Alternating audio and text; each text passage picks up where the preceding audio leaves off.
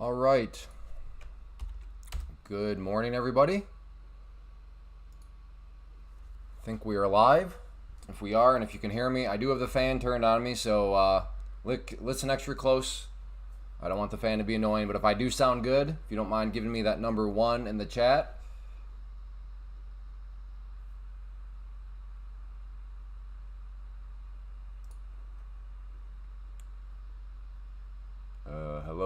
Hello. Can anybody hear me?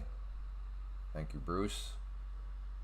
Hit that number 1 if you can hear me and if I sound all right. Hello, are we having technical issues?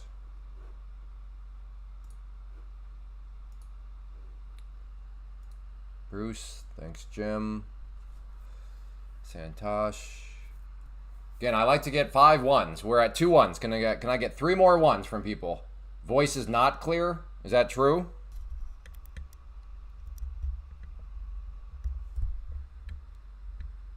Okay. Kaya Cum says that the voice is not clear.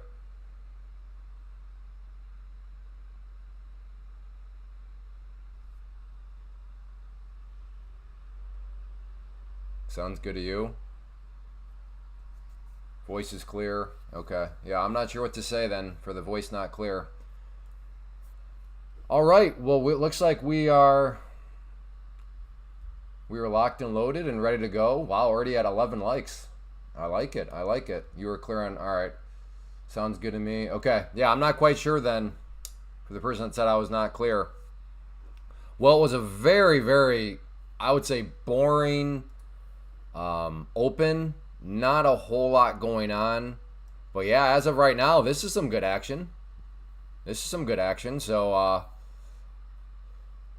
I can see this probably roasting some people's accounts because at one point, hopefully people were just in prop accounts. But, at this point here, I can see people being pretty bullish. And they're like, okay, let me buy a pullback. I can see people buying a pullback to the VWAP. I can see people buying a pullback to the pink line right there, especially when that pink line had already held once right there.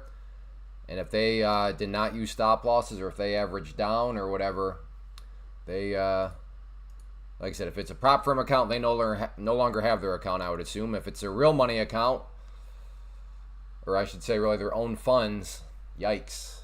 I'm short at 780. Oh, nice job, Brian. Wow. Well done, sir. Well done. That's good stuff. Very well done.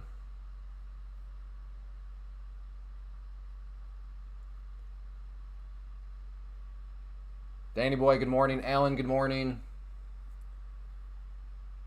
All right, well, we'll see what I'm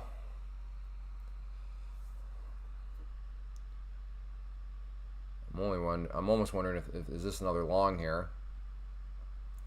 And then got a stop down below here. 5 minute, you got quite the big hammer candle right now. I'm up 300 and just here to hang. Nice job, Danny. Good start today. Good start to your day, it sounds like. Very good.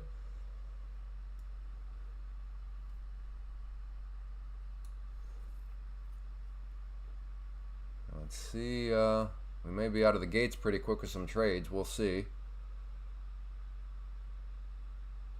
Still, I would, still kind of knife catching to try to go long, but I wouldn't say it's nearly as much of a knife catch as when these movements were first starting. Because at least now we have some sideways action, so I think it's a little bit more reasonable to suggest that maybe this is some sort of bottoming out movement here. But we'll just sit back and see how this continues to play out. And see if this wants to kind of bottom out or no.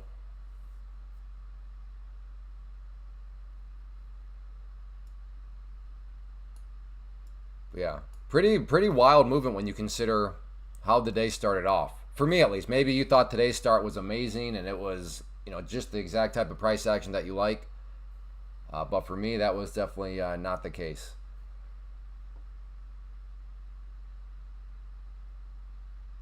Requesting 14K. Good job, Nathan. Congrats. You think you'll get approved, or any worries of it getting denied? Or do you feel pretty confident about it?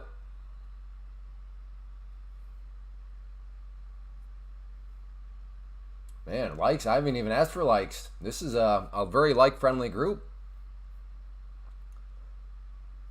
Haven't even asked. We're almost at 20. Good stuff. Good stuff.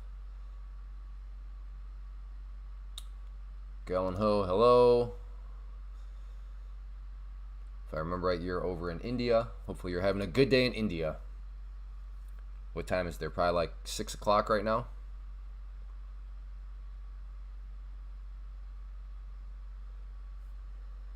All right, maybe, just maybe, this thing is finally starting to level out here.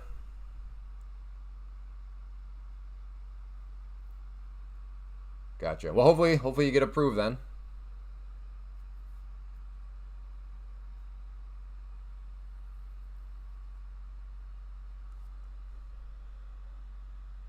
Wow. All right. Well, we have definitely entered into a little range here. I'll take a consolidation break to the downside. All right. And where's your stop loss going to be at?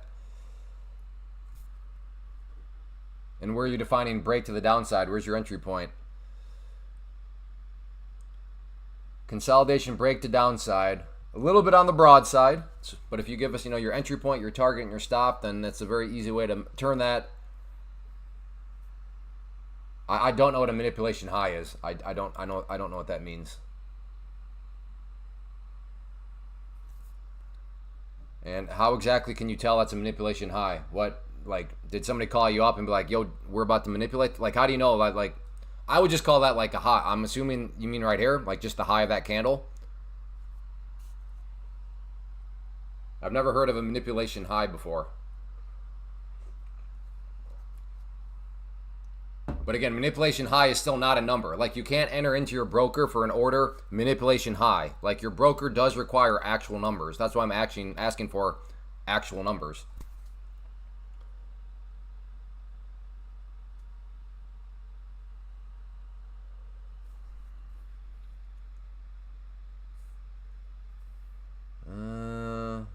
Maybe we finally get a double bottom around here. I still think there's some downwards pressure out there, though.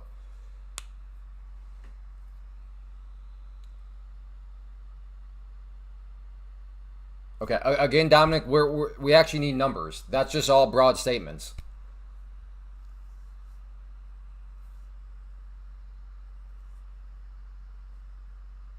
So if you reach the point where you're able to give us some numbers ahead of time, that'll be perfect. That's the ideal situation around here. Entry, target, stop loss, all three of those numbers before the price gets to those areas. Was there news or something? This sell-off destroyed me. Paul was speaking, and from my understanding, did Paul say something about the debt, and the debt's kind of being an issue? All right, we're down here at these lows. We have this pivot point down here.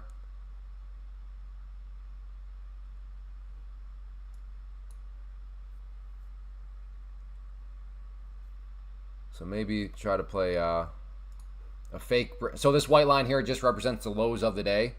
So as the price drops down, in other words, the price can never go below that white line because the white line is the low of the day. So see if we can get a fake break to these current lows, maybe down to that pivot point right there as an area to go long.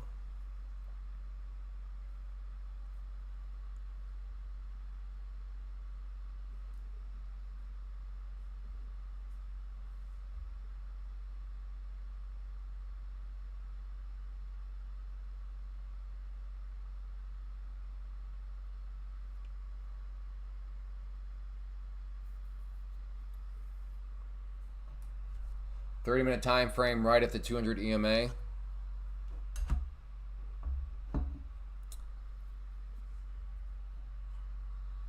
He's degenning. So far the market's been kind to him. He's degenning though. Small caps they've been pretty good lately. I'll give credit's due, but once that runs out, he'll get crushed. But yeah, right now small caps is going through one of the cycles where you can show up, be a degen, and then think you know what you're doing. But yeah, so it's definitely in one of those cycles where it doesn't actually take skill to make money. You just buy stuff because a lot of that stuff is running right now. But once skill is required to come back in, there'll be a lot of humble pie being served. But right now, the rest of us, we just gotta kind of bear the burden of the The fool's gold being thrown in our faces. Look at this. Look at this. Yeah, I know. I know. But it'll come. The cycle will it'll cycle back, Anthony. And then all these people either disappear, we won't hear from them. Maybe a few will come confess that they got a little too overconfident. But most will just disappear into the night. Or they'll become investors, right? Their day trades will turn into swing trades, and then those swing trades will turn into investments. And then they'll just get reverse splitted to death, and they, so that's the normal. That's the cycle. Happens over and over and over again. Waiting for breakout? I don't know. Is that what you're waiting for? ATR is a little over my risk tolerance. Well, yeah, good for you for being able to identify your risk tolerance. Okay, I didn't know someone was...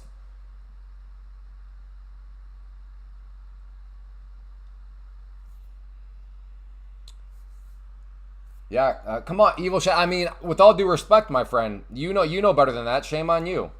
You know that or I should say, you should know to check the economic calendar. And I mean, it was all on the economic calendar.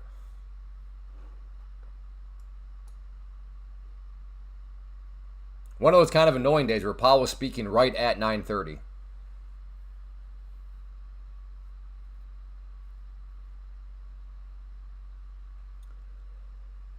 All right, still watching that pivot point right there, dotted brown line, seeing how the price wants to behave if it gets down there. Seems like it's got a good chance to at least test it. This is a riskier trade. Okay, I'm going to try there. Just two MNQs. Wait, what? You don't check the economic... Evil, you're trolling me right now, Evil Shaddix. You are trolling me right now. What are... This is... I'm on candid camera, right? I am on candid... This is a joke. You're just joking with me. I refuse to believe this is not a joke.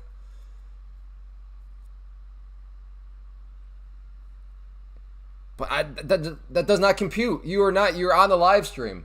You're on the live stream a whole lot.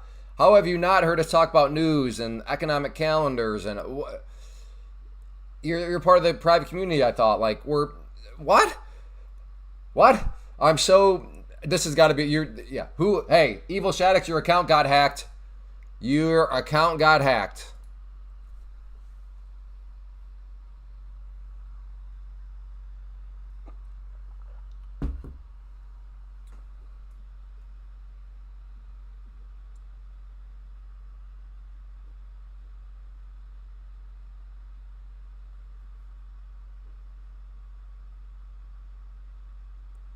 I don't even know what to think right now. My mind is just when I think I've got the live stream figured out, I experience this, and I'm like, I have zero explanation for what I'm feeling right now. You have literally been here since I started the live stream 5 months ago. You may have been on the first ever live. I don't even know what to think. This is amazing. This is amazing.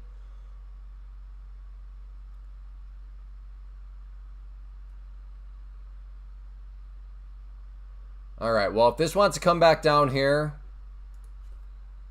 I can get a tighter stop, so I'll go a little bit. Bye.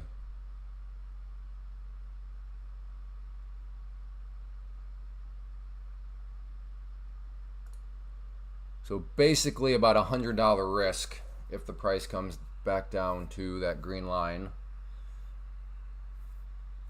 So we'll look to get long at the green line. Stop is the red line. Unless this was the final push down to work out the rest of the people that wanted to panic or just get out. Higher volume there, so yeah, maybe the supply showed up and eventually looking like the buyers have stepped in, and at least right now, demand is overwhelming supply.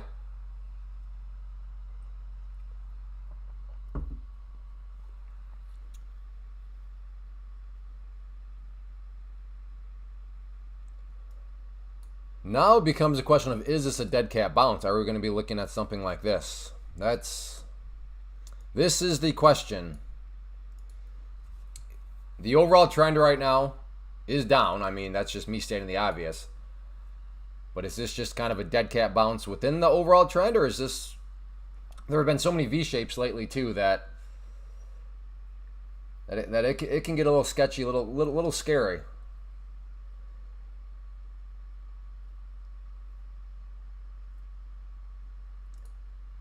So I'm going to remain bearish bias for now, and if this is... All right, I'm going to go ahead and cancel out my orders down here, because it just looks like it's bouncing. But yes, this is one of these moves where if this thing is a V-shape, so if you're not familiar with the V-shape, so we have basically this movement, not totally straight down, but pretty straight down. But if this thing all of a sudden just basically goes straight back up, gives us a V, those are the things that will crush the shorts. And given I'm bearish bias right now, yeah, I don't want to say I'd get crushed by it, but it can get bad depending on how aggressive I may get or other people may get. Are you trading stocks or options right now? Neither. This is futures. I stopped day trading stocks and options several months ago. Day trading wise, stocks and options are garbage. Garbage compared to futures. Futures are day trading futures with a prop firm is by far the most efficient way to go about day trading. Mathematically provable. But yes, excuse me, Ryan. But no, this is neither stocks or options. Futures and futures move oh so beautiful.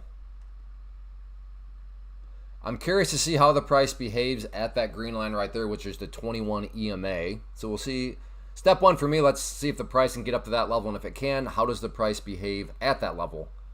And I think that'll be an interesting dynamic.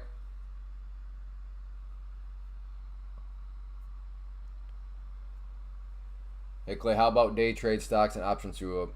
No, Danny boy. Because futures just move better, regardless.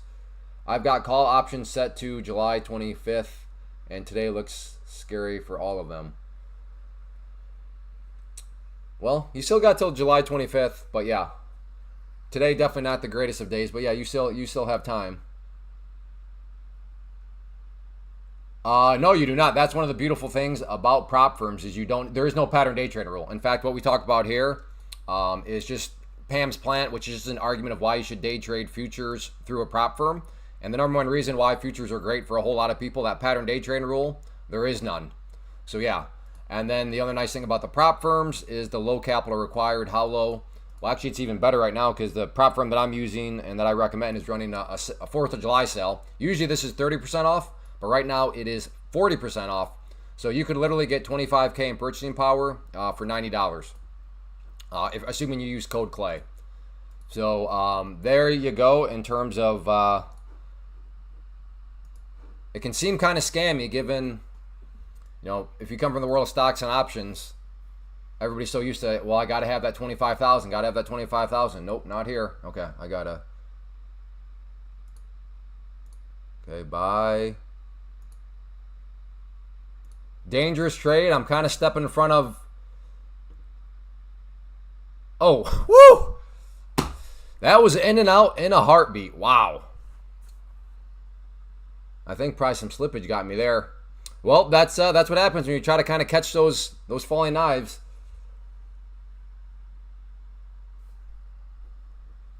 Wow. Did not care about these lows. Did not care about it cared about nothing. I thought buyers might want to be interested in showing up at least somewhere around that area, but no, they didn't care. So yes, in hindsight, I should have leaned more towards waiting for confirmation, but I mean, with that, I thought, okay, at least get a little bit of a bounce. Nope, glad I had a stop in though. What's your opinion on the trend of the market here? Like I said, I'm bearish right now. This is without doubt. I mean, there's no doubt about it. This is a downtrend. The question just becomes any sort of bounces. Are they legit bounces or dead cat bounces or what? But yeah.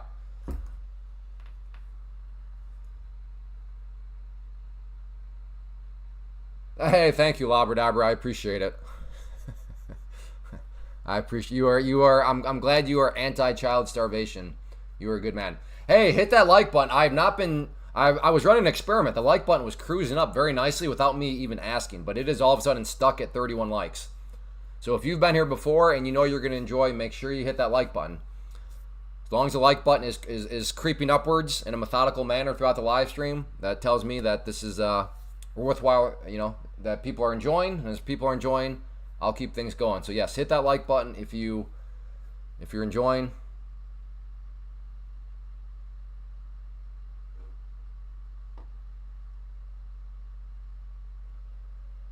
How do you feel about $400?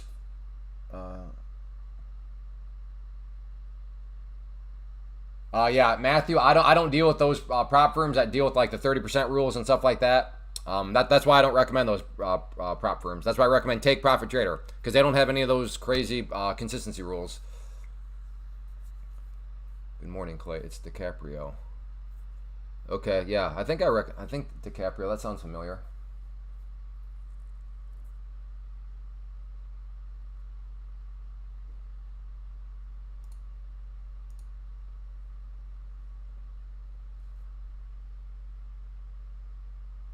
Why would you be set on stocks and options, Danny boy? What is going on? You don't want to you.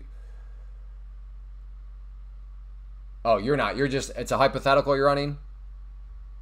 Well, you just don't grant them that premise. You just say no. I'm not going to accept your premise that you're set on stocks and options. Do you want to be efficient? And if you're like, no, I want to be inefficient, then say, okay, well then go be inefficient.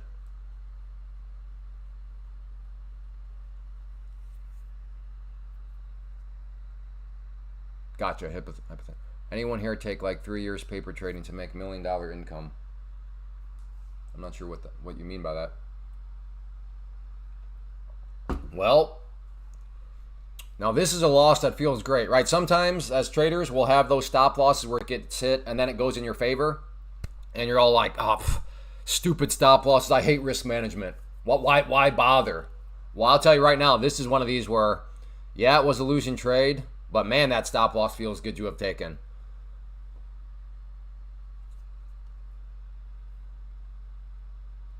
I'm out of my short, held 1 MNQ from sit. Wow. That's awesome, Brian. 141 points. Good job.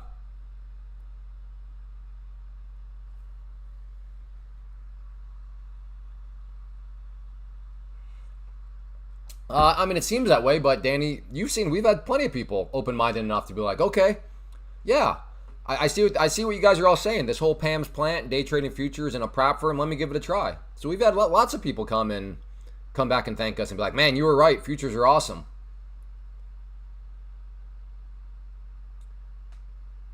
Oh wow, Robert Albert, he's now looking for 100-point moves. 670 as his okay, he's looking for basically the pivot point there. Yeah, exactly. yeah. There's other people out there like you, Danny, that are willing to change your mind. Props to you. There are other open-minded. Now, to be fair to you, Danny, I know you've seen some pretty ego-filled people swing by that they don't want to listen to anybody. But I'd say the vast majority are reasonable people, and they're like, wait, I can do this more efficiently?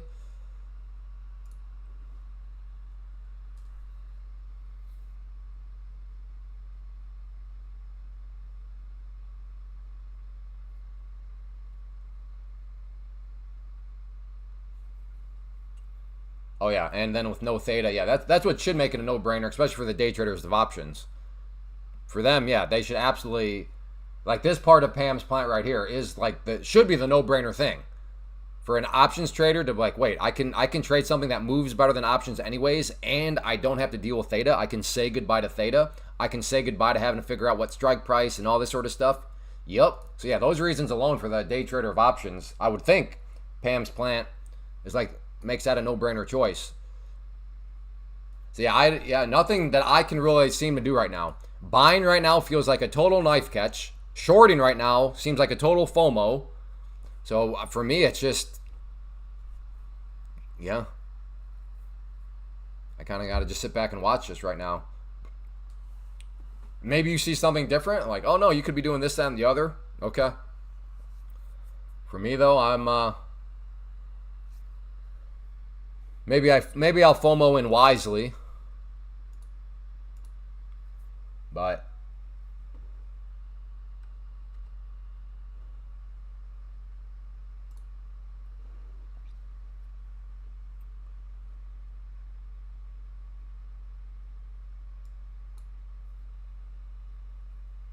Do I ever set alerts for anything? No. Because I'm only watching one thing. There's no need to really set alerts if you know you're going to be watching the same thing every day. FOMO in wise. Are you we have lots of Anthony's here, so maybe you're new. But yeah. Can somebody explain to Anthony how it's possible to FOMO in wisely? I would have thought Anthony would know that, but to be fair, we do have several Anthonys, so. Is it a cat? Cat and American flag in your picture? I don't know if I recognize that avatar or not.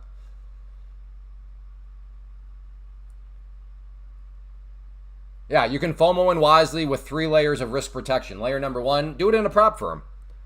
Because with a prop firm, your risk is very, very minimal because you have very little of your money actually at risk. Layer number 2, do the MNQ or MES. That's the great thing about futures. The micros are fascinating, are of game-changing invention 5 or 6 years ago. Game-changing. And then the third layer of that, just do 1 MNQ or 1 MES. So are you going to make a bunch of money if you're right? Nope, but that's not really the point. The point is just to get yourself involved in the trade as opposed to, FOMOing in a, way too big of a size way or something like that. So yeah. Hey, wow, we're almost. Can we get 3 more likes? Or do we have 3 more likes out there to just push this up over 50? We got to factor in the JJ effect. So can we get 3 more likes? If you're enjoying, let's get this up over 50 likes. That'd be fantastic. All right. 15 down to.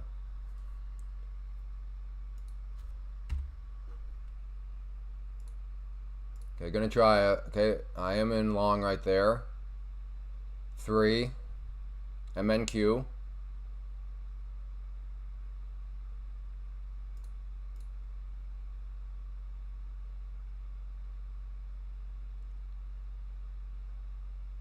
Again, 3 MNQ at that blue line.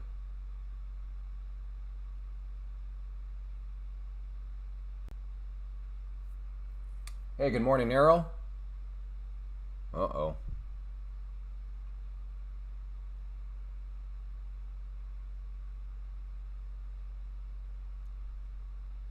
If it bounces, I might add in another one. Try to add to a winner.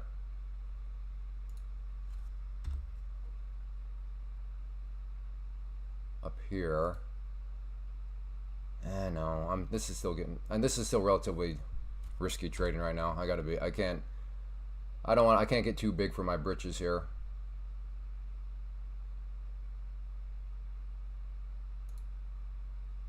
Okay, took one off there. Okay, and then I'll let my remaining one with my stop loss right here. So let's put that, I'll get a little bit more. Let's just get it at break even. All right, stopped out there.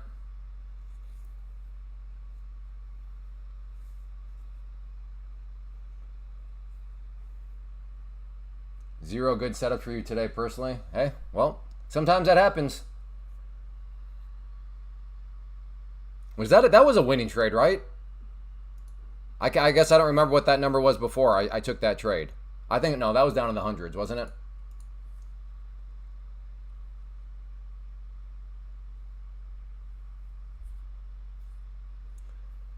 I guess I should have gotten too big for my britches. Because, yeah, I was thinking about adding in some more right there. It's kept bouncing. But like I said, I think that's me feeling a little borderline arrogant. Like, you want to be confident. You got to be confident as a trader. But you got to always be aware of that line or your confidence crosses over into ignorance. Or, I'm sorry, arrogance. And I thought in my mind, I don't know, I think I've been a little arrogant to be. Because, like I said, I was, that was an aggressive trade. There was a lot of downwards pressure, clearly. So to think about adding to it, I thought was maybe arrogant, but in hindsight, it would have been very nice. But I still played it. Hey, good morning, Travis. Oh, is that 194? Thanks, Jim. When working on consistency and becoming profitable, do you recommend starting with 1 or 2 contracts? Hey, that's hard because with 2, at least you can scale out. So 1, it's just kind of like when it's time. I would say 2. So you can practice maybe throwing out a price target, and then if that target's hit, then you can like trail it with a stop. And you can't. I mean, I guess you can do that with one. You just leave your stop and it is what it is and you move it up. But there is a pretty big difference from 1 to 2 of anything, just because as soon as you have 2, you have multiple, which adds in a whole other dynamic to your trade management because it gives you the choice to be able to, scale out. So I realized from 1 to contract, it's just like, wait, it's just from 1 contract to 2. So it's not necessarily about the size. It's about the new variable introduced into your choice selection from a trade management standpoint. Man, why didn't I get more aggressive? Why didn't I add? Listen to the hindsight voice wrecking me right now. A V pattern today would be epic. That would be very epic and very destructive. And it really could happen. I mean, anything could really happen because all the drama right now with the bill. So if the Senate announces anything, which could happen at any point, there could be some big drops or big explosions depending on how all that turns out. So once again, these are the days where if you're trading with your own cash, I think you're crazy. Do not be in a prop firm on crazy days like this when you know that there's that macroeconomic background of the Senate potentially making an announcement at any point, and that announcement could be, to be fair, could be really good for your position, or also to be fair, could be really bad. And to think that, I don't know. All right, maybe.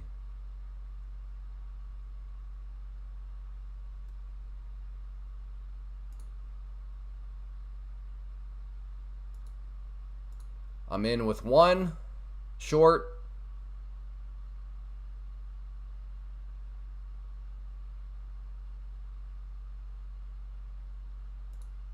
Little scalpy scalp there. For those of you that have been on the live stream quite a bit over the past, even going into last week, I've been very stubborn against scalpy scalps, and it's cost me many trades. Where many trades I was looking at would have been not a huge green trade, but a green trade.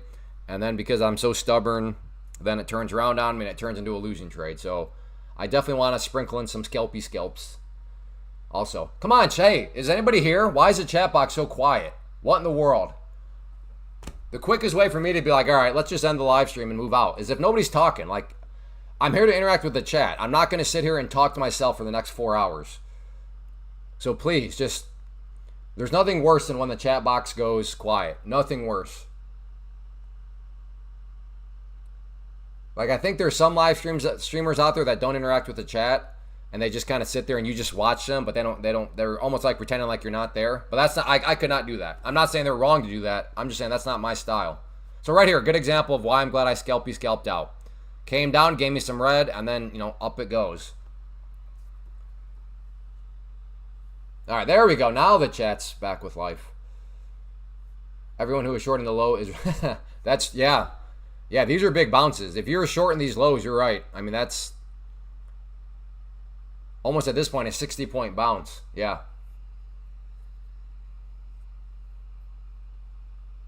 All right, there we go. Now people are talking. Or I don't know. Talk amongst each other else. I don't know. Just when the chat box goes quiet, it freaks me out.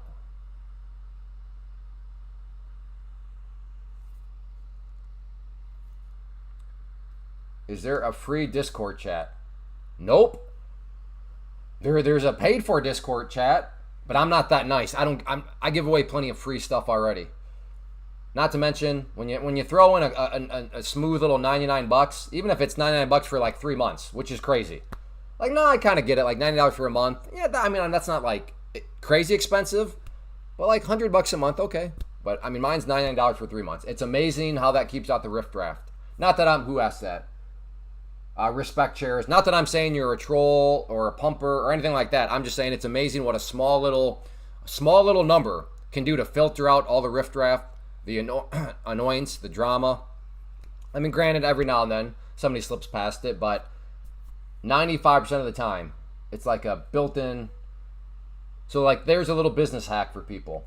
Quick business hack. If you want to just save yourself a lot of drama, headaches, and all sort of stuff, just put in a small fee, and it keeps away just so much of the riff draft.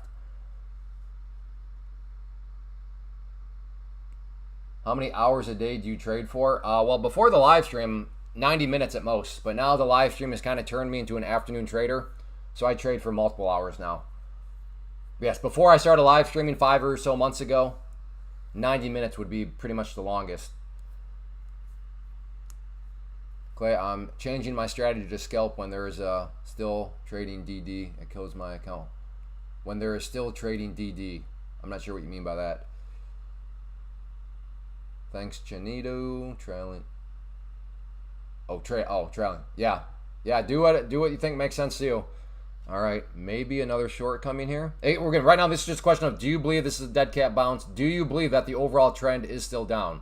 If you believe that the overall trend is still actually in effect, then this is a great opportunity for you because you're no longer chasing. But of course, if this is some sort of full-blown V-shaped recovery, that's why stop losses matter.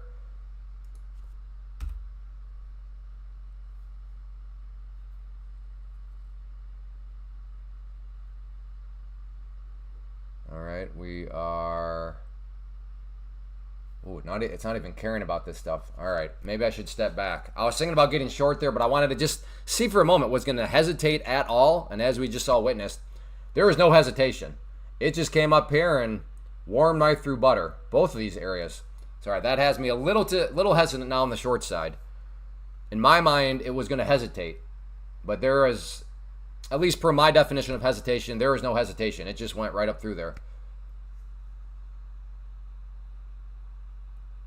Ryan, you are shorting things like BMNR. Ryan, you are going about trading so inefficiently. Holy smokes, that is like the riskiest thing you can do in all of trading right there. Maybe selling naked options is a little more, that's probably a little more risky, but I'm telling you, there are more efficient ways. There are way more risk-friendly ways to go about the market, to go about day trading than shorting stocks like BMNR. Holy smokes, that is nuts. Yeah, wait, you short at 550? That thing exploded. So did you get roasted? Is your account gone? What in the world? BMNR. Yeah, you shorted yesterday at 550. So did you like lose everything then?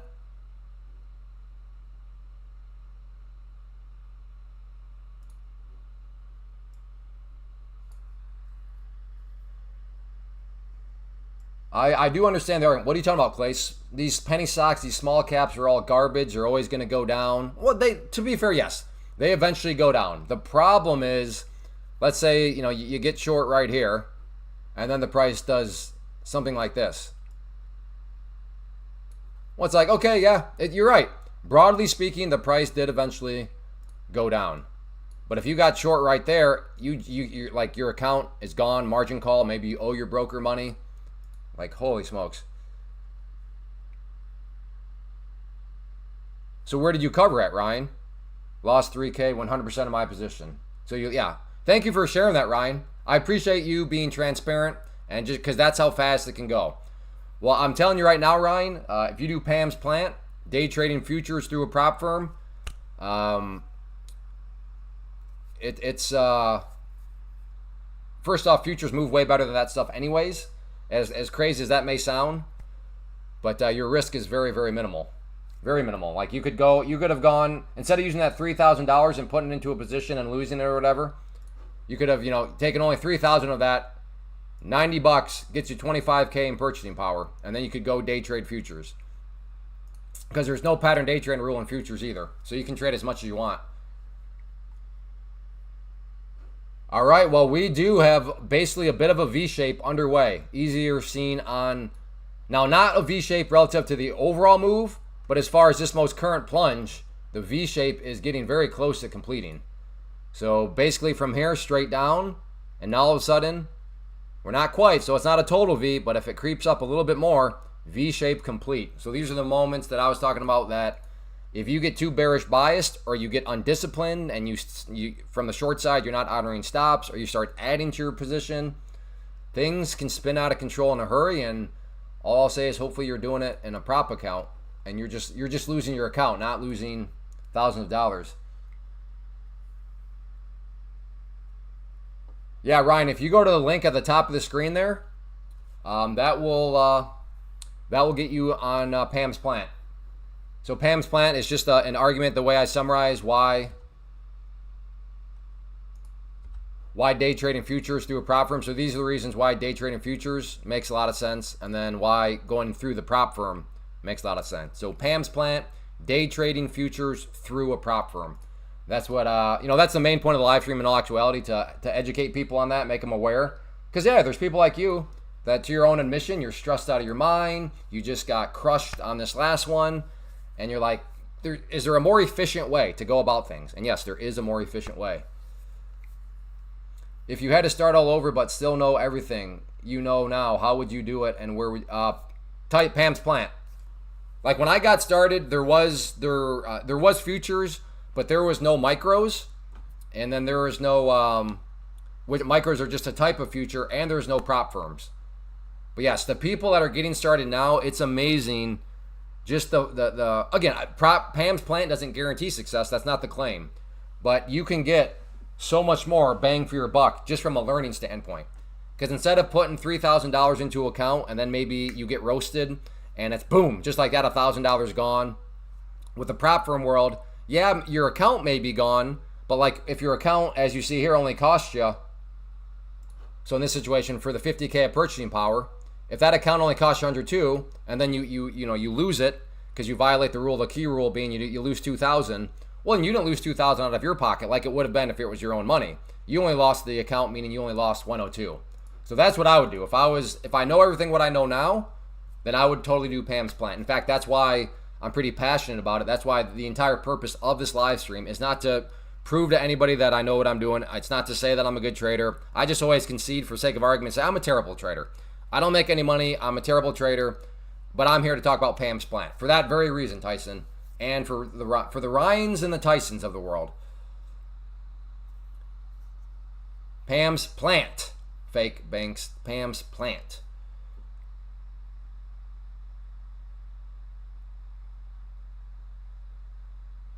You say Pam Plants.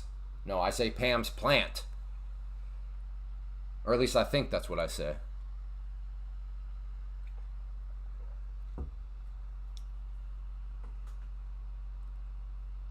Just go lose money. It's not hard to lose money. Pull up, buy, sell, buy, sell, buy, sell, buy, sell. Just let the commissions eat away at it. It's not hard to lose $92.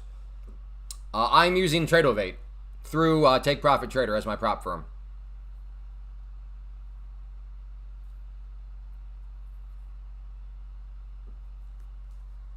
Anybody here is this move on the short side? Anybody here getting roasted in the house of pain right now? No shame. I've had, for those of you that have been on, watched over the course of the months on the live stream, you know that these movements have cost me some test accounts along the way. I don't know if I've lost any pro accounts, but yeah, these movements, they can be account ending. But that's why I say in the prop firm world, it sounds bad, like account ending. Oh no, but yeah, well, again, that's why the context of a prop firm is important, because account ending, prop firm world is a couple $100 at the very most. You can connect Tradeovate to TradingView, right? I'm not sure. I don't know. I'm very new. Is Webull good to use for trading? Well, Dream Angel's Garden, what are you wanting to trade? Or what do you want to be? Are you wanting to be a day trader or what? Yeah, I could respect shares. Yeah, I can see you getting short right here. You got a very kind of no-brainer stop above those highs, and if you do get the rollover. But I do see other people saying, well, I don't know. I see a bull flag right here. But again, it's a bull flag and an overall downtrend. So I can see both sides where people kind of arrive. Please spell Pam's Plant right way. I can't, Dominique. I'm not that good. In order for it to work, I need to give all the points. Or I need it to have 2 S's, Dominique. So chill out. Chill out. How else am I supposed to make both these things, Dominique? Tell me. Tell me how I can delete out 2 S's and still make my point. Please tell me that, Dominique, please. How do I get rid of the 2 S's but I can still cover these 2 points? Dominique, please tell me. Please. So total waiting game. Is this actually a bull pennant? Well, it is a bull pennant, but is it actually a strong bull pennant, or is this thing about to fail to the downside?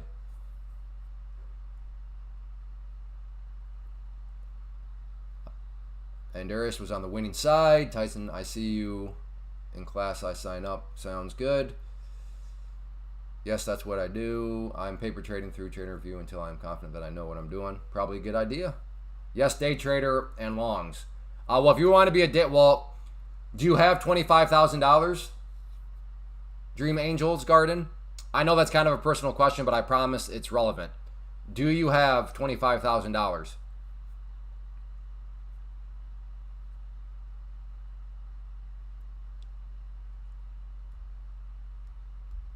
Then they'll adjust, Drew, they will adjust the price target up on you.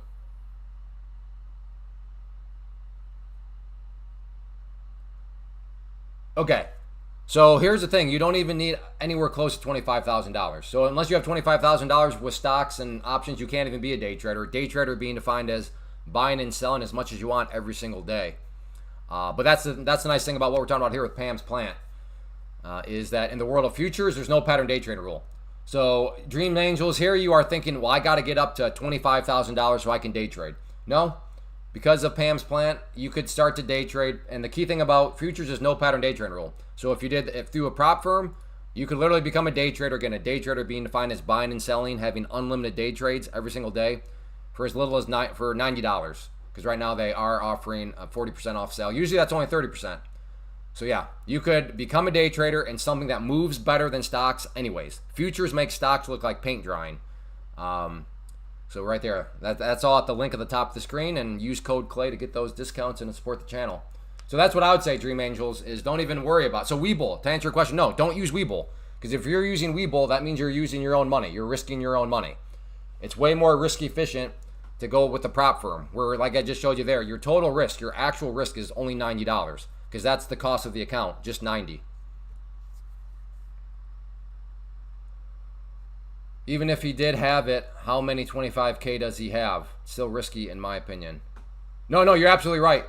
No, I was just trying to figure out what approach I want to take. Had he said, yeah, I have 25,000, then I would have taken the approach of, well, technically futures move better anyways, and then I would have gone into the whole risk argument. So, because you're right. Even if the person has 25,000, but if they don't, I think that's the easier way to just convince them is like, well, you don't worry about it. You can still be a day trader. But yes, we are in agreement. The prop firm, do they have to approve you? Well, yeah, Ryan. Yeah, you got to prove you can trade like any prop firm. But if you can trade, Ryan, what do you got to be scared of?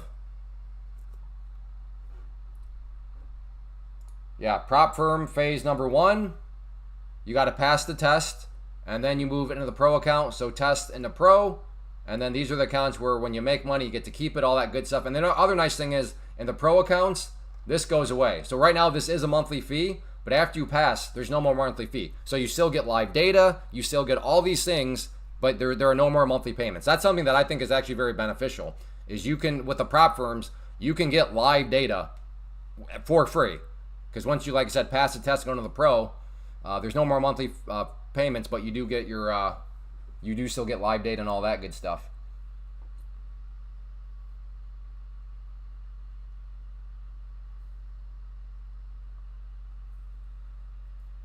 Did you get short respect? Respect chairs? Good comments. Now this is what I'm talking about. A chat room that's filled with life. And we're almost at 75 likes. Hey, maybe we can pull it off. Could we get up to 100 likes in the first hour? We got 12 minutes to get up to maybe 100 likes. So if you are here and enjoying, make sure you hit that like button. That's a very important statistic here. So as long as the like button continues to creep up, we will keep the party going. So if you are enjoying and have not yet hit that like button, please do so. Born Fly Rodriguez with the, I think that's a handshake. Looks good. Dominique, entry 670. Stop 640. All right, he's going to try this long. Even if you're wrong, that's okay. Nothing but respect. Anybody that puts their trade plan out in the chat room ahead of time, nothing but respect. Now, if you show up as a hindsight trader, you know, show up like and be like, I got long right here. I mean, okay, I mean maybe you did, but that's kind of hard to know because this is the internet and people can say anything. But if the price is right here and you give us a trade plan that says you're gonna buy right there and then we just watch it happen before our eyes, we're all gonna be like, shout out. So that's why around here, the most credible comments or the most credible things are your entry point, your stop loss, and your target, all before the price gets to those areas. That is the chef's kiss. Uh-oh. All right, Don, approaching your stop. You still got a little bit of wiggle room, but things aren't looking so hot right now. I can't remember. Somebody was short. Oh, respect chairs, or at least said to get short.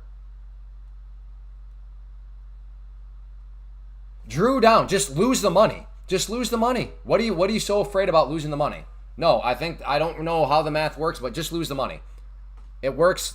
It's best to just lose it. Good grief. Hey, losing money is the best way to go about it. And then they just want to keep arguing and arguing. It's just like, okay.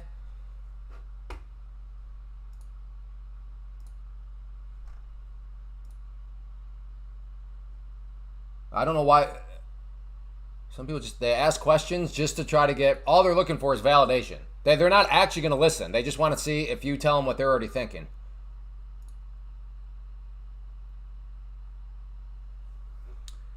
And looks like got stopped out. Hey, that's all right. Good try, good try.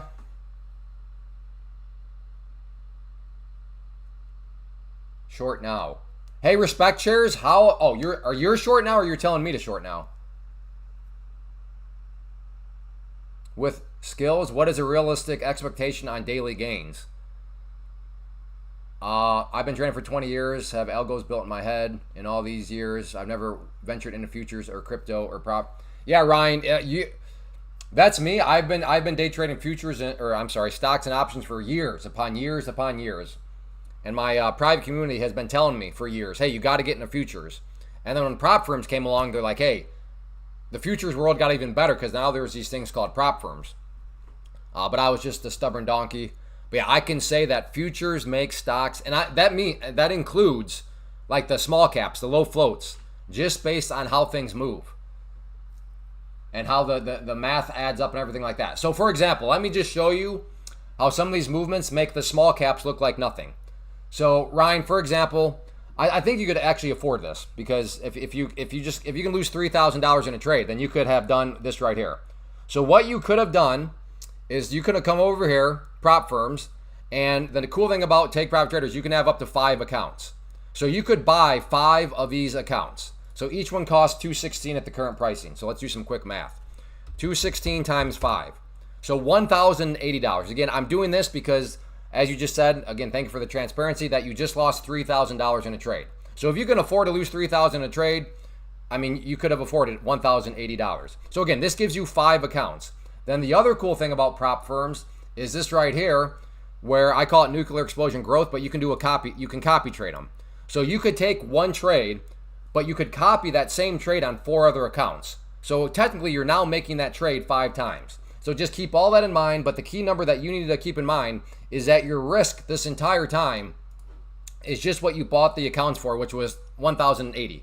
Because worst case, you blow up the account, you take too big of a loss, and all they do is they take the accounts away from you. So it's not like you take all the thousands of dollars, you just lose your accounts, meaning you would be out $1,080. So that's your risk. Now let's do a quick little math lesson how futures move.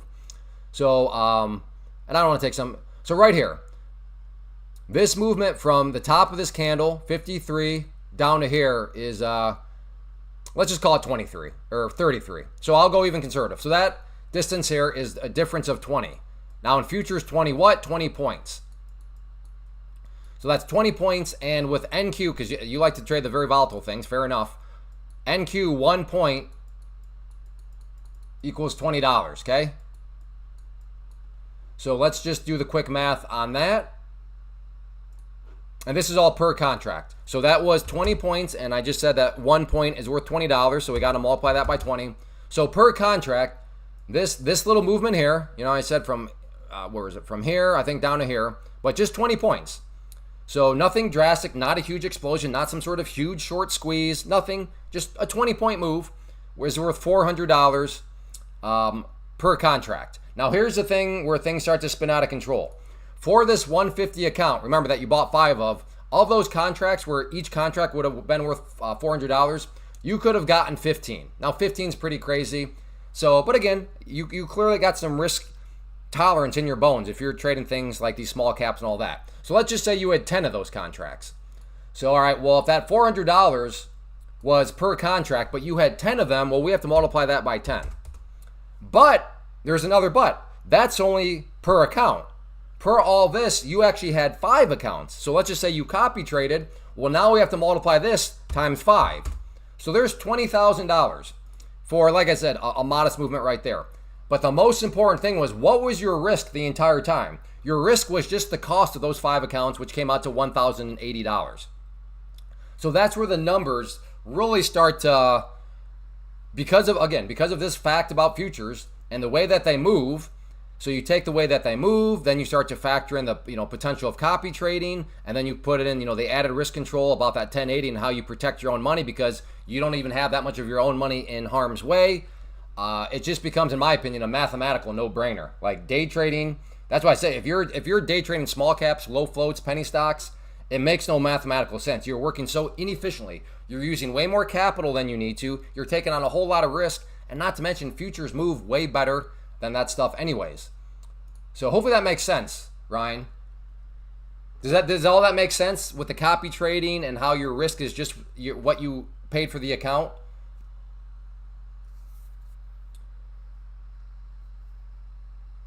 Where do I start learning as a complete beginner? I've just discovered the markets a couple months ago.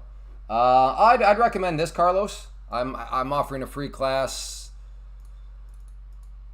What is today? Tuesday? On Thursday, Carlos? So get signed up for this. I think this will help with some of that. Get you at least pointed in the right direction in several areas. So everybody else is welcome to join too. You can sign up for it, but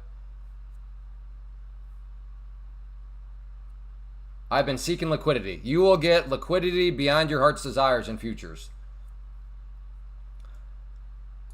Like I said, I can now these movements here. Let's see. This was 713 down to 6. I mean, this right here is a 100-point move. So think about what we're just for fun. Let's do this just for fun. So that's a 100-point move, and we know that each point is worth $20. So that's per contract. So if you had 10 contracts, we got to multiply that by 10. But then if you had 5 accounts, we got to multiply that by 5. That's $100,000 right there. This movement right here. Now, again, I'm not saying 100-point movements happen like on a day. Like, you should not expect this sort of movement. I'm just saying that I think this encapsulates why I say, you think small caps, you think low floats, you think penny stocks move big and can grow your money? No. Pam's plan. So right here. And again, for this whole movement, your entire risk is $1,080. But let me be very, I'm just taking an extreme example. I'm not saying that, but my point here is this is why. Anybody that's like, well, no, small caps, they move way better. Man, low floats, short squeezes, they move so good. I mean, they move, but when you step into the world of Pam's plant and futures, not so good.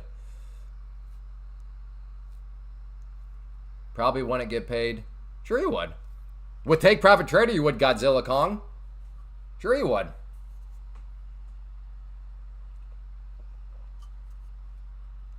But again, Godzilla Kong, that was self-admittedly just taking things to the extreme. Am I saying you should show up, expect to do 5 accounts, copy trade with 10 NQs and get a 100-point move? No. Just taken to an extreme.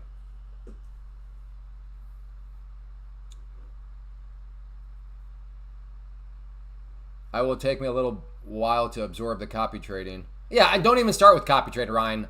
Just start with one account. Start with one account, get familiar, and then you can start to get more accounts, and then you can start the copy trading. I'm just showing that I'm trying to back up my claim. I realize it's a pretty gutsy claim to sit here and claim that day trading, low float, penny stocks, short squeezes, small caps is just inefficient. They're slow. It's actually not that impressive. That's a bold claim, because like, what? Low floats, those things move huge. Did you not see BMNR? That thing exploded. Yeah, the numbers just still don't check out.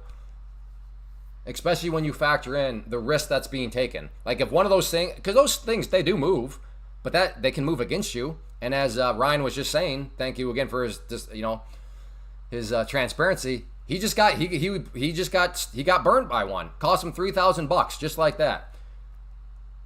So this is something else cool. So let's look at the $3,000. So this is the other cool thing about prop firms, the efficiency of learning. So $3,000 was gone. So let's just say that Ryan went and he decided to use his own money. He took a trade and boom, $3,000. And then, okay, that's $3,000 gone. What about this situation? Well, he could have gotten a 100K account for 198. So instead of, having the $3,000 at risk, he had $3,000. He did have to buy the account, which is for 198. So he still got 2,802 of his own money. And then the same exact situation happens that happened to him today. So he's out $3,000. Well, in that situation, his journey's done. Like it's game over. He just lost all 3,000 of his money. In this situation, losing 3,000, well, he just lost the account. They take the account away from him. He failed the test. He failed the challenge. He broke the rule. But you can always get the account back again. That's called a reset. Now, the cool thing here with Take Profit Traders, when you get the account back, you only pay $100. So you don't even have to pay that amount again, just $100. So right here, we'll subtract out $100 and then, whoops, doggone it, 198. And then what am I doing with my life? $3,000 minus 198 minus 100. So he gets his, and now let's just say he goes out there, but he FOMOs. He revenge trades. So he blows up the account again. Okay, well, he can go try again, minus 100. Goes out there again. This time Trump tweets something, explodes. Is it, $3,000? Okay. Well, he's got to go buy another account, minus 100. Again, at this time, he goes on tilt. Okay, blows up that account, minus 100. This time he's doing well. And then he just has a bad day. Boom, account gone, minus 100. He goes out there, FOMOs again, minus 100. He's got to get another account. He comes back again and just totally didn't get a good night's of sleep. He starts forcing trades. Boom, gone. That account's gone, minus 100. And then he goes out there and he just, for whatever reason, is feeling too cocky. He gets too aggressive, oversizes. Boom, account gone, minus 100. And then, I don't know, he just minus 100, because he keeps doing dumb things, minus 100. But at least he's learning along the way, minus 100. And then after all those blown accounts, he finds himself on a hot streak. He passes, he gets to the pro account, and he gets himself $2,000 in payouts. So plus 2,000. He's now at 3,600. So he started with 3,000, so minus 3,000. So he's actually now made $602 after all those blown accounts, all those dumb moves, all those mistakes. He's up $602. That's the power. That's the bang for your buck to be efficient in your money. I am not saying that a prop firm, that Pam's plan, is going to guarantee success. I'm only saying that logic states the more opportunity you have at something, the better chances you have to figure it out, right? If you're trying to hit a straight golf ball and I give you like 3 golf balls to hit, it seems like the odds would be better of you figuring out how to hit a straight golf ball if you have 300 golf balls to hit. Now, you still may never figure out how to hit a straight golf ball, even with 300.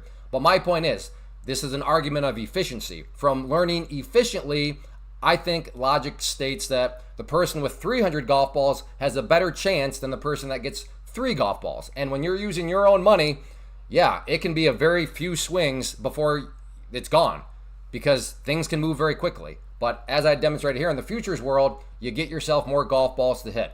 Does that all make sense? Give me a 1 if that makes sense about the efficiency of learning of Pam's plan. Does that all make sense? All the calculations that I just went through, more golf balls. Did you guys get the analogy? Give me a number 1. Hopefully that all made sense. Did all that make sense? Hit that number 1.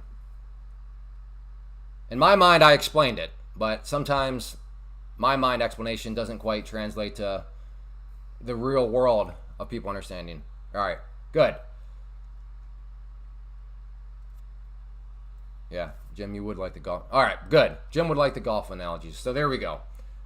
So that's why I say for a beginner, Tyson, I think, that is why for a beginner, I mean, that makes perfect sense. Because this is why I also say, if you're a beginner or even not a beginner, the argument is not Pam's. Do not just go open up your account with your own cash and do Pam's. That is not the argument. Why? Because of this right here. Futures can move. To be fair, sure. Boom. Did I just literally make $2,000 in like 20 seconds?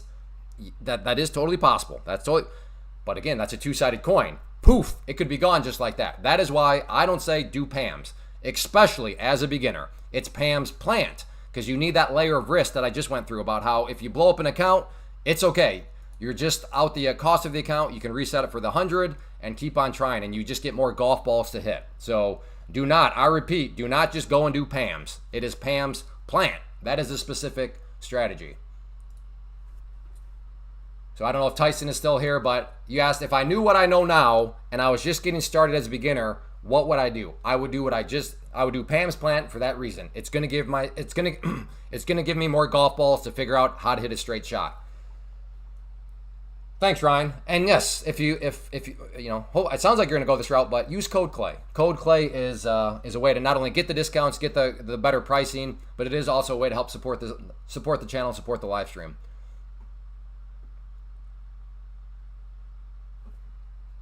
If I thought you would listen, Johnny, I'd be happy to. But your track record here is you don't listen to anything I tell you.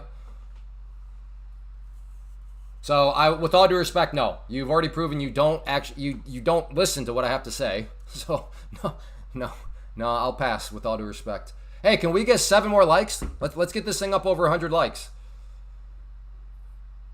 Nice resistance at 695.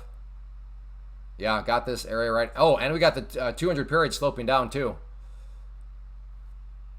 And by the way, I don't hate anybody. I do not hate you. But I can recognize somebody that's just not going to listen to me anyway. So,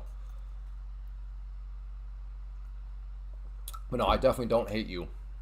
I hate nobody. Some people I don't like, but do I hate anybody? Nope.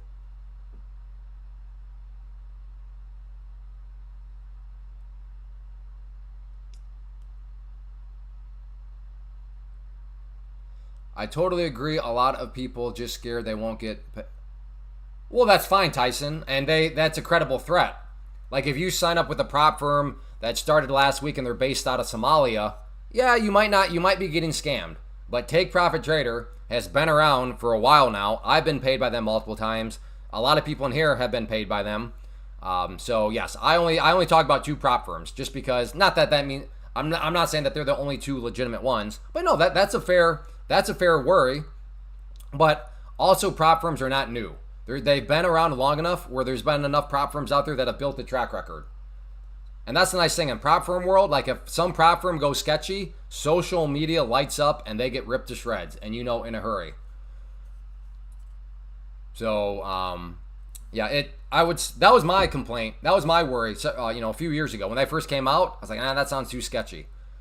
But now, I've had plenty of members get paid. Michelle, who's in here sometimes, she literally, she was poking fun at me. She's like, she went on like a 15-day European vacation with fake money profits, the profits from her prop firms, but because she got paid out and stuff like that.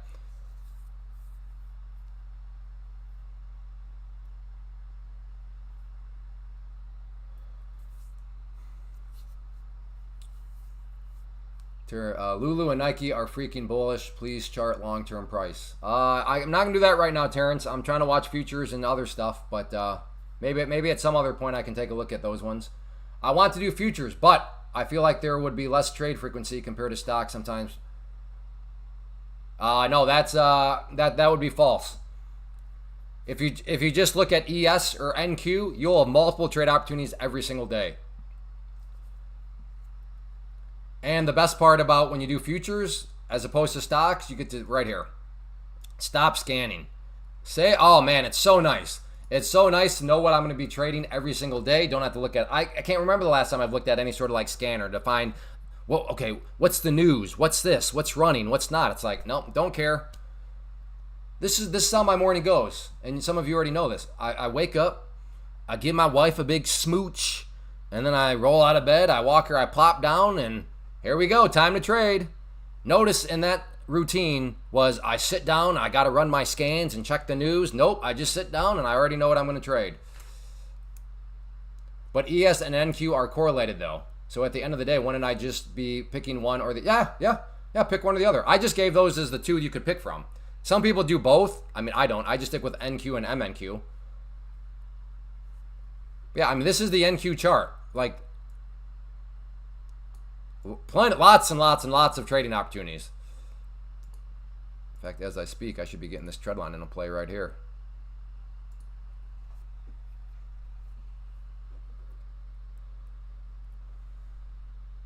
When you focus on the plan, money will come as a byproduct if you focus on the money. Yeah, well said, well said. Is there a lot of rules to learn other than knowing how to trade? There can be. Very good question, Social. Yeah. There can be a lot of rules, but that's why, again, I choose Take Profit Trader because they have a very clean set of rules. Very clean set. It's very, so for example, on the 50K, show that you could, during the test, show that you can make 3,000, don't lose 2,000. And then there's something called the 50% consistency rule. All that means is during the test phase, you cannot make more than 50% of your target. So in a single day, can't make more than 1,500. And that rule exists because they don't want you to YOLO. Like you YOLO, get lucky, and then you hit the profit target. Does that actually prove anything? No, it doesn't. But yeah, other than that, and I mean, they put the limits. You go as high as 6 NQs per trade or ESs. You can go up to 60 of the micros. But yeah, very, very, very clean set of rules. Other prop firms, yeah, the rules get bumpy in a hurry.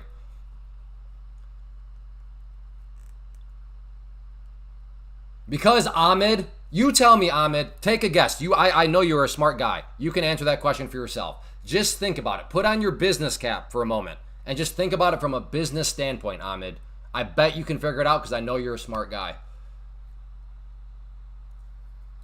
Okay, I'll give it a try. Paper first, then I'll do your prop firm. Sounds good. Sounds good. If I fail the test on TPT, am I supposed to reset the account? Well, right now you should, depending on the account size, because of the current 4th of July sale, if you're doing the 25K, you should not reset because resetting is $100. So if you fail this one, do not reset. Just cancel that account and go buy a new one because right now with the deal, it's $90. Now, once the 30% comes back, I think that'll be like $102. So at that point, yes, technically speaking, it makes sense to reset.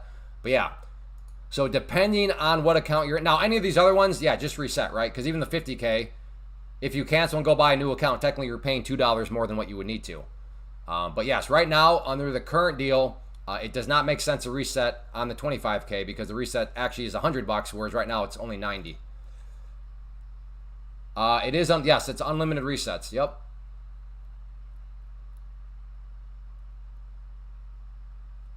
I just passed TBT. Hey, good job, Ellis Carl. Congrats, congrats. Well done.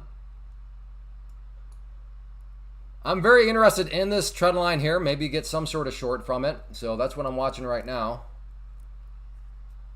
I'd say I'm watching it like a hawk, but that'd be a little bit of a lie because I'm kind of... Which, great questions. I love to hear people getting interested in Pam's plant.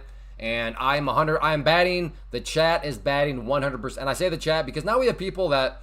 They help answer questions. It's great. We really have a good community here. But anyways, everybody that has been open-minded enough to go and try day trading options through the prop firm to do Pam's plan has come back and said, yup, day trading futures is way better than day trading options. Day trading futures is way better. Well, we have this one right here. So I forgot about this. This is one of my favorite ones. I don't know if Thomas is here right now, but he was open-minded enough after having traded small caps for 28 years. To his credit, he was still open-minded enough to, all right, let me give this stuff a try that this guy's talking about, this whole Pam's plan thing. And right here, after 28 years, futures are by far the best way to go. So,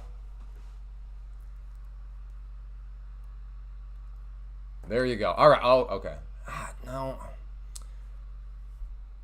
I'm going to have to reduce position size. I did not want it to break, but I don't want to miss this. I chased that a little bit.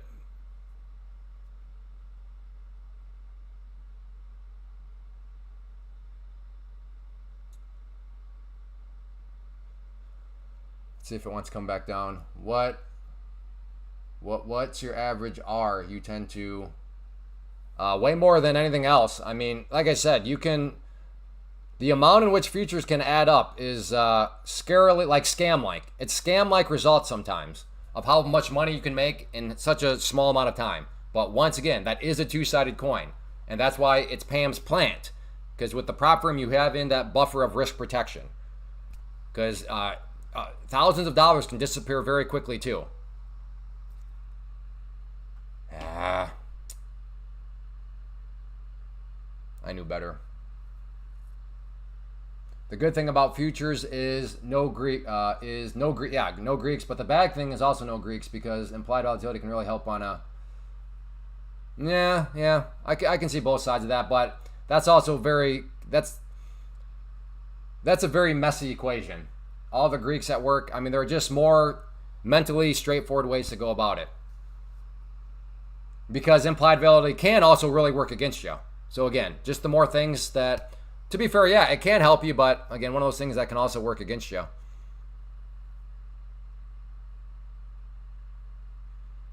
All right, I'm short right now at the blue line as my entry price, so let's see if we can get some follow through. Come on. Come on down through here, brother.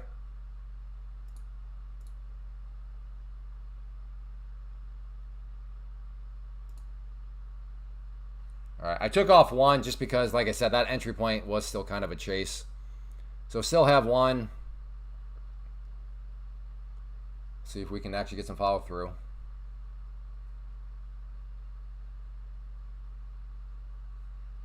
Release the hounds. Again, I am short, so for you beginners out there, that means I want to see prices go down. Wait, what? Yeah, believe it or not, you can make money in the markets when prices go down. That's known as shorting or going short. All right, I'm out. I don't like all this hesitation. I gave that thing plenty of time to break down. This hesitation is freaking me out, so I'm out. Hindsight will be my judge. Maybe I wasn't patient enough, and looking like that may be the case, but I feel fine about it. I gave that thing plenty of time, and it was just not really budging. Is small caps and options the same thing? No, those are two different things.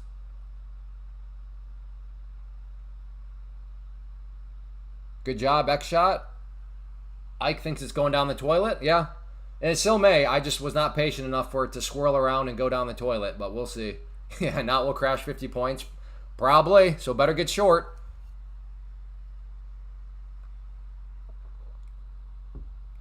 LS Carl. NQ. Big move is coming. Well, then you better get, I don't know which direction. Hey, LS. Are you a lawyer? Are you a lawyer? NQ, big move is coming. What a great statement to not be wrong. If it goes up, I told you. If it goes down, I told you, big move coming. Are you a lawyer? That was very wisely worded, so you could not be wrong. Oh, okay. Now, sorry, I'm catching up. Bounce up. It's going up. Uh-oh. Uh-oh. Uh-oh. Hopefully you got a stop loss in, Ellis Carl. Hopefully you got a stop loss in. Looking a little bit shaky right now. Do you ever trade gold? No. No. I'm trying to work smarter, not harder. Why trade gold or oil, all that other stuff, when you can just trade NQ or ES and get just good high volume markets, good smooth movements? Yeah, non-duality. So non-duality, it's, yeah, you'll like futures a whole lot more.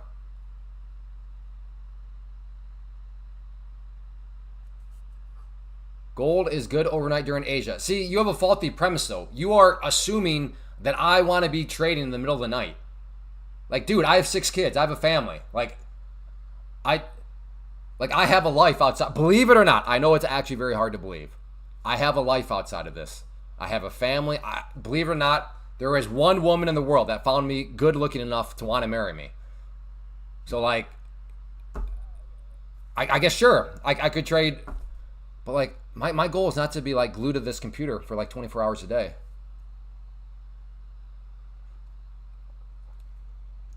That's true. If you can only trade New York, then don't touch gold point. Yeah, that's more so, yeah, exactly what I'm getting at.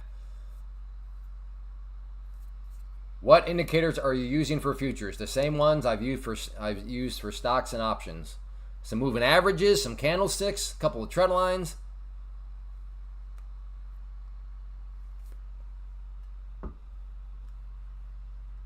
Hit my 53,000 gold today to pass my funded account. Good job, Paul. Congrats.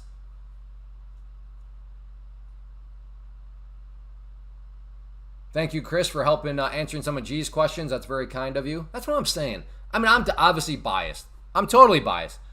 But I say we have the best chat out there. We have the best chat out there. I'm saying it.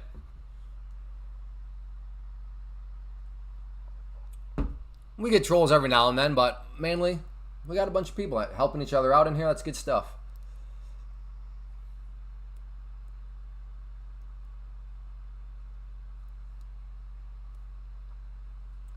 Are you in a trade right now, Carl, or are you just armchair quarterback and all this stuff? So if you couldn't trade NQ or ES, what would you trade? it's irrelevant. It's an irrelevant hypothetical. Are you telling me non-duality that if you do futures, you're not going to be able to trade NQ or ES?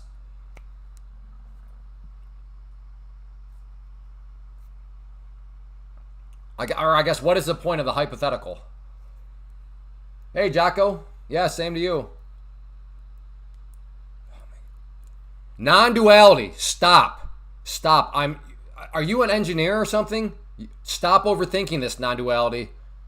NQ or ES. Those will be the ones that move the best. They got the most volume. They're the smoothest moving. You don't need to go check anything else out. Stop making this harder for yourself than what it needs to be.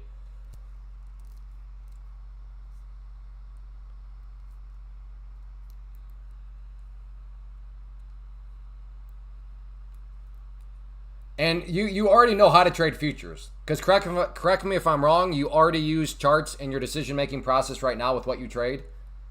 Is that a correct assumption that you already use charts right now with whatever you're trading? You're already using charts to make your decisions. Is that right? Same question, anybody here that's maybe... Okay. So same question here is maybe you're like, man, Pam's plant sounds good.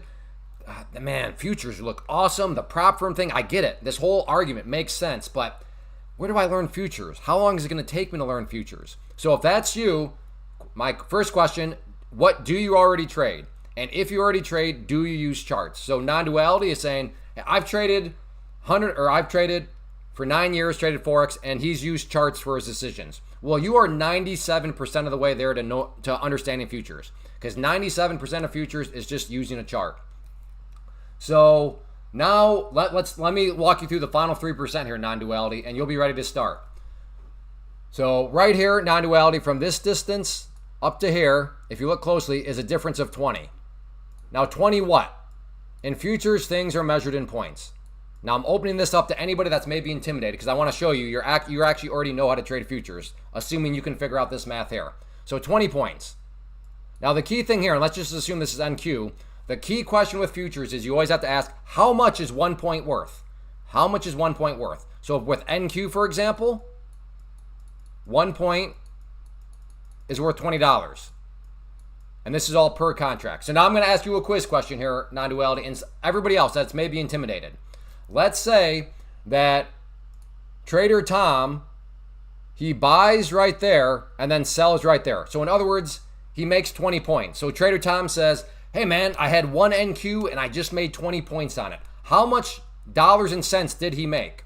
If 1 point is worth $20 and he just said he made 20 points, how much money did he make? Again, main question for non-duality, but for anybody else that is maybe intimidated by futures and think you have a bunch of stuff to learn, you don't. Because like I said, if you already use charts, you're 97% of the way there. Now I'm filling in the gaps of the final 3%. So that's the quiz question. Trader Tom says, man, I had one NQ contract. I just made 20 points on it. How many dollars and cents did he make? Where are you at, non-duality? Again, same question to anybody else that's maybe a little intimidated. I want to prove to you that futures is not hard. The final 3% is not hard. I guess only non-duality. Very good, non-duality, correct. $400. You are now 99% of the way there. Okay, here's the final 1%. Now let's just say Trader Tom's like, because again, this is all per contract. Now Trader Tom says, man, I had 4 NQ contracts and I just nailed it for 20 points. How much did that person make? Again, I had 4 NQ contracts and I just made 20 points on it. How much did they make?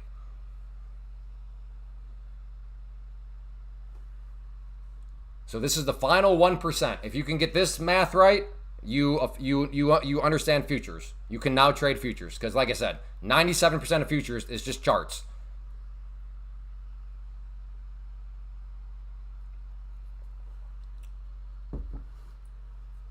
Waiting for non-duality. Again, man, I had 4 NQ contracts and I just scored 20 points. How much did that person make?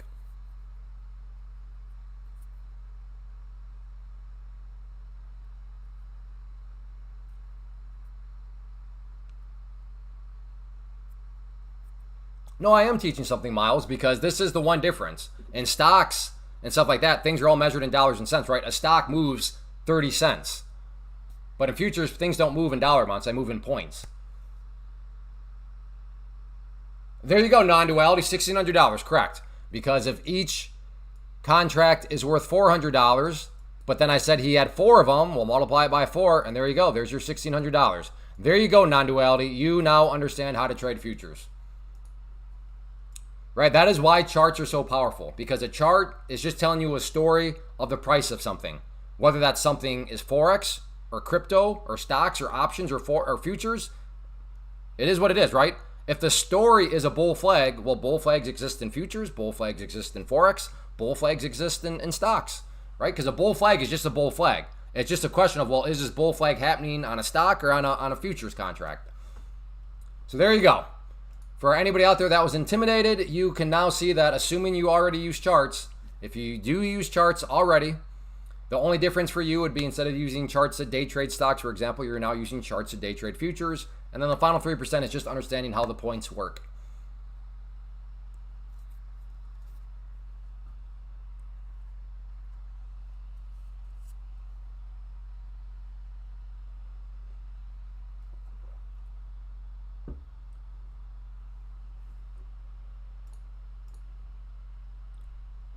Well, 5-minute gave us a very nice candle right there. Big ol' move up. But it's hard to really trust any of this because this whole time, you know, I'm still relatively bearish biased. But this here makes things a little interesting now. Kind of got a higher base now, so perhaps this is going to be some sort of higher launch pad. I would be interested now to get long if it wants to come down to the brown dotted line. That's a pivot point. And you can see right here, price broke below it, was an area of resistance, but now it's just a question of will the tried and true rule of resistances tend to act as support, will that play out? You know, that's not a guaranteed rule, but you know, it's one of those kind of general rules of thumb. So we'll see if the price does want to come down in that area. I could see myself interested in going long. Yeah, Alice Carl, but that's the thing. Like, nobody's impressed by that because you're just making broad statements. Now, had you told us an entry point, a target, and a stop loss, and given us those 3 numbers before the price got down to there, then, Carl, people are like, hey, good call, Carl. But like, just making broad statements, nah. Armchair quarterback with broad statements, nah.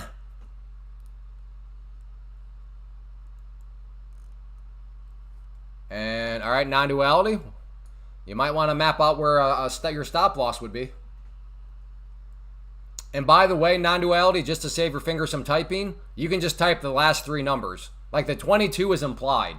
So you don't have to type 22,817. You could just type 817. You know, a futures trader is going to know what you're talking about.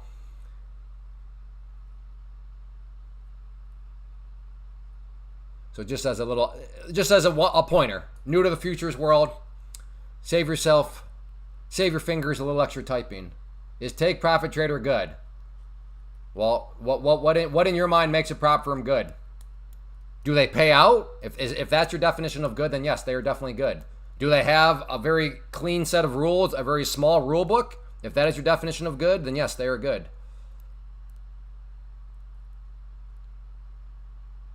Definitely had to get another account, but I have Market Watch bookmarked now. Yeah, start to watch. I'm still shocked by all that Evil Shaddix. That is crazy. It's crazy, I tell you. Well, yeah. Prop firms have rules, right? You can't just go out. I mean, you can go out there and act like a degenerate, but you're not going to last very long, right? Prop firms want you to manage risk, which is a good thing because what's the secret to trading? Being able to manage risk. Being able to... Folks, I get it. The fun thing to talk about is how much money can I make? Well, a blind, drunk monkey can make money in the market. It's the people that know how to handle being wrong, that know how to manage that risk, control the risk. Those are the people that find success. But, I mean, making money has nothing to do with success as a trader. I'll say it one more time. A blind, drunk monkey can make money in the markets. But can you keep that money? Right, that's what I always tell people. You're like, oh man, I just scored a huge victory. I'm like, hey, congratulations, but now welcome to the hard part of trading. Holding on to those gains. Blind Drunk Monkey was my nickname in college. I mean, I'd be interested in the backstory of how you rhymed. My name is curious. Hey Clay, do you have a preference on times to avoid, such as first? I don't, but a lot of people do. Some people won't trade for the first 5 minutes. Brian here in the chat, I think he's at he doesn't touch the first opening. What is it, 30 minutes, Brian? You don't trade, or is it 15? I can't remember. But yeah, there's a bunch of different people out there that won't touch the first XYZ amount of time. Hey, if you are enjoying, make sure you hit that like button. I'd like to try to let's try to get this up to 125 likes. Only 10 likes away. But as long as the likes keep creeping upwards, then I'll assume people are enjoying, people are interested, people are entertained. And as long as that is the case, then we'll keep the party going. I don't mind pushing this over 4 hours, but I do want to make sure people are interested. And like I said, I gauge that metric via that like button. So if you're enjoying in any way, shape, or form, make sure you hit that like button, please. It is not a vanity metric. It's a metric that I'm using to gauge my time. Oh, 1 hour. 1 hour. Okay, so right there, whoever, Alan. So Brian, he doesn't even touch the first hour.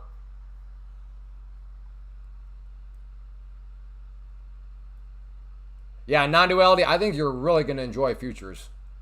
Not I think, I mean, after Forex, I mean, futures really make, no, to be fair, if there's world economic, crazy things going on, those things that happen maybe a few times a year, Forex can get very crazy. I can concede that. But on just a normal day-to-day basis, futures make Forex look like paint drying. Hey, thanks, one Roby.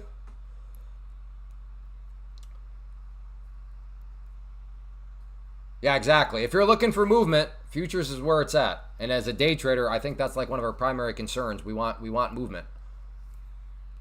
You ever trade to the closing bell? No. Not really. When I'm done with this live stream, I don't think people understand. I am mentally toast. The last thing I feel like doing is sitting here and making more trades.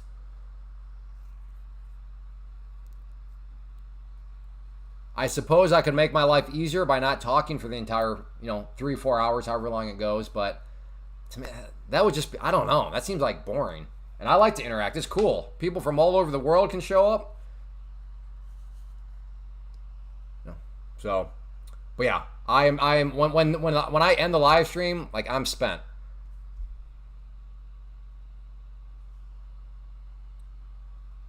I pick up the meth pipe. Take a couple draws. Is that see? I'm just trying the analogy. I don't even know the terminology. What do you do with a meth? What's some? I probably shouldn't be talking about meth, huh? That's probably not good for the YouTube algorithm. Never mind. That joke is probably not algorithm friendly.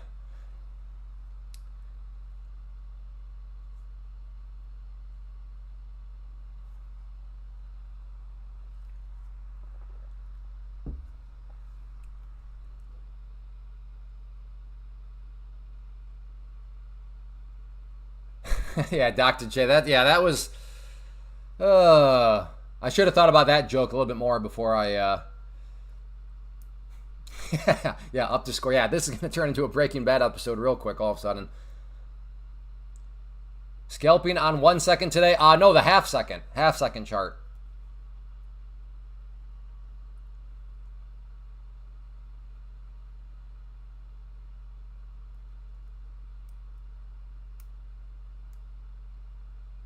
What is the side hustle?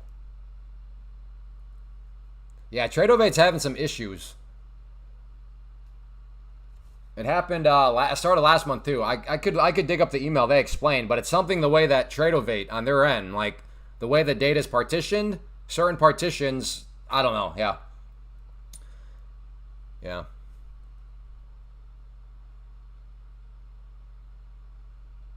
Thanks for all of your great info, Clay. I just signed up. I had no idea futures trading during the market. Yeah, yep, you can take it anytime. But Ryan, I would say this, aim to get it done within a month. That way you don't have to pay this fee again. This is only during the test phase. So you can take as long as you want to pass the test. Now the minimum is 5 days. You can take as long as you want. But I encourage people, aim to try to get it done within a month so you don't have to pay this fee again. Because once you pass, the monthly fees go away. And then for this size account, literally your all-in risk would be $90. because with code Clay, you also have $0 activation fee. So like I said, your all-in risk would be $90, which is wild. Or even like any of these, your all-in risk $216 to get, with 150K buying. It's pretty crazy. Now you may be saying, well, Clay, I've never made those sorts of requirements in a month. Again, because of this right here, it's reasonable. It's reasonable. Futures, they move. They move. So again, no need to rush, but aim to get things done within a month. Do your monthly fees go away after you pass? Yep. That must have been the delay that kicked in there. Correct. Yeah, KZ, correct. For that specific account, yes. Now, if you have 5 accounts, each one of those accounts would require you to pass a test. But yes, for any particular account, after you pass, the fees go away for that account. Yes. Yet, you still get the live data and all that sort of good stuff.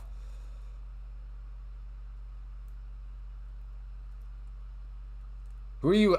Would somebody mention something about a side hustle, Brian, or is that for me? What is the side hustle?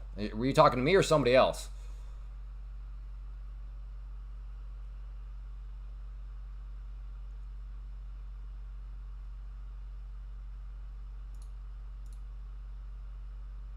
Thinking about a long here.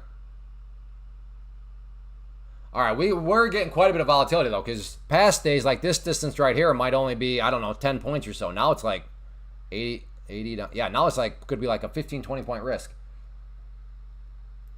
Oh. Gotcha. Yeah, no comment, Brian.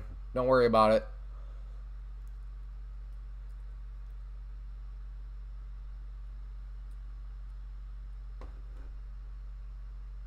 For the 25K right there, 25K right there, 1,500 drawdown. When do you get payouts? Monthly? No, daily. In the pro account, you can request payments every single day if you're up above the buffer and all that. That's the part about Take Profit Trader or any experienced prop firm traders. It's almost scam-like. It's like, wait a second, I can request money every single day? Yeah. Every single day you can get payouts. How often you go live? Every day, 11 a.m. Eastern. All right, let's see if this wants to try to push back up here. I am getting pretty interested here for a potential long-sided trade if it wants to push back up.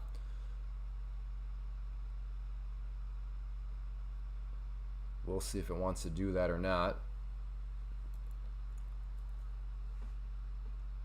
That's true. I will be. I'm gonna put a message up on my YouTube on the I don't know, the announcements thing. But yeah, I will be gone next week on vacation.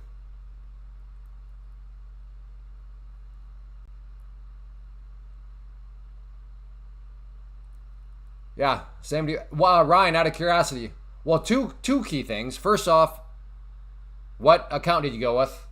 What size purchasing power? And did you use code Clay, Ryan? Those are the most important things.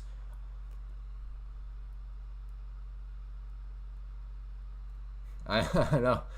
I don't know what I'm gonna do with myself next week. I'm like, where's the chat at?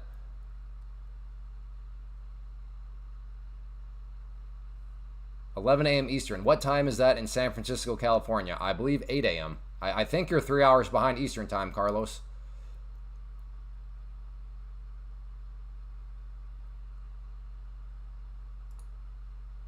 All right, I'm gonna. Actually, no. Let's see this come down here first and then come back up. Is there any benefit to leaving a large portion of your P&L? Yes. Then your buffer grows, which means it'll take a bigger trade to knock you out of the game. So that's the big debate. Do you leave money in your account to build your buffer? Building your buffer means now you have more wiggle room, like a bad trade's not going to affect you as much. Or do you pull the money out? And if you pull the money out, well, then you're lowering your buffer, and you're that much closer to potentially losing too much more than what you'd be able to. So that's the great debate. How much do you leave in? How much do you pay yourself? Is it better to grow your buffer? Is it better to just take the money as soon as you get it? I mean, that's one of the big different kind of debatable points. Yeah, where are you at, Judd? Where are you at on vacation right now? This 5 minutes looking really nice.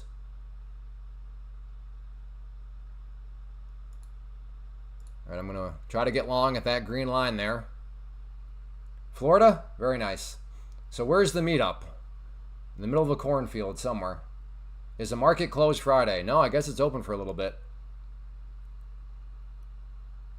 Interacting with us and trading is a different level. Yeah, sometimes it's a very stupid level, though. So, yeah, I don't know if it's a good level or not, Carlos. Sometimes it seems to be a very dumb level, but it is what it is. No monthly fee after you pass is hard to believe. Yeah, yep, it's crazy. That's what I'm saying. Take Profit Trader. It's a clean. My whole thing is, I am assuming that most people here are new to the prop firm world, because that's kind of the whole goal, make people aware of it. So I think that if you have them start off with Take Profit Trader, they're going to have a very smooth environment.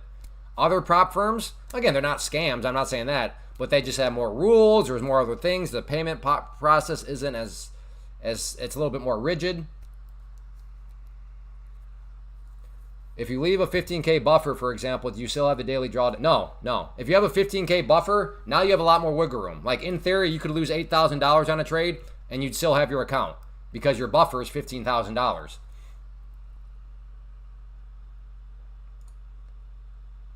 I'm going to try right there.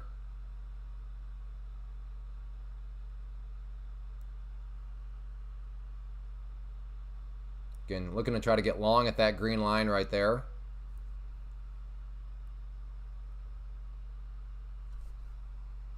All right, it's still coming down.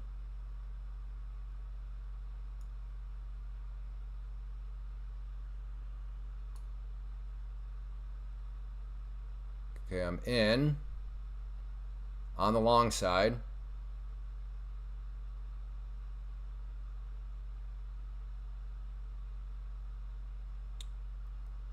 So let's see if this thing wants to give me a bounce at all.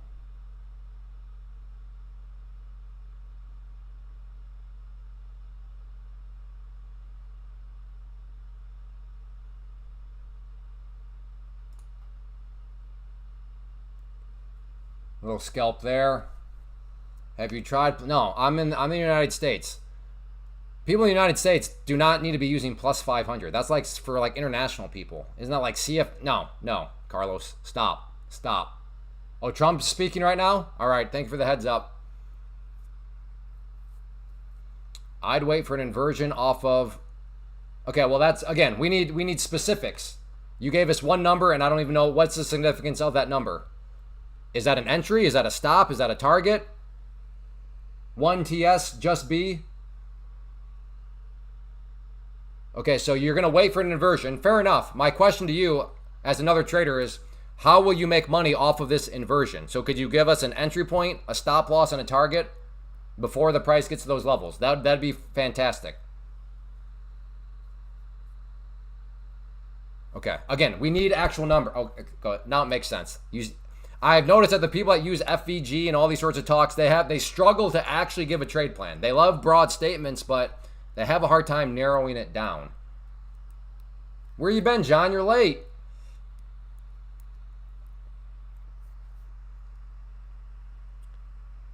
Yes, you're waiting for an inversion. That's fantastic. All of us in the chat would like to know, okay, well, how exactly are you going to make money from this inversion? And the only way is, can you give us some numbers? The 50K account, for example, is a 3,000 target, and you just got to get to that account of 3,000, and you go pro. Correct. Nope, there is not a minimum amount of trades.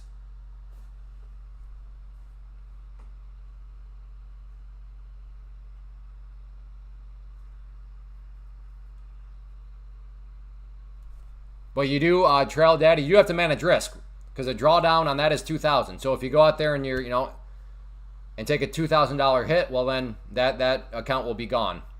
To which you can always try again for $100, reset it. But yes, 3,000 is the target.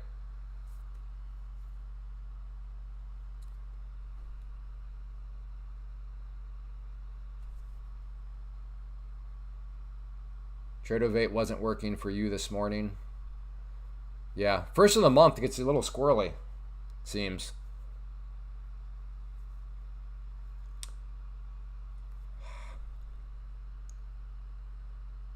Like I was mentioning earlier, I wanted to work in some scalps, but figures the day I work in scalps are these where they would have been getting these beautiful movements here. Don't you need one trade per every 5 days? I don't think so, Bruce. Okay, the chart you're doing right now is considered choppy. Oh, I don't know. I don't know. Everybody's got a different definition of choppy. I want to consider this choppy.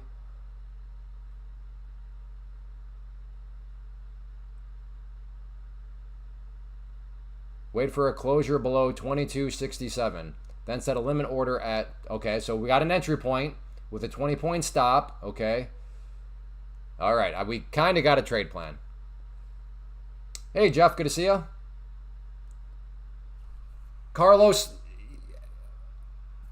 haven't you been here for... Carlos, when I say Pam's plant, that should mean something to you, right, Carlos?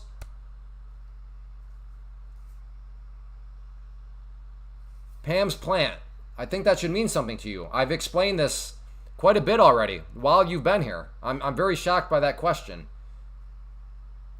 Do you really need thousands of dollars to start trading? Well, it depends what you're trading.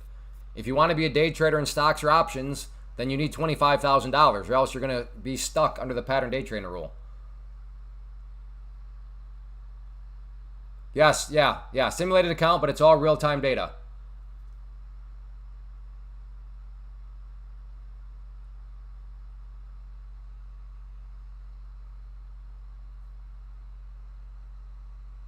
Yeah, Drew. You only are $10.99 on what they pay you.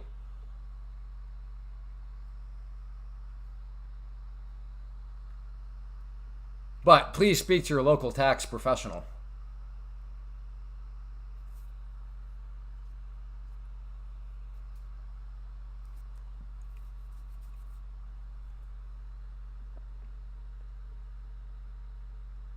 The big beautiful bill just passed.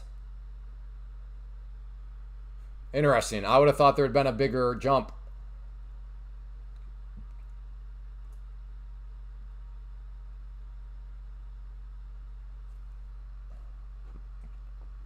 Okay, Carlos, give me a 1, Carlos, if you can listen, because I don't. Maybe you're stepping away like during this stuff. I don't want to repeat myself and then have you ask the same question again 5 minutes from now. So can you give me the next 30 seconds, Carlos? Hit the number 1, Carlos, if you can promise to listen for the next 30 seconds.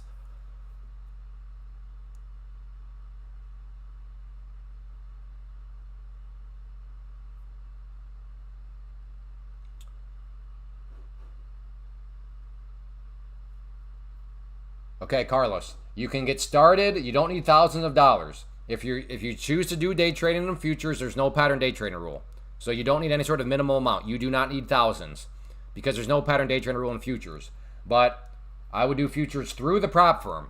So the bare minimum to get $25K in purchasing power, it would cost you $90. Okay, so but yes, you can day trade as much as you want every single day. So no, you don't need thousands of dollars to be a day trader. You need $90 with the current deal, assuming you use code CLAY.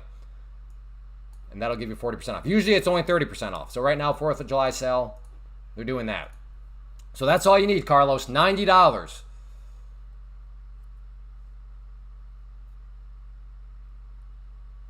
Well, I'm still, even passing the Senate, though, I would have thought there'd still been a little bit more of a reaction.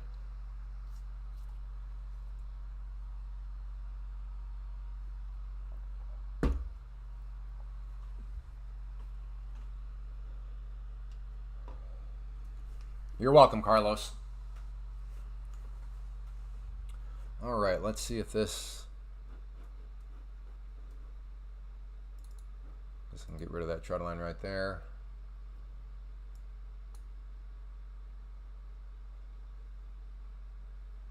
Yes, thank you, G. Exactly. What G says. Don't forget to use code CLAY. That's right. If you want the promotion, want to support the channel, code CLAY makes that happen.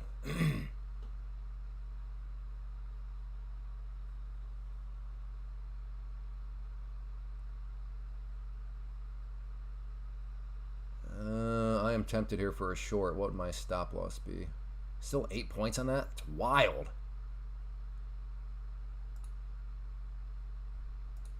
Seems like let's just do one.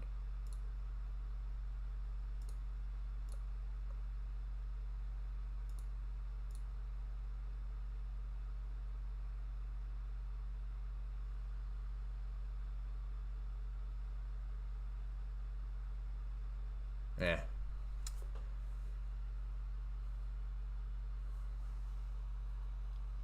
Oh, thanks, Bruce. So yeah, during the test phase, just got to make, and there, I remember seeing something where you can email them in too, and just let them know, hey, I'm on vacation, I'm not going to be able to make any trades, and they'll document that.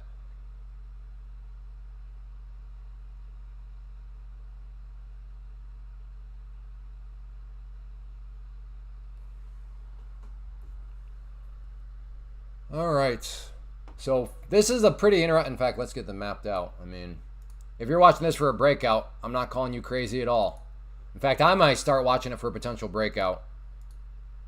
So that line right there seems to be a key breakout area.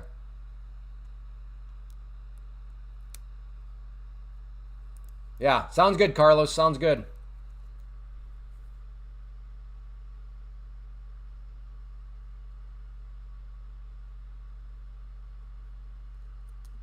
Five-minute also is looking pretty interesting here for maybe a breakout up through that area right there. And basically right here looking at bull pennant, bull flag. Just again, this is the 5-minute time frame right here, which I am watching off screen. And then for anybody new right here, this is the 2-minute time frame that we're watching. It's approaching the 200 SMA and the 1,000 tick chart, good pivot point and stop loss area.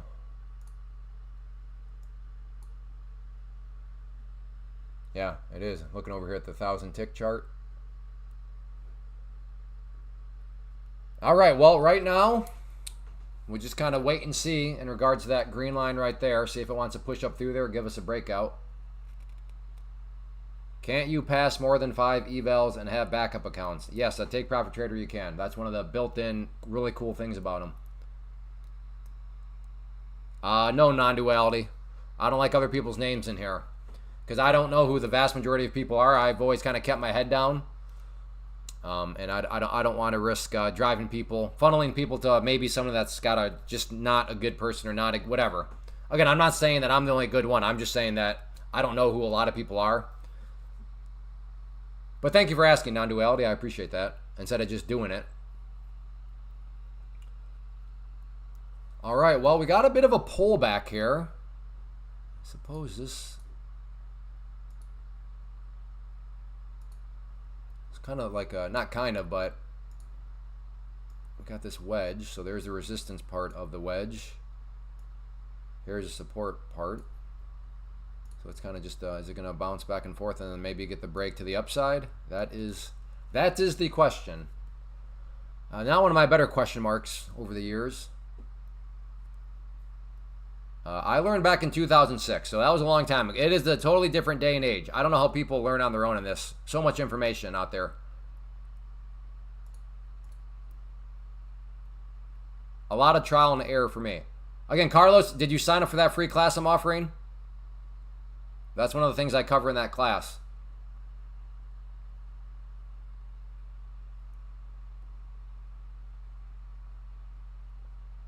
Oh boy. What's some stocks you're holding right now? Good dividend payers. I like dividends.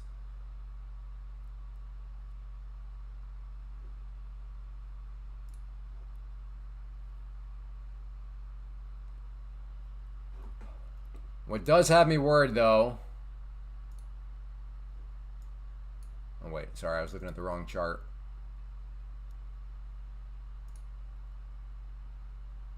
So right here on the tick chart, we have the 200 period right overhead. So if I'm buying the breakout right now, I'm basically buying a breakout right into that 200 period moving average, which is not exactly where I want to be buying a breakout right into. Carlos, come on, man. Come on, Carlos. I specifically took time to to give you a link. Like, I tagged your name and everything, Carlos. Come on, brother. Well, I mean, what's next, my friend? Do I got to chew up the food for you, too, and wipe your butt for you, too? Come on, Carlos. I can only do so much here, brother. Like, I'm waiting for next. Are you going to ask me, can you come wipe my butt real quick? Come on, man.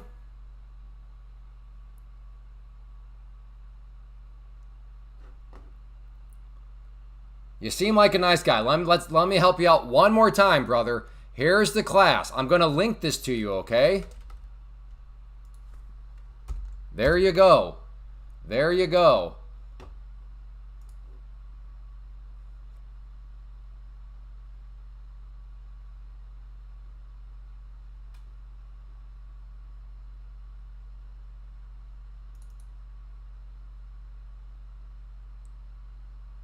All right, I'm watching that tick chart off screen. I don't know, I should probably be getting short here and just use the 200 period as my stop. That'd be another way to approach it. Decisions, decisions, decisions. No, that's part of the brown package.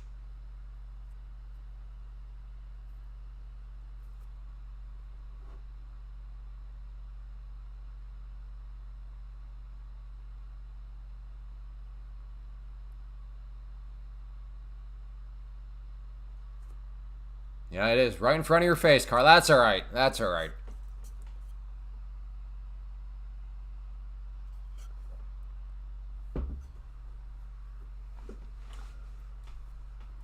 Can't believe you're the only one that laughed at that, Mike. I thought that was pretty hilarious.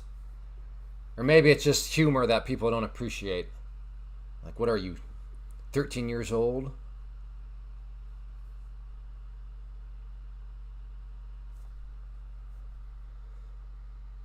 All right, we are right at it. So remember on the tick chart, look at this. We're right at that pink line. That's why I didn't want to buy, because as of now, it is stuck. Now, it could, of course, still break through there, but I don't think anybody would also be shocked if this needed to roll back down some more.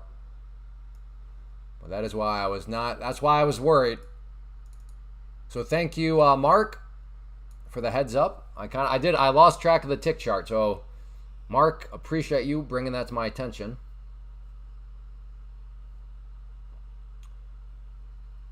Woo, right off of it.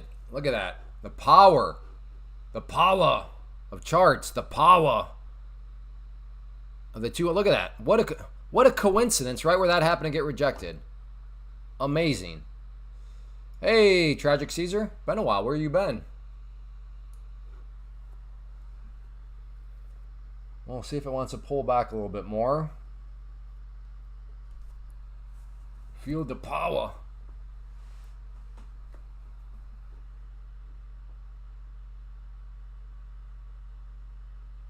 I can feel my bladder right now. I'll try to hold out for a little bit while longer. But I may need a little bit of a bathroom break. Hey, we're 13 likes away from 150. So if you have not yet hit that like button, please do so. It helps out. It gives me good data that people are enjoying the live stream. And I'm not sitting here kind of just squandering my time away because nobody's actually enjoying themselves. So if you are enjoying in any way, shape, or form, make sure you hit that like button, please.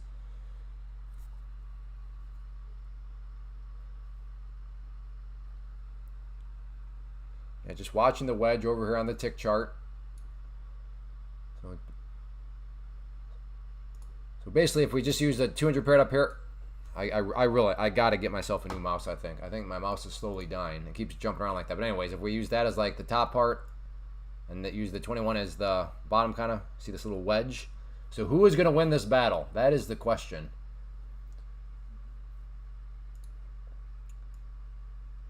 Who is going to win the battle? All right, at the top. Let's get that out of there. Okay, it's pushed up through. Whoa, nice, nice. Good break. Good break. Okay.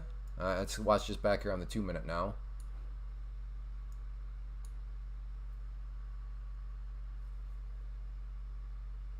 Acted like it wanted to really get moving. May still get some more follow through, but okay.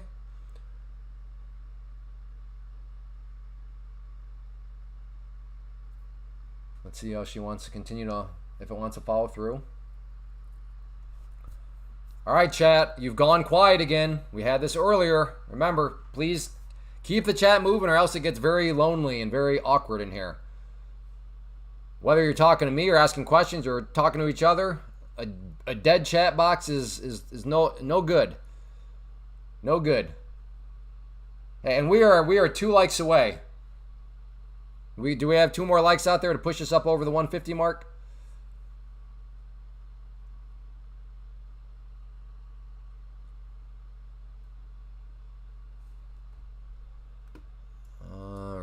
now. It's breaking out. Not. I thought it might have been a little bit more.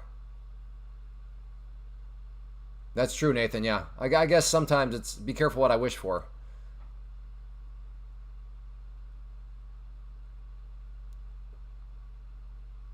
That's true. Everybody is watching the breakout. Everybody is banking on it except me. Yes, snipers. Oh, there we go. Oh, nice. 157. Another good group. We'll see if it's as good as the Monday group. 730 target price. All right. Well, you're getting close for 730. Oh, so close yet oh so far away.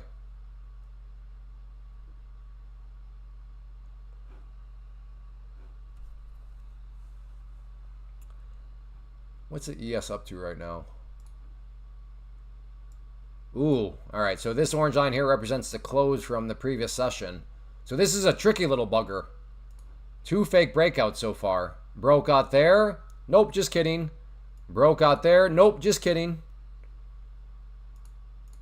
So yeah, on the ES right there around 62.51. A tricky, tricky level.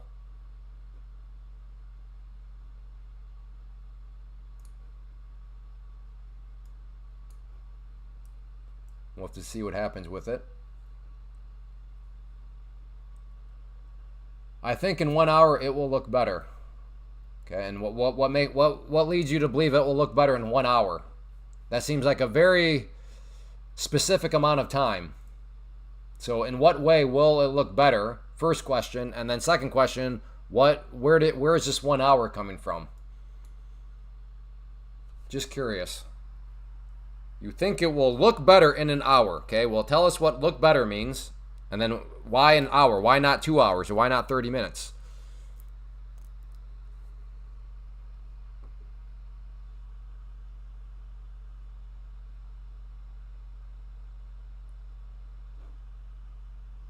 All right, well, kind of I mean, it was a breakout, but that was not the most exciting of breakouts. I think resistance at the 5-minute 50. That is true. Good observation. The 5-minute is sloping down, so this is yeah, good eye. Good eye, Jeff. Well, I mean, look at these lows. There's a low, and then that low gets higher, and then that low gets higher, and then that low gets higher. Higher lows are definitely yeah, I don't know. Yeah, Dominic, he might have a crystal ball, but that was a very interesting statement, which is why I wanted to ask a little bit more about it. I think in 1 hour, because around 2 p.m. I usually always see more V or dip. All right, I guess we'll see what happens, Dominic. All right, we are approaching the 50 period.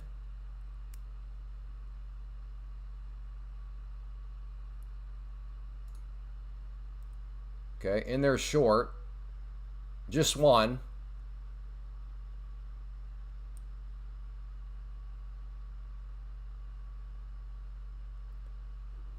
And this is mainly based off of the 5-minute. So we'll see if it wants to maybe get rejected off this. So that's why I went short one. Just very, very small size.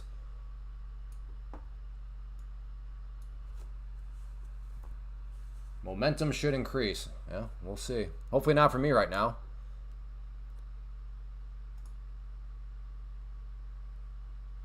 Okay, added in another one.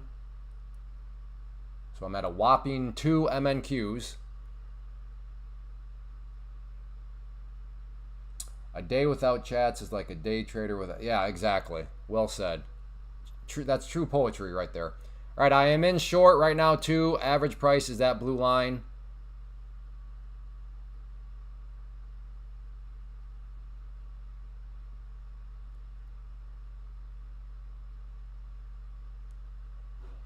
I was thinking I might get some sort of rejection off that 50 period, but no, as of right now, it didn't really seem to care about it at all.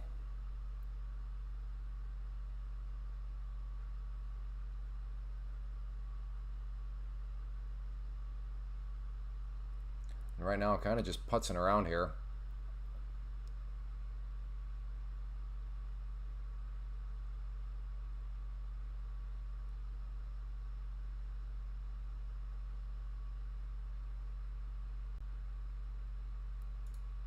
maybe I will do that. I will do it. I'll add. Okay, my stop is now right there. So let's see if it can come down below the blue line. If not, I gotta wave the white flag at that green line now. Again, blue line is my average price. Let's see if it wants to drop down through there now.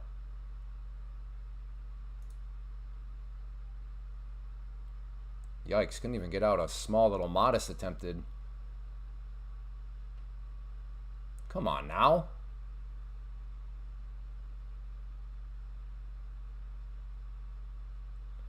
Well, that might have been it. I might be on my way to getting stopped out now. It did try to come down, but as we just saw, did not really budge at all coming down. So maybe it wants to come back down again, but not looking so hot for me now.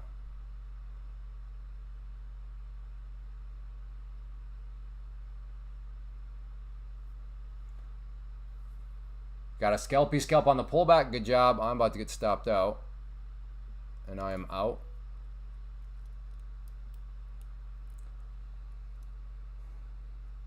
I have to save up with the part-time job. I'll be here in the morning for now to get an idea. Sounds good, Carlos.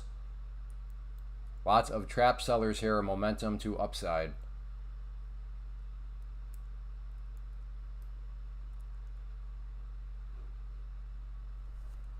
We'll see. The hard trade is the good one. Interesting thought. If it breaks the 50 SMA, watch for resistance. Oh, you dirty rat.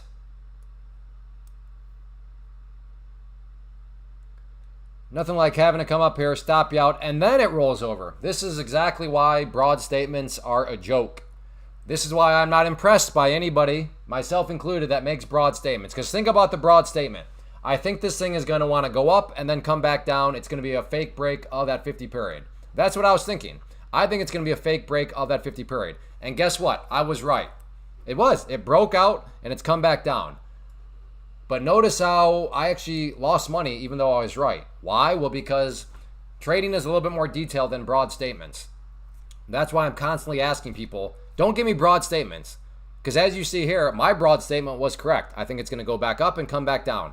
But I got stopped out right before it came back down. And that's why if you give us an actual trade plan, then we can we can make sure of those things. But yeah, just showing up saying this thing's going to do this or this is going to do this. And it's like, okay, I mean, maybe, but like, did you actually make money from it? Or did you maybe experience one of these situations where I was right, but I lost money? I got stopped out right before it rolled over. So that's why you are doing yourself no service if you're just sitting here armchair quarterbacking, broad statement trading.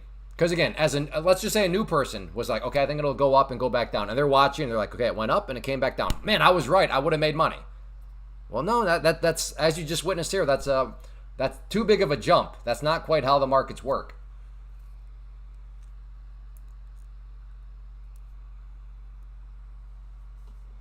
But goodness. Oh, it happens. 4 shorts I got tricked out of today. Was able to make 20 bucks off that move. Well,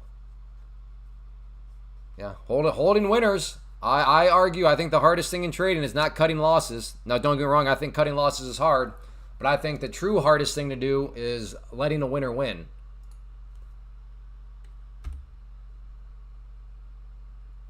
I think letting a winner win is even harder than cutting a loss, honoring a stop loss, my opinion. I'm going to try to buy right there at that green line, see if we can get some sort of bounce off of this trend line area, off of the 21 EMA. Okay, I'm in.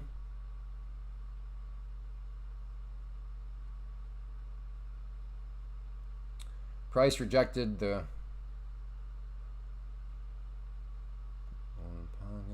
We'll see.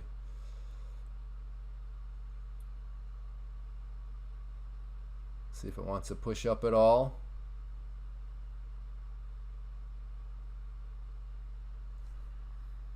It will be 8 a.m. for me. All right.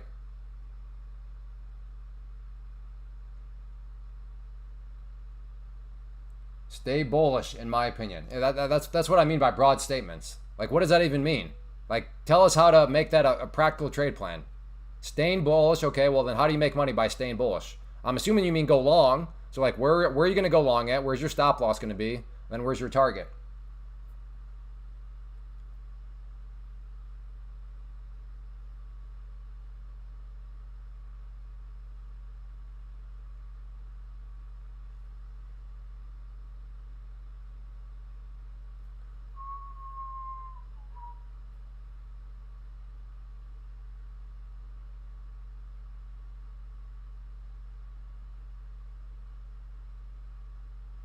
Come on, push.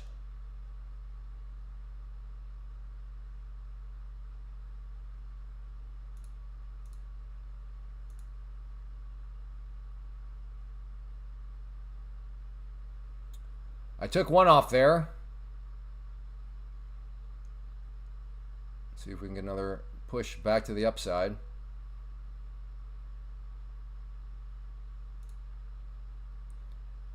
Took another one off. I still got 3 left.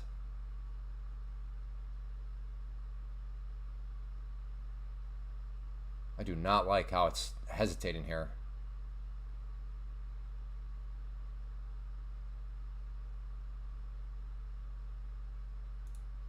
There we go. Still got 2 left, so let's do this with the final 2.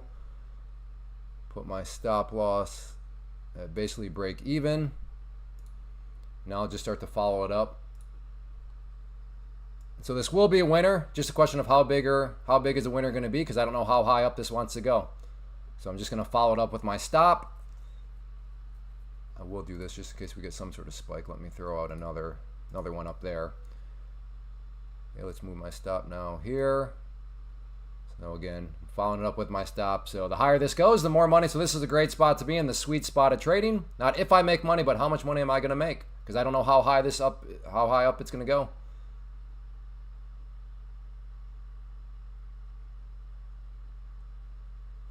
Might get rejected here because check it out on the 5-minute. We're right at the 50-period moving average. So I could see this smacking the price back down, and I am out. All right, well, still a nice winning trade there. I learned so much with you, Clay. Thank you very much. Well, good. I'm glad you're learning. Rough day today. Yesterday was great, though. Good. I'm glad at least yesterday was good for you, Caleb.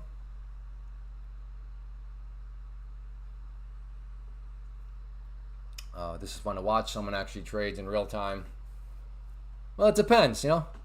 It's fun when the trade's working out. Not the funnest when it's not working out and a bunch of people are watching, but that's all right. That's all right. What broker do I use? I am with a prop firm, Take Profit Trader. So if you go to the link that you see at the top of the screen there, that is my prop firm. And then during the checkout process with that prop firm, after you pick out what size account, what purchasing power account you want, then I am using Tradeovate. So again, step 1, you go to the prop firm. That's right here. You'll select the purchasing power that you want. So you'll select one of these, and then next phase will say what broker do you want or platform, and I use Tradeovate right there. So it's a 2-layered question. Layer number 1, I'm in a prop firm, Take Profit Trader. Layer number 2, I'm using Tradeovate.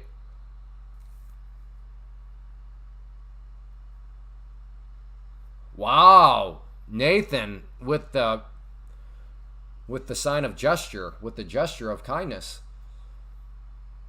See how I was saying? I think we have a pretty good chat here. Carlos, reply to Nathan. Did you not see his offer? Holy smokes, that's so kind. Could this be a double top at the 5-minute? Yeah, it could be. Yeah, I can see that. Will it be? Obviously, we don't know that at Sushi, but I see the logic there.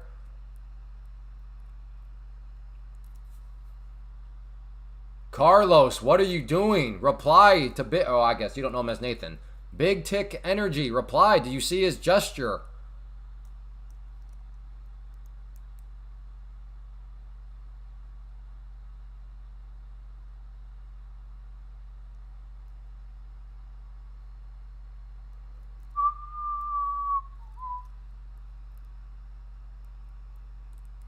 Well, that was an honest reply there, Carlos.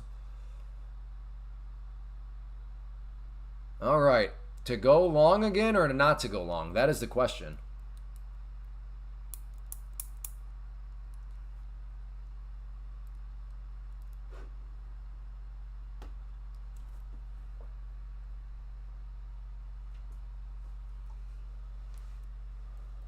Now it's looking good. Okay. Well, good try. You said it would be looking good, Dominic. You got that part right.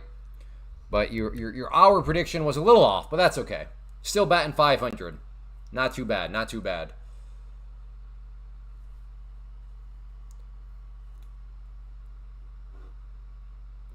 I want to go long to finish the day. If anybody wants to make money short, you're having one of those days, huh, Caleb? I've been there before, where I just tell the chat, you know, if you want to make money today, just do the opposite of what I'm going to do, and you will make money. I've been there. I've been there.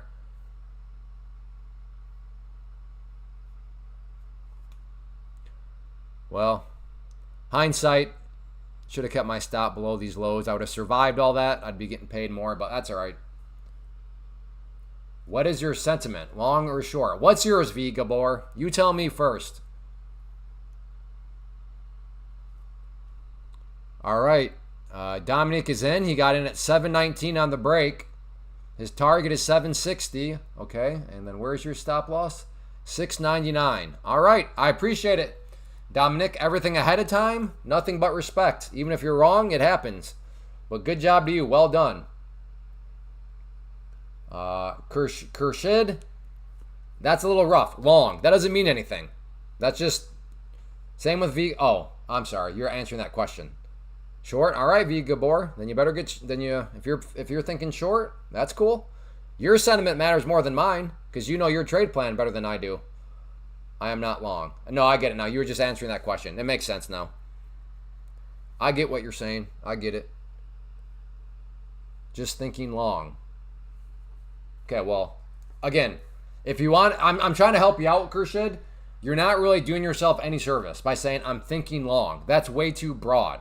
If you want to be able to actually hold that broad statement accountable, hold yourself accountable, you need to say where you're getting long, where your stop loss is at, and then where your target is. But yes, you're doing yourself a disservice from the learning standpoint to just say, I'm thinking long. Is there any Washell?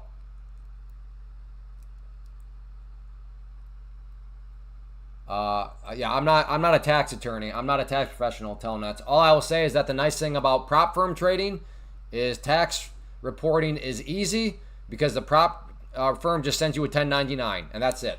So you will give your accountant one form. It'll be a 1099 form. It doesn't really get any more smoother and straightforward than that.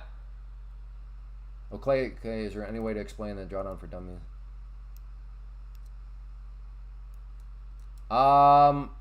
Maybe. Yeah, I don't have any videos that I've done. Maybe I can try to do something like that.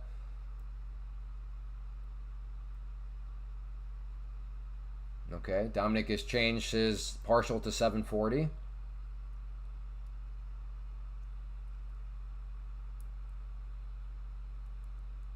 Oh no, you canceled the order at 7. Oh, bummer. Bummer, that would have been a great entry. All right, Drew is going to enter long at 739. Okay. So that's Drew's entry point. His stop loss is at 729. Okay. So he's risking, 10 points. Ooh, I might have to join him on that. 10-point risk. That's not bad, Drew. I might have to join you.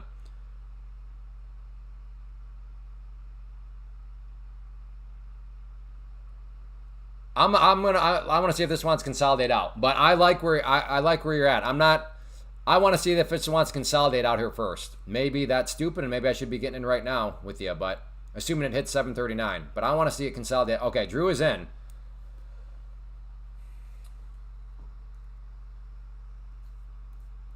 Let's see what happens. Whoa! Look at that. Wow. Nobody took me up on my offer. Man, somebody should have taken him up on his offer. Well, you just set the record for super chats. Thanks, man. Thank you a lot. I'm still upset at you for not changing your name back to Nathan, but I'll get over it someday. Very kind of you, though. Very kind of you. How long have you been here for? Were you one of the first, like, what month did you start watching the live stream, Nathan?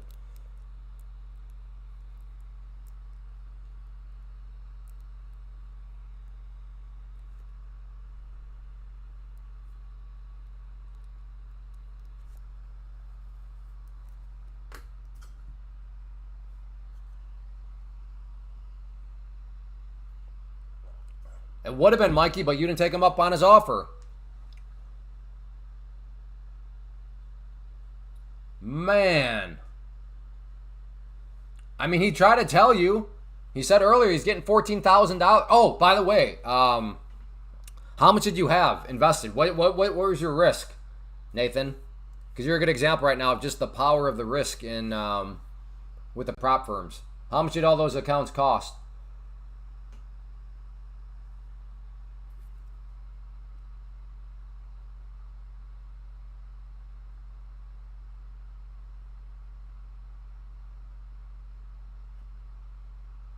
Day one, I have been curious of futures for a few years, stuck in the options wheel, and it was your future. Wait, what? It was a live stream that got you into futures? For some reason, I thought you were just a battle-hardened futures trader already. Amazing. Amazing. Well, thank you. That's cool. So, yeah, the power of prop firms. Nathan right now has $1,500 that he has spent, invested, whatever you want to call it, on buying prop firm accounts. And then today, he getting a $14,000 payout. So what's the return on investment there? 14,000 divided by 1,500 minus 1 times 100. A nice 833% return on investment. Not bad. Not bad at all. Big Tick Energy. That's awesome. Today is my first day here. I just came across this live this morning. Man, I didn't know that. That's awesome. That is all. Well, shout out to you. Shout out to you for being open-minded enough to trust futures. So tell the chat, as somebody that's coming from day trading options, because you got to think, we have what, 209 people here right now. You got to think there's at least some options day traders right here. So as somebody that used to day trade options, Big Tick Energy, what are your thoughts about day trading futures compared to day trading options?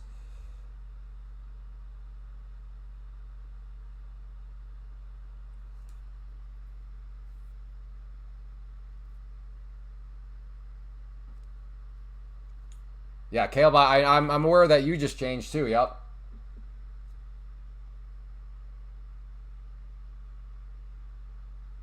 Started in November, got my first payout in February, and have 55K payouts today. Yep. I know you've been crushing it. I did not realize that it was because of my videos that you switched over into futures. I just, for some reason, I was assuming that you'd always already been in futures. Well, that's awesome. But yeah, and I know there's a delay, but yeah, tell the chat, there's got to be some options day traders here.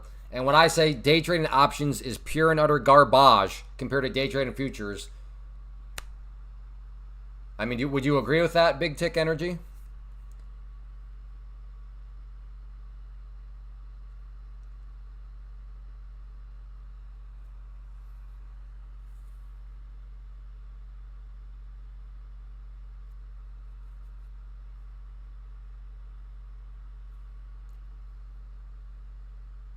You make more money trading options.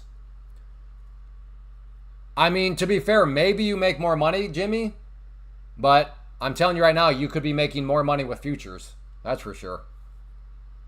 Well, I'm going to take a step back. I don't know what you're talking about. You said trading options. I don't know how you're trading them. My argument, Pam's plant, is an argument of day trading. Day trading options is garbage compared to day trading futures. Future. Yeah, there we go. No, he might not be a troll. To be fair to him, maybe he's doing like swing trading or something like that, or maybe he's using them within his investing.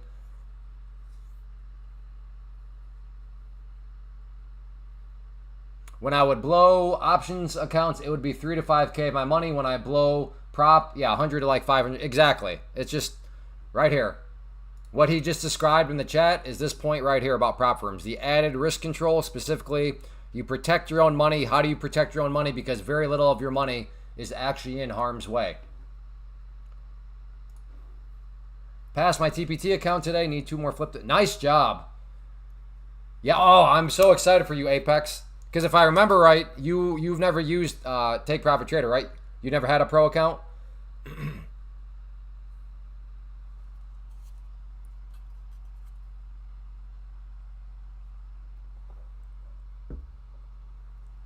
I'm scared to waste $100 still, so I'm learning in mode with paper planning on TraderVate. No, bro. Okay. Jimmy, I'm asking you a specific question. The fact that you don't even, with all due respect, I got to question your 30 years. I'm asking something specific that I would assume you would know to qualify up front if you've been for 30 years. What category of trader are you in? Are you day trading options? Are you swing trading options? Are you using options in your investments, such as covered calls and stuff like that?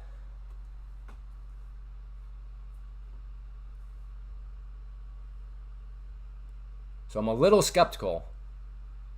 Prop firms are rubbish. Trade your own. Okay. All right, Jimmy. Thank you for the thoughts. Thank you for the thoughts.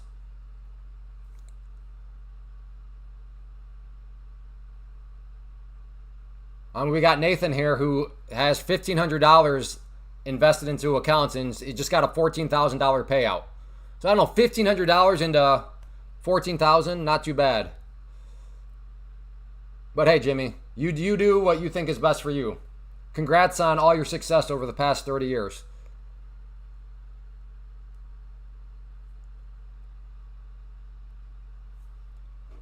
Buying any breakout here has me personally sketched out, because to buy the, like a breakout right around here, you're literally buying a breakout right into not only the overnight low, but also the VWAP on the 5 minute. So that's got me personally, I'm not interested in playing any sort of breakout right here.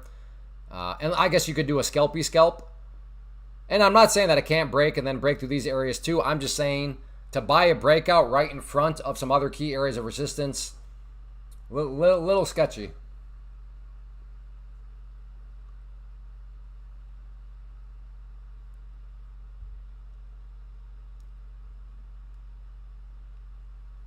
Yeah, Jimmy, you'd be making so much more. Imagine how much money you'd be making if you didn't have to deal with theta. Man, Jimmy, you are working inefficiently, my friend. Again, imagine how much more money you would have made over the years if you didn't have to deal with theta. Man.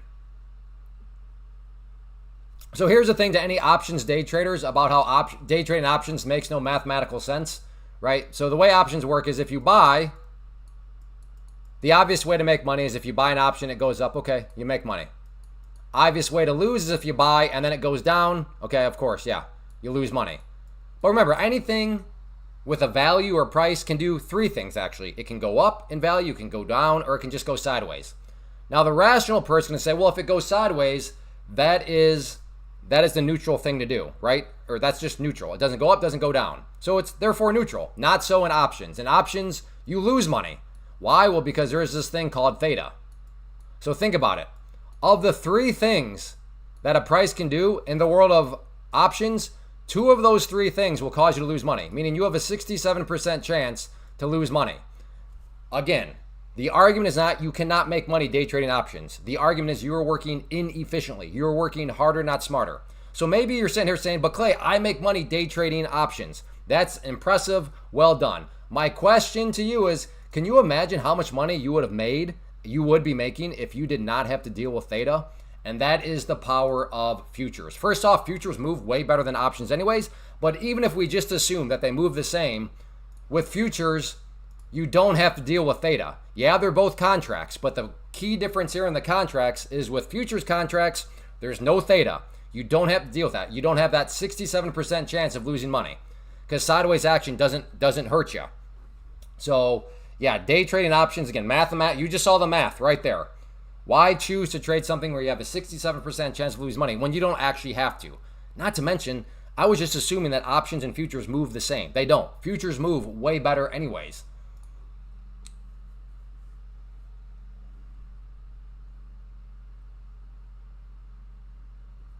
So there we go.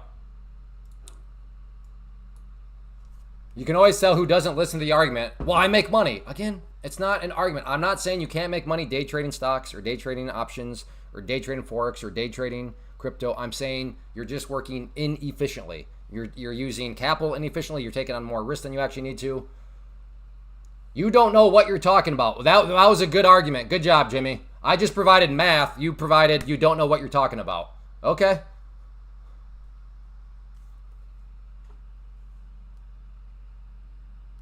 This has been fun, Clay. Have a good one. Yeah, see ya. Have a good one, Dominic.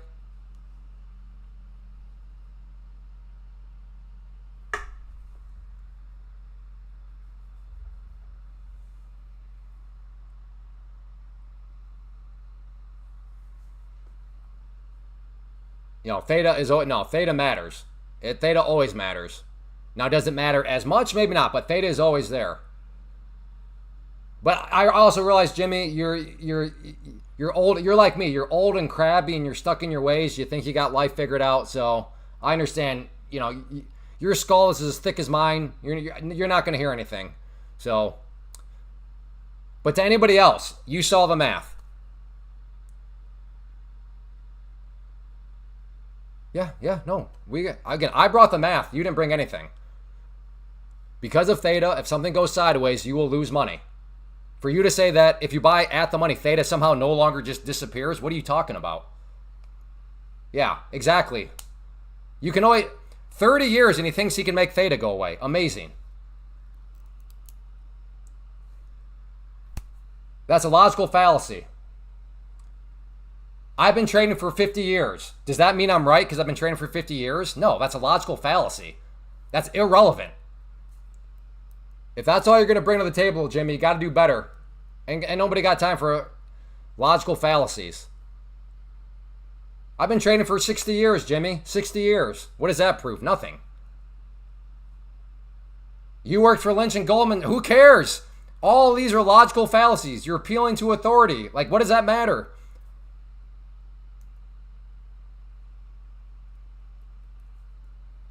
Goodness. Yeah, I'm an engineer. I guarantee you I've done way more math than you. Without doubt, I've done more math. I'm better at math than you. What does that have to do with anything? Does that prove anything right because I'm an engineer and have done a bunch of math classes to get my degree? No, that doesn't prove anything. That's an appeal to, it's a logical fallacy. There's nothing to focus on right now, Dante. I trade trends, not ranges. That's fine. That's fine. Good. But this happens in trends. There's an uptrend, but when it goes sideways right here, and I'm not talking to Jimmy because he's very smart. But everybody else, this is right here what I'm talking about. Notice it's an uptrend. It goes up and keeps on going. But this sideways action here with theta is going to kill you.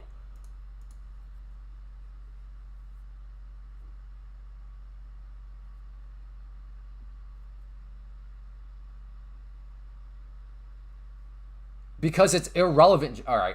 Thank you, Jimmy, for your thoughts.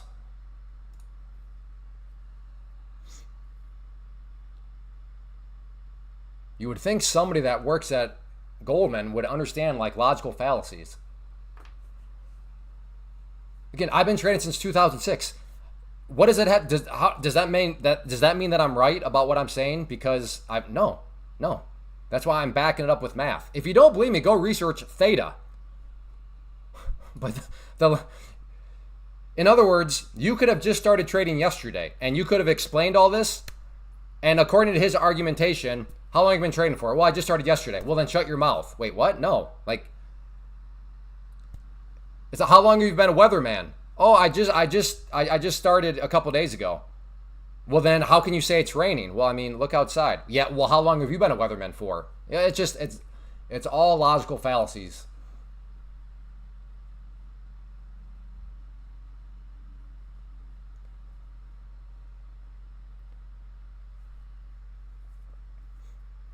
Hey, Marvin, where you been? Been a while since I've seen you. Well, I mean, 40 recognized it right away. When he made the claim that somehow if you buy options, at a certain spot, I'm not going to go down the rabbit hole, but his claim was if you buy options at certain strike prices, theta goes away or doesn't matter. No, that theta definitely matters, regardless of where you buy. I mean, so that right there. But I mean,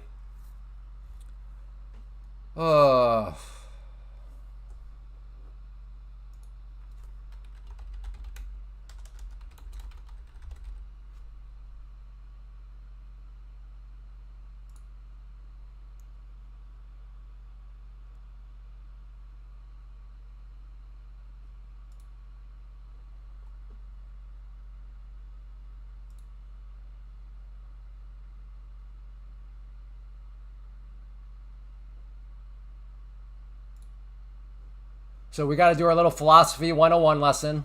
Let's all learn how to do some critical thinking, right? Usually we talk about the ad hominem quite a bit. But right here, this is what we just experienced.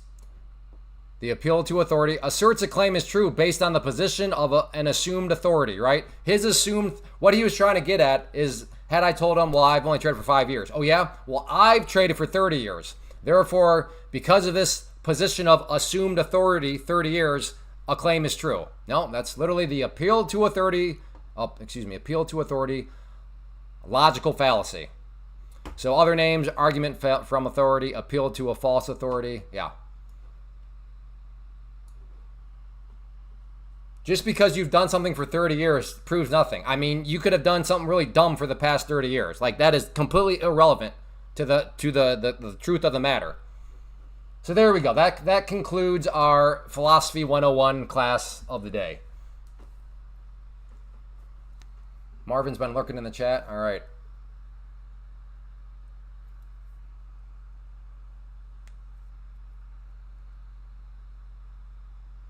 Carlos, don't worry about theta. Theta, you will never need to worry about theta, because if you're going futures, don't worry about it. Hey, Sam.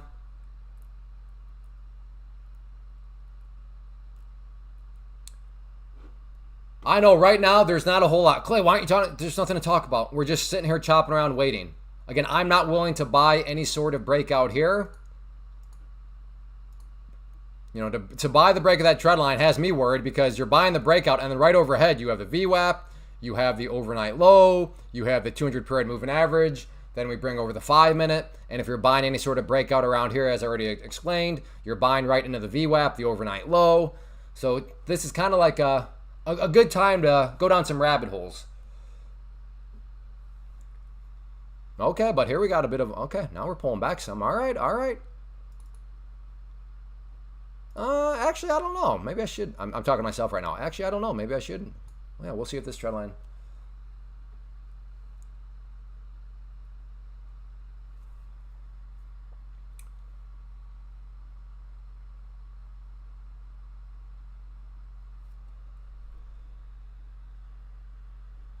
Could maybe try another long. Where's my? Oh no, my one long was right here. I thought it dropped back down to where I got my previous long, but that's not true, because like I said, my other long that I took was right here, and got the nice curl upwards. Hey, if I'm gonna take this beyond the 3 hour mark, we need to get this up to 200 likes. We are severely behind pace, so we have 21 minutes to get this up to 200 likes. So if you have not yet hit the like button, please do so. We should be able to make it.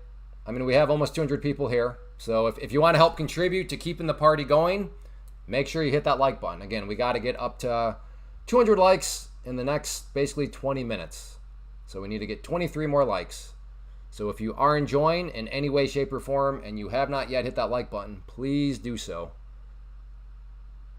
That has always been the metric. We should be able to be up. If people are enjoying, if people are finding value, if people are entertained, then I've learned over the weeks now that by the 3 hour mark, we should definitely be at minimum 200 likes. So just an FYI. If we don't get there, that's fine. I'll take it as a sign that I just didn't quite have my A game here today of value and entertainment. And I'll do better tomorrow. All right. See the 5 minute 20 minute EMA? Yeah, I'm watching the 5 minute over here.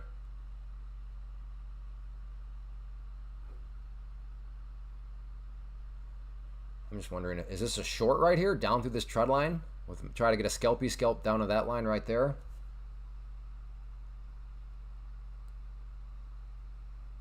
$69 inputs. All right. I'm barely learning how to read candlesticks. Good. We all got to start somewhere. I'm glad you're learning how to read candlesticks instead of other people's palms. Hey, Cal. Morning, Clay. How are you feeling about the market today? Oh, market's been pretty good today. It started off pretty squirrely. But, yeah, then we had the really nice movement. Well, that's a matter of perspective.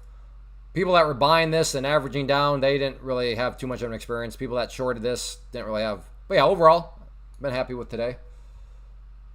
How am I feeling about things right now? We're kind of in a wait and see. Because we're all this consolidation is happening right below a bunch of key areas of resistance. So it makes me nervous to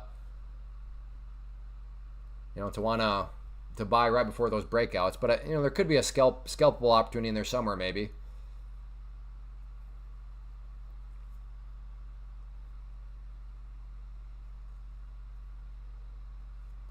We'll see if it wants to try to curl back upwards or not.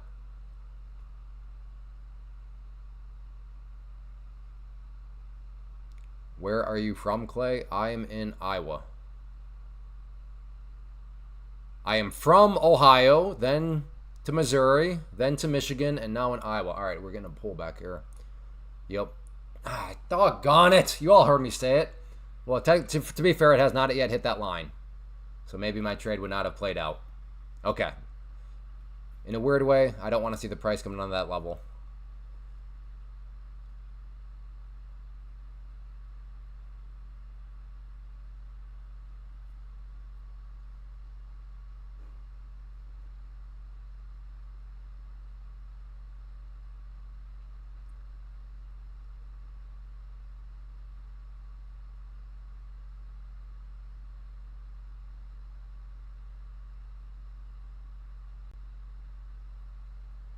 I thought that pays up until market open.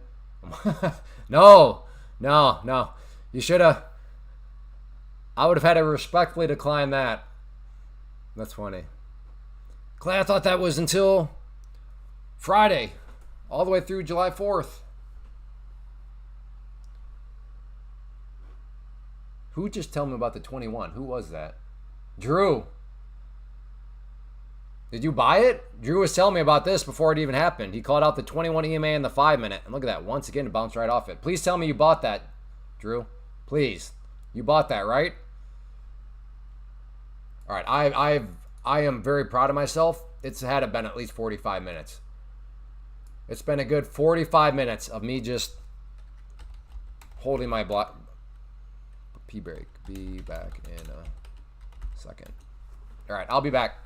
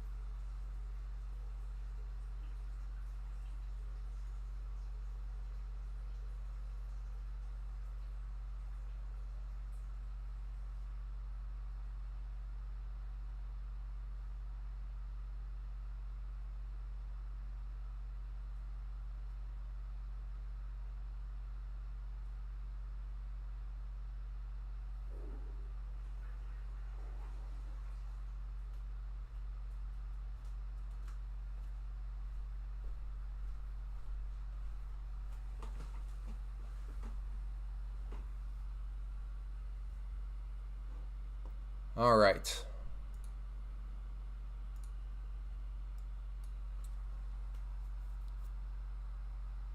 I think it really slowed down.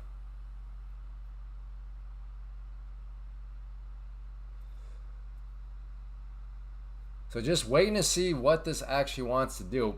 And the one thing that also makes this kind of interesting, not kind of, it does, is, I mean, from a big picture, you can totally disagree with this, but it's in my opinion, it's a more than valid thing to throw out there. But we have this big bounce here. I mean, there's no doubt about that. But what was happening before this big bounce? Well, the price was up here before dropping all the way down here. So from the big, pretty much entire day standpoint, we are in a bear flag pattern. Now, again, this may have zero relevance to you based on your strategy and all that. But that is something where I'm still a little, it's hard to get confidently bullish when this is kind of hanging over your head like, okay, we are still technically in this overall bear flag pattern. But once again, this is where it comes up to you, and you got to know your own strategy. This may have zero relevance to you because, you know, maybe you're trading. I don't know, you know, but I'm just saying that that is the overall context right now. The overall day is a bear flag right now. So would I be absolutely shocked? Would it just be like, whoa, where did that come from? If the price came down here and we ended up the day with some more downside pressure? Let me hold on. I don't want somebody logging in saying and me thinking that's what I'm doing. Would I be shocked if that actually happened? No, I wouldn't, because from a technical standpoint, that would just be a bear flag breakdown. Again, I'm not saying that's what's going to occur, but that is why I'm not sitting here like super bullish on everything, because that is, you know, the grand scheme of things right now.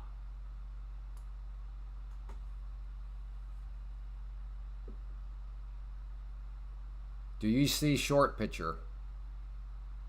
I don't know what you mean by do I see short picture. I'm not sure what that means. And I'm going to get rid of that trend line. I don't know if that really means a whole lot. I do not use the 9 EMA, so there are 9 EMA is nowhere to be found on any of these charts. So friendly reminder, we need 11 more likes in the next 13 minutes. So we should be good to go. But if we're going to push this beyond the 3-hour mark, then we definitely need at least 200 likes. So if you are here and have not yet hit that like button and you want to help contribute to keeping the party and the live stream going beyond the 3-hour mark, make sure you hit that like button.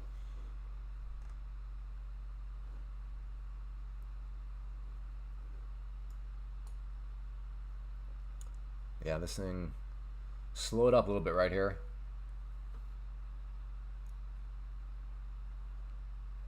Just kind of back and forth, back and forth.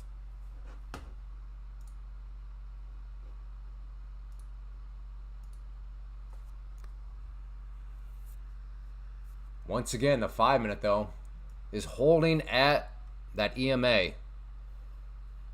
Holding strong.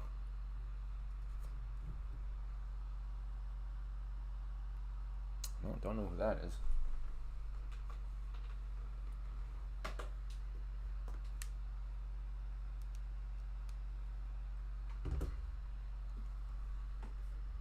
I don't know. Kind of makes me a little interested in potentially a long.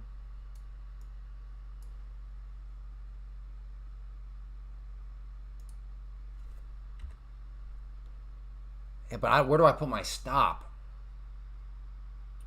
If I put it, if I put it below the lows here, now all of a sudden that's sketchy because I'm basically putting my stop right above the 50-period moving average. That doesn't make sense. But if I put my stop loss down here, now I'm basically putting it right at these lows. That doesn't make sense. So I'd have to move my stop loss basically down below these lows, and now I have a huge risk profile. So yeah, it's I like the potential long here. I just don't have a logical area to put my stop. Well, I do have a logical area, but it's way down here, which makes the risk profile just too big.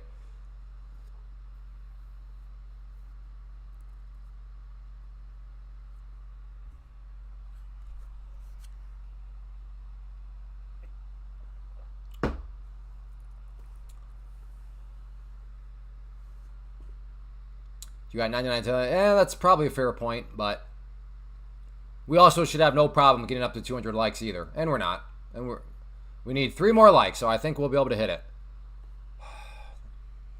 I guess I could go with 1, and I just have the stop loss way down here. I prefer not to take a size of just 1, though. Again, I like this. I like it from the long side. It's just, if I take it, I'd have to be okay with putting a stop in a very illogical spot.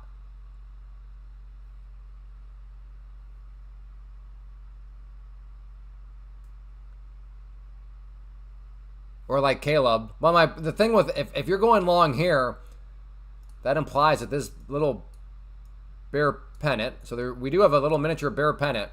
So if you're going long there, the bear pennant's kind of failed at that point. So yeah, it's one of those situations that is not totally clean cut.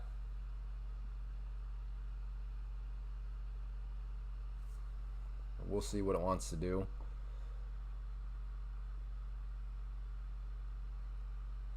Look at the 5 minutes, so nice. All right, this is somewhat of a FOMO trade here. I really like the 5 minute. Let's just see if it wants. Okay, this is what we're gonna do. If this can come back down and then come back up, just confirm to me that the buyers are truly, seemingly in town. I'm gonna take that long. But because of everything else I've already explained, I got to try to be halfway responsible.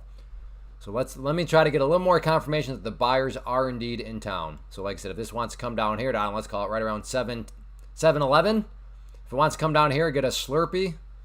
Is that what they're called from 7-Eleven?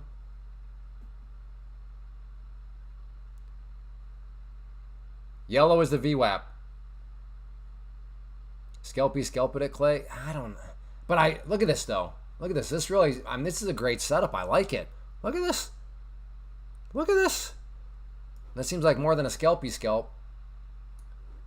Yeah. Well, there's the move.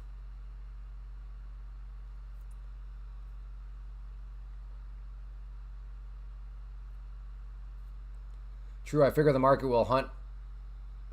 Stop, Caleb. Don't put me in a bad mood, Caleb. With all this nonsense hunting for stops. Nobody is hunting for your stops, Caleb, and everybody else. There are no stop loss hunting. No.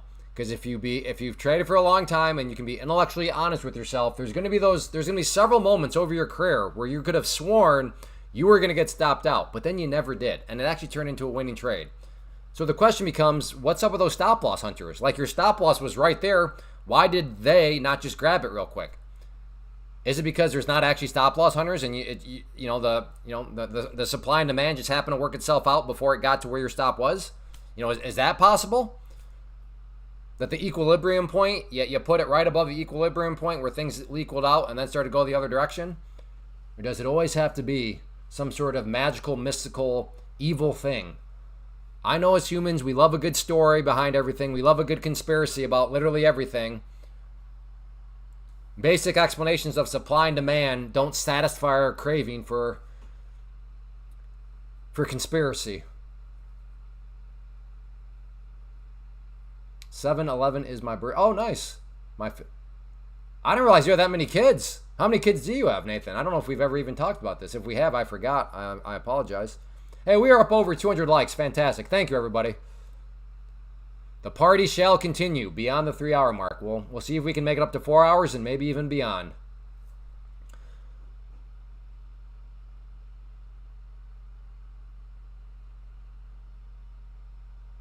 What, 20?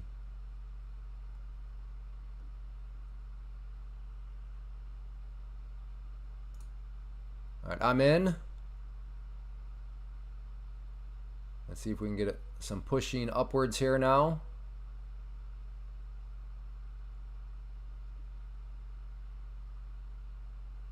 This is a breakout or get out. So giving this a little bit of wiggle room, but this thing needs to keep curling up like right now.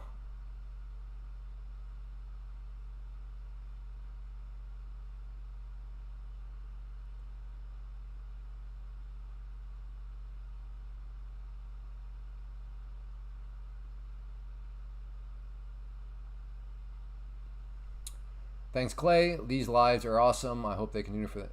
Thanks, yeah, Robert. The plans are they will continue. They start at 11 a.m. Eastern.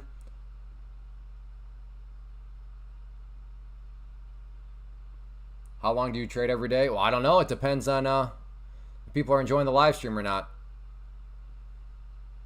6 boy, 5 girl. Oh, my goodness. I did not know that. So we have that in common, huh? 6 kids. We are dads of 6 kids. I like it. Blue line is my entry point. I am long.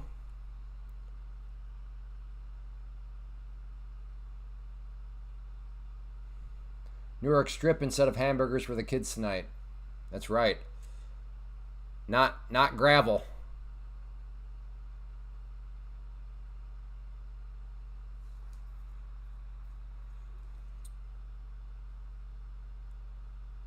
Again, blue line is my entry point. Let me go see it a little bit better right there. Not a good sign, though, when your entry point feels like the resistance level all of a sudden. But we'll give it a try. We'll give it a try. Give it a chance, I should say.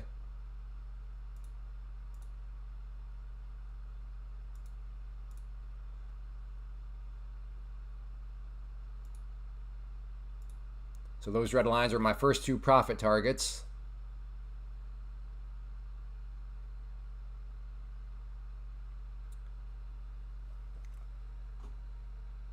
She snaps back every time. I know. I'm trying to be patient.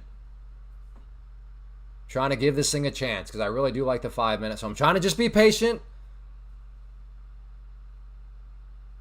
Let's see if it can hit my targets. That's what these red lines are. Come on. Come up a little bit more, brother.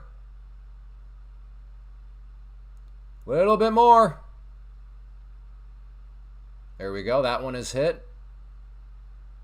My next one is right at the trend line just in case. Oh, come, are you really going to pull all the way back down? Are you serious? Come on now. Well, on the bright side, I'm glad I took out that one. At least I got one. You got to be kidding me.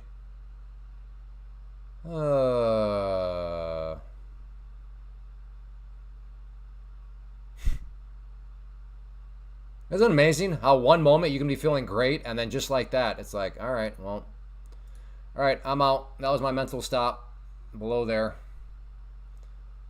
Well, that was... I should have listened to Big Tick Energy. He said scalpy scalp that thing.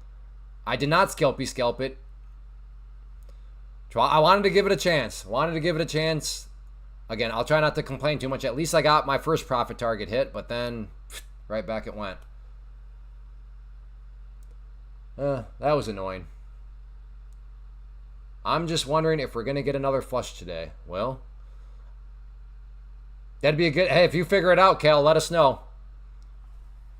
If you see something or if one of your inside sources can tell us that, let us know, please. That'd be a good information to know.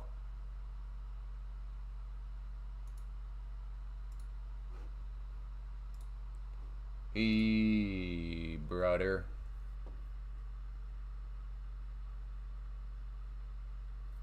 Man, sometimes the market's just like, we're going to toy with their emotions right now.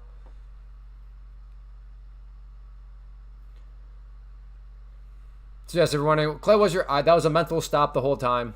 What is a mental stop? Where you don't actually put in a stop. So for example, if I were to buy here and then right there put a stop, that's a hard stop. My stop is in the system. A mental stop is where I just have identified an area and I'm like, okay, if it hits that area, I'm getting out. I'll press a button at that point. But so that was the mental stop on that one.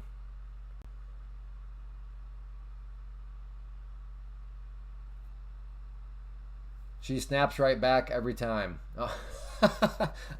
I thought, yeah, that is hilarious. So your wife is healthy, is what you're telling me. You know, she's got some good genes. Okay, thank you for the clarification. Both applications I think applied because yes, for a while it kept snapping back every time I try to get up there. That's hilarious.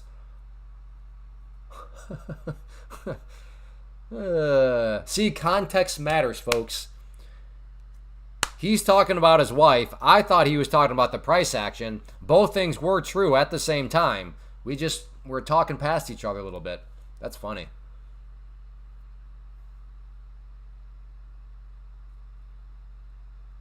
Isn't that annoying, though? Goodness. True story. Remember when this was a big green candle and I'd had my profit target? And then, at least for me, I'm thinking, all right, do we get the trend line breakout and go? And then literally, I don't know, what was that? Maybe 10 seconds later, 15 seconds later, all those gains gone and stopped out. Welcome to the wonderful world of day trading. To be fair, though, to Drew's point, he called out a while ago. This is why I like the 21 EMA. It is maintained that this entire time.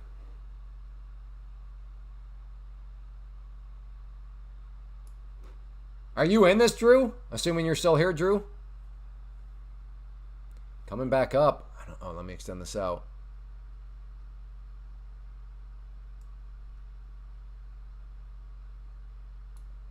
There is the trend line. That's the key level. This is also a key resistance area. I'm going to move that up slightly right there. We'll see. It's web-based. They also have a choice to download stuff, Carlos.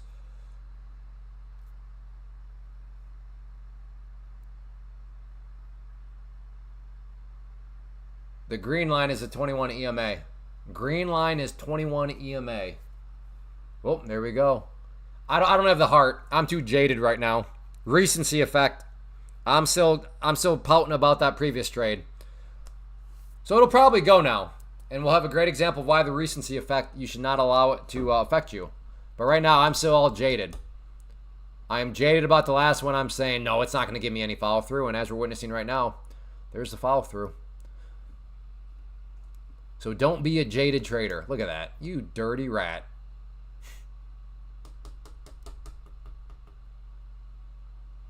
Oh, the recency effect. Well, anybody... Okay, key area right here. In fact... 51, yeah. No, I could short that with a very tight stop, but I'm also... I can feel the emotions creeping in. I'm getting a little irritated.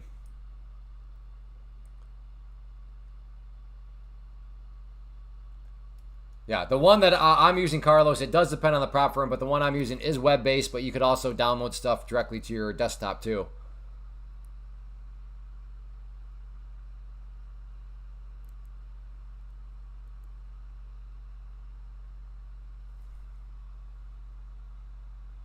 Very nice breakout. Very nice. Good, solid volume. Of course, I mean, what again, the power of charts. Look right where this big old movement has stopped for now. Right there. Double whammy of the VWAP and the 200 period simple moving average. I don't see a green line. Okay, what color what is that? In your mind, what is that? Genuine question. Like, I'm trying to think, what other color could that be? That's yellow? Huh? Then what color is that? If this is yellow, then what color is that right there? This one.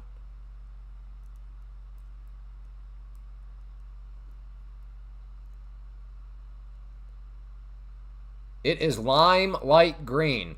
This is lime light green? No, I would say this is lime light green. Do I need to be that specific, really?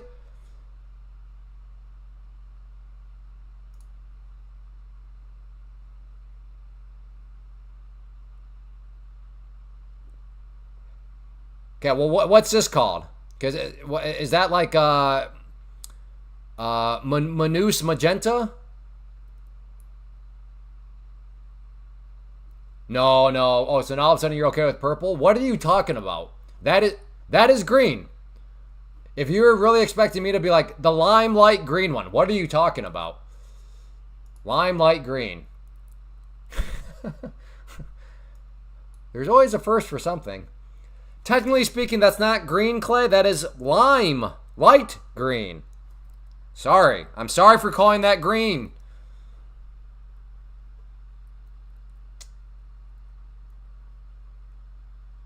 I'm color self-conscious. I don't know what to, when people ask what is what, I don't know what to call these things anymore.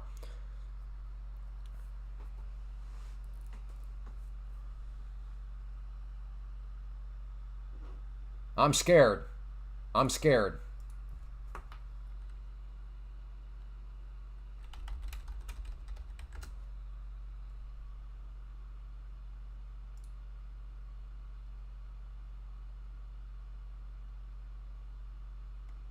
I guess I'm going to need to pull this out now. If somebody asks, I'm like, well, that is acid green. Wait, no. That is alloy orange. It's alloy orange. Oh, look, you just said purple. I don't think. It's actually amaranth, deep purple. Okay. Can you imagine? I tell somebody it's,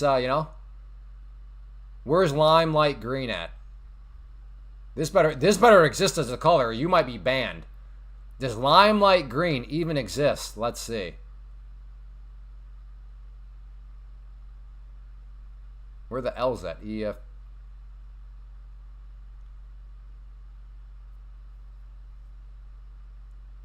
Can you imagine I say it's blue and somebody's like, no, it's cornflower blue. Sorry.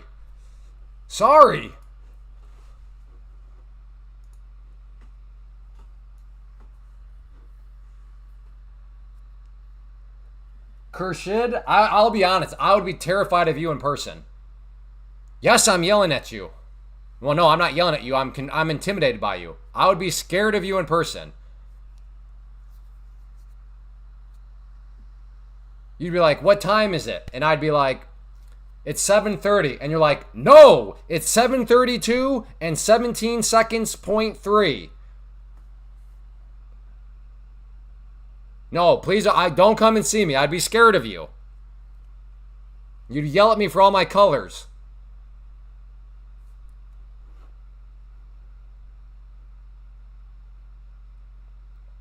I would say take a right at the red stop sign, and you'd be like, I got lost. You said a red stop sign. It's actually a English vermilion stop sign, you scumbag. Why would you tell me a red stop sign when it was actually an English vermilion stop sign?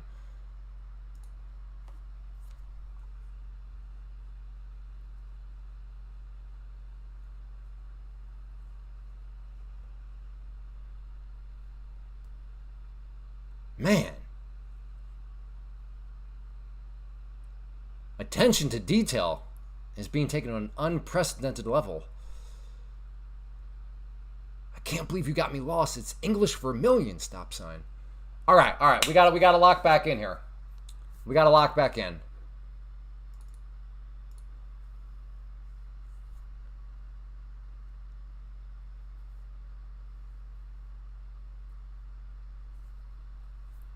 Clay sounds like a married man with those. No, I've never had an argument with my wife. I have a perfect marriage. What's an argument with your wife? I don't even know what that is.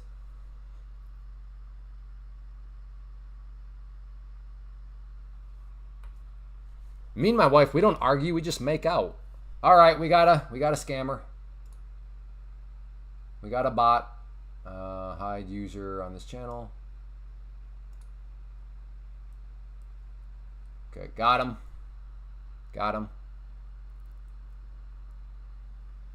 I don't know, Ahmed. I have several, but I do not know how many I currently have right now in terms of the stable. I'm a bit bearish. We will see.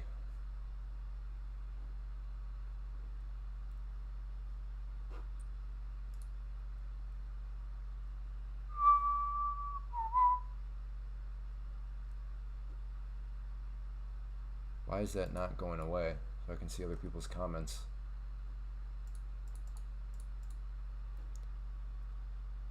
Can some people hit the number? Just hit a number in the chat room real quick. I need something. I have something on my end that's not going away. Can everybody just hit a random number? Okay, there we go. All right. Random number. All right. Thank you. Well, why is that not disappearing? Okay, never mind. We're all good. Thank you. Appreciate the help.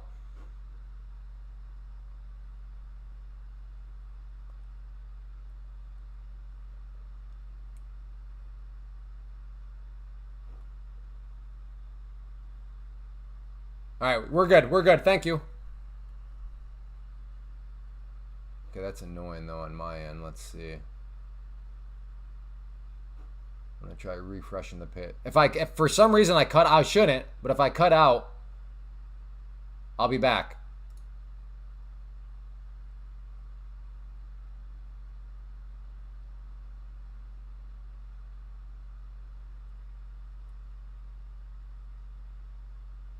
All right. Good. All right, good. The message is gone. Did I freeze up or anything when I did that? Did that do anything out of curiosity? Did I disappear at all or no? I just refreshed my browser page, but like I never cut off the stream or anything. No freezing? Okay, cool. All right, good. Everything is fixed on my end. Perfect. It's such a difficult to know what to do right now. Because even on the 5-minute, look at this. Even if you were to buy the break of the VWAP, you still have the overnight low. You have that pivot point. There's just so much congestion right now on the chart.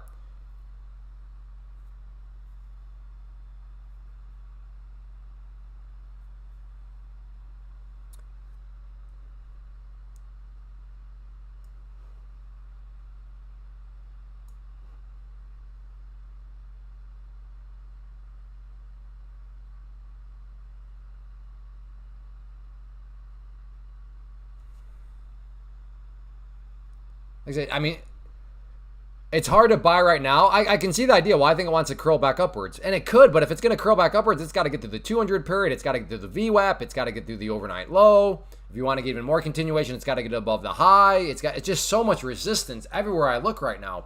And again, to be fair, it could, like a warm knife through butter, push up through all those areas. But just, I would say even more possibly, it just gets smacked back down like it's putzing around right now. I'm short, but no commitment yet. What does that mean? You're short, but no commitment. In my mind, that sounds like a contradiction. Like, it would make more sense if I'm thinking of getting short, but I'm not yet committed. That would make sense. But to say that you're short, but no commitment yet. Okay, well then you're short biased is what you're saying.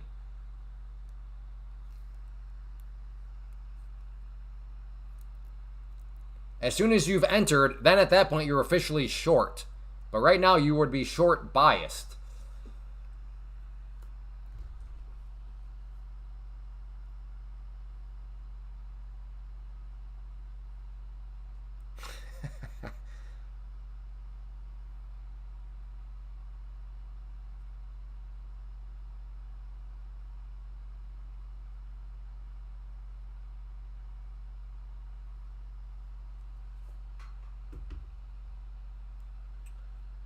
It will drop within the next 18 minutes. Okay, you're right. Good call. Good call. It did just drop. Did you see it go down? Good job. Good call. Oh, look at it. It dropped again. It is going to go up in the next 7 seconds. Oh, you see it going up? You see it? It went up. It went up. Come on, yeah, right? Yeah, right must be a lawyer. He's got to be a lawyer. What a great statement to make where he can never be wrong. Well done, good sir, or good ma'am. You can always tell who the lawyers or future lawyers are. You got to love those statements where they can't be wrong. So you're short now, Robert? So you are short now.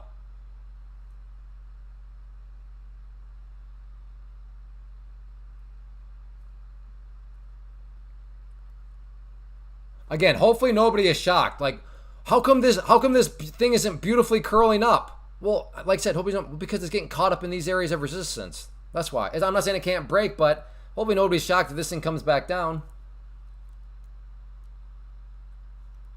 LMD, you're going to need to turn on Google Translate. I'm just watching your screen. I don't know what short means. You're short or you want me to short? But I would be short. Okay, and where would your stop loss be, Robert? He's watching the 1 second chart.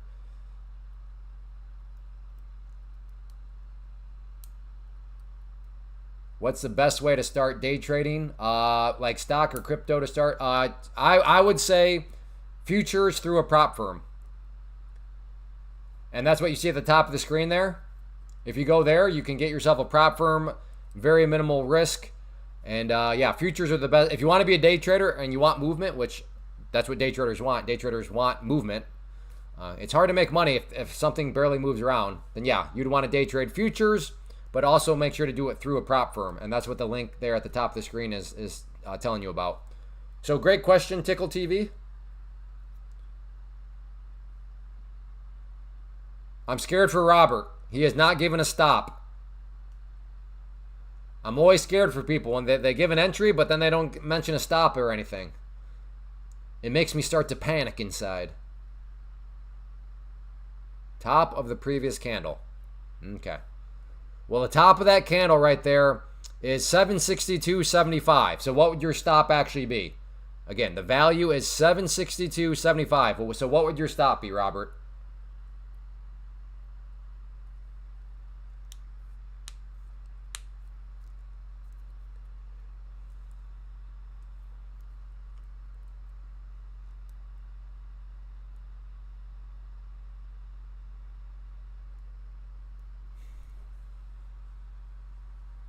Is there any big news this week?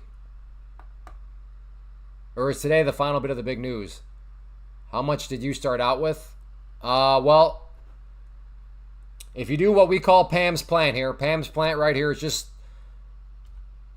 it's an argument and it's a strategy that if you want to be a day trader, day trade futures through a prop firm. So if you want to do that, then the minimum amount you would need to get started with that, again, day trading futures through a prop firm, you could get yourself $25K in purchasing power for $90 if you use code Clay. Code Clay gives you the 40% off and then $0 activation fee. So how much money do you need to get started to become a day trader? Right there, $90.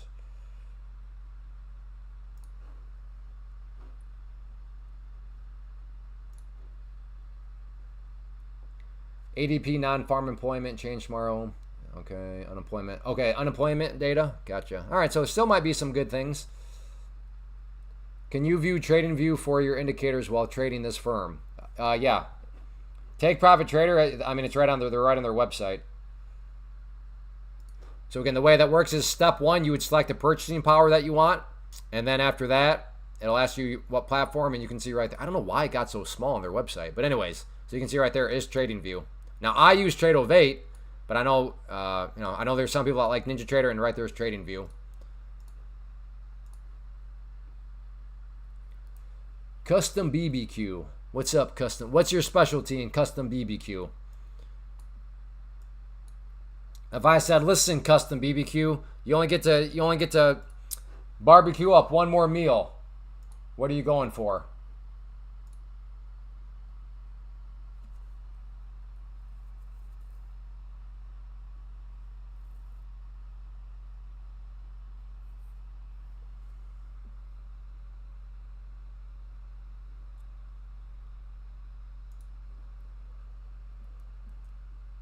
Does TBT still have the 50% consistency rule on the test? Yes. Yep. They still have the 50% rule. Yep. My Take Profit Trader is now active for trading. I'm so happy. Good job, Dominique. Can please somebody tell me, how do you find out if news is coming?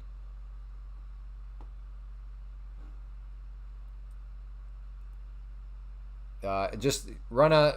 I'll watch this. All right, just calm down. Everybody calm down. I'm really talking to myself right now. But the same questions over and over and over every single day is endurance and patience. Did I misspell it? Economic.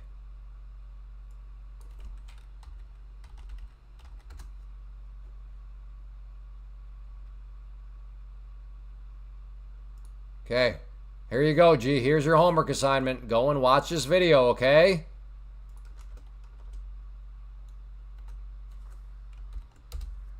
There you go.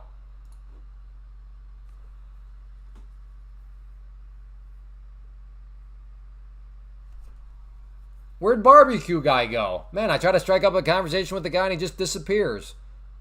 And I thought I was a social reject. Come on, man.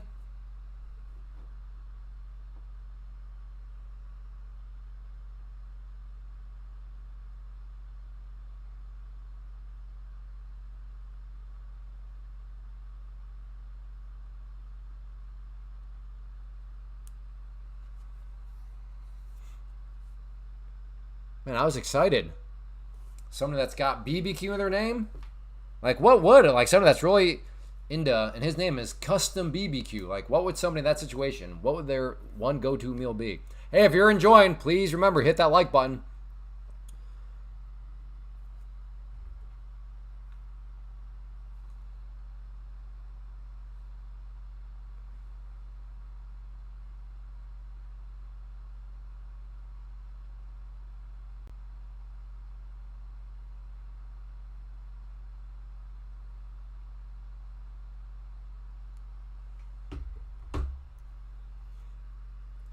I'm here. I was just typing. Gotcha. I'm on board now. I've been on the Clay Trader team for a while. I remember back in the day, stock twits people would fear your. I think they still do fear my videos, as pathetic as it is. I just came across your page. Do you only trade futures? Yeah. What do you trade, Jo? Are you a day trader? If so, what are you day trading?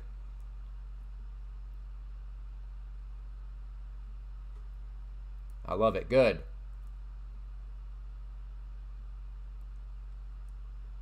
Yeah. Good call, Elizabeth. Forex Factory is a good site too. Learning more like swing trades. Okay, yeah. I am not a swing trader. Any reason, would you like to be a day trader though? Is the reason why you're a swing trader is because you don't have $25,000, so you fall behind or you fall underneath the pattern day trading rule? So given that you only have 3 day trades every 5 days, is that why you got to be more of a swing trader? Is that why, Jo? Am I barking up the right tree? Oh, you build smokers. Cool. Very cool. Yeah, I just have a Traeger. Nothing custom.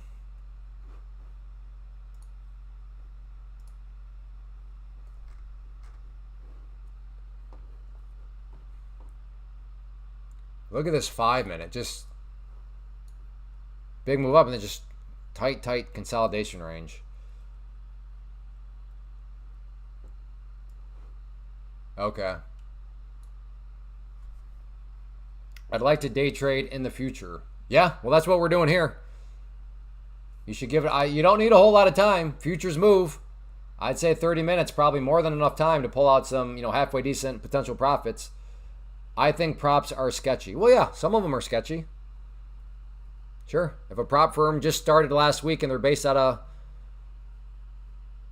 trying to think, what would be based out of North Korea? Yeah, that one might be a little sketchy. Yeah. That's why you gotta go through the ones that have a track record.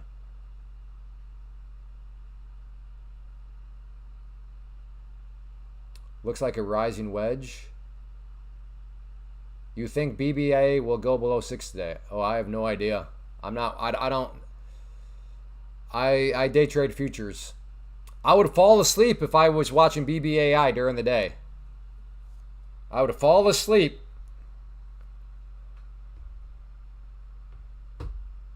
Bro said BBAI. Yeah. That's the idea here. We're here to point people towards better ways. Saul, if you've never day traded futures, you should give it a try. You should consider it.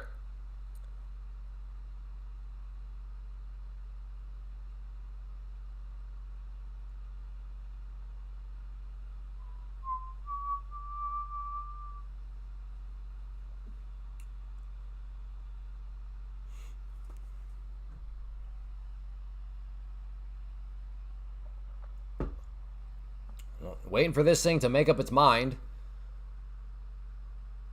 I think I'm going to go ahead and get rid of that line.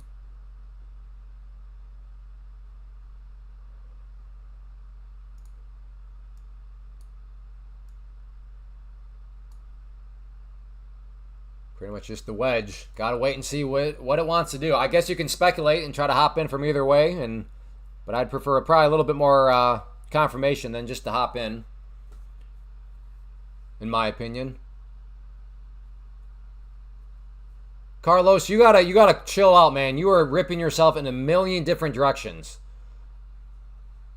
Not that long ago, you were telling us how you're learning candlesticks. Fantastic. Now you're asking, what feature should I practice? How about you just get good at candlesticks right now, Carlos? You need to chill out, my friend. Chill out. You're going in 80 different directions all at once. You're going to overwhelm yourself.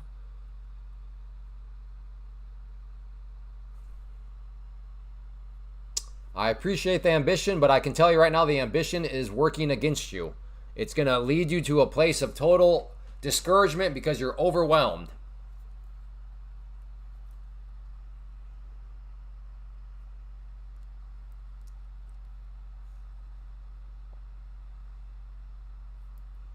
So where do people stand right now? Is anybody in this long, short?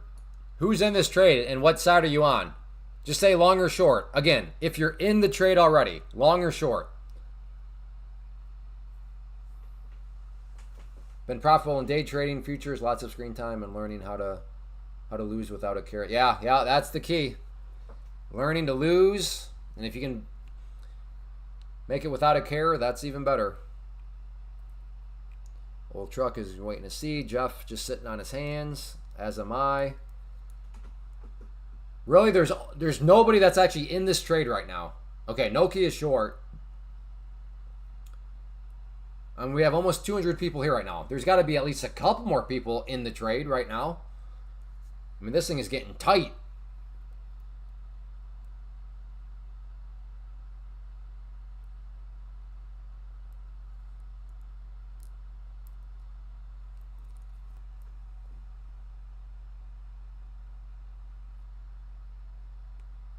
So much SOH out there. If you're new, we're big fans of SOH around here. The SOH order, the best order. Sit on hands.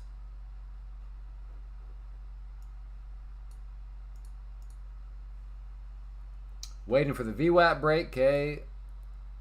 All right, we got Simpleton Jeep is long at 740. Oh, nice entry for you.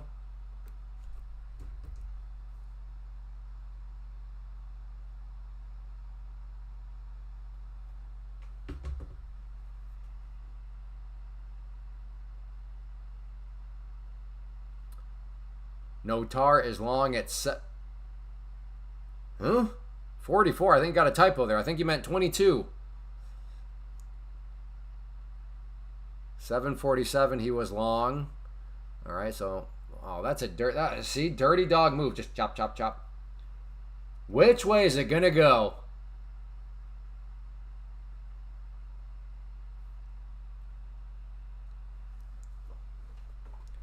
Tricky thing is, even if it does break the VWAP, not that far above, you have the overnight low right there, that like pinkish line. Uh-oh. I hope I don't get yelled at. I can't remember her name. We better look up what's the official, I'm calling this pink, but I don't know. What is this? What color is that? I'm going to get yelled at. Told y'all it was dropping. No, you were right away. As soon as you said that, it dropped down like a point. So, I mean, you were right. Ain't nobody impressed by that. A broad statement? Come on, man. You didn't tell us anything. You didn't tell us anything about your trade plan. That's a armchair quarterback statement. Oh, salmon. You're right. Next time, yeah, right, you got to give us an entry point, a stop loss, and a target, all before the price gets to those levels. Then we'll be like, okay, that's where the credibility comes from. But making a broad statement, it's going to drop. Okay? Like, there is no way you could have been wrong with that statement. Because it could have dropped 5 points and then exploded, and you could have been like, no, I said it was going to drop. Did you not see it drop those 5 points? Or if it dropped 1 point and then exploded, you could have been like, wait, no. What do you mean? I wasn't wrong. I said it was going to drop. Did you not see it drop 1 point before it exploded? That's what we mean by a little bit too much of a broad statement on your part. So next time, a little bit more detail. Detail goes a long way. But, I mean, it was very cleverly written on your part to be able to not be wrong. Right? It's going to go up. You guys see it going up? See that candle getting a little small there? See? Oh, look, it went green. See, it went up. Told you.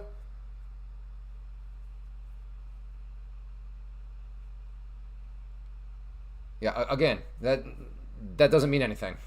Now, if you want to, again, around here, if you want any sort of credibility, you got to give us a trade plan ahead of time.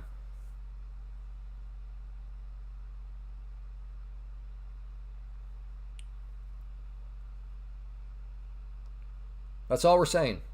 But broad statements like, okay, like just saying random stuff. It's better. It's more enjoyable. Everybody can maybe learn something when we know somebody's trade plan all ahead of time. And then we can go watch how it plays out. And even if you're wrong, that's okay. Being wrong is part of being a trader. Like this, look right above you. See Jeff, retired AF, look at that. He's got his whole trade plan mapped out there. 3 numbers.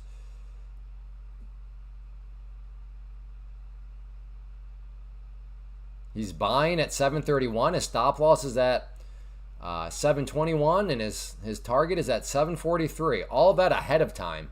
That's where credibility comes from.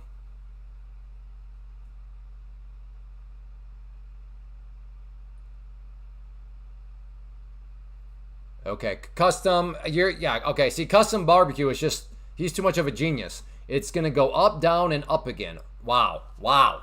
That's a gutsy call. It's a gutsy call there.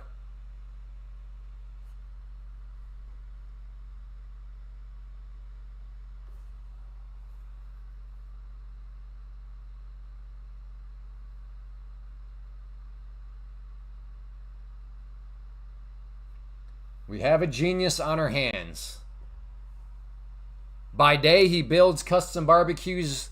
By afternoon, he makes earth-shattering predictions. Blind drunk monkey can predict that. I don't know. Maybe orangutans can.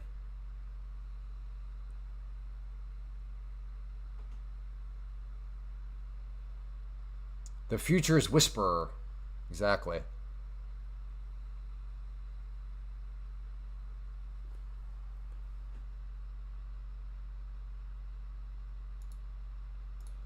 All right, gonna try a long here.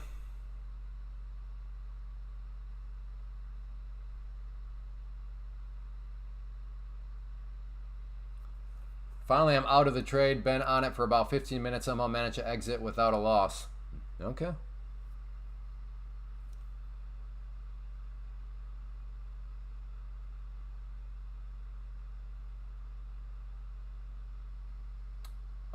A legend in my own mind.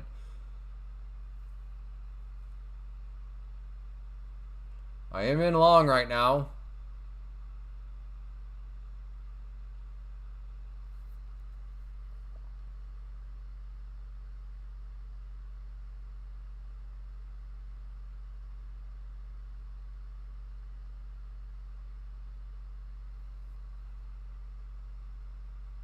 Blue line is my entry point.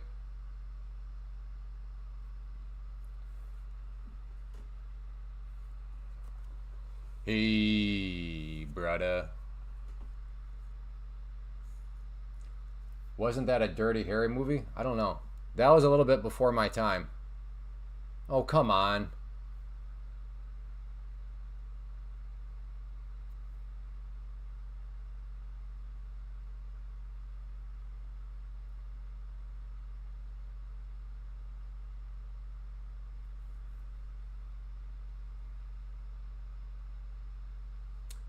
See if it wants to bounce once again off the purple line, which is the 50-period moving average. Hopefully I don't get yelled at for calling it purple.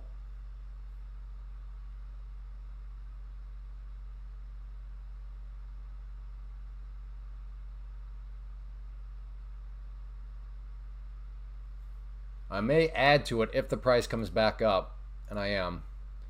That green line is, I'm going to add in another 5 contracts. Only if it comes back up, though.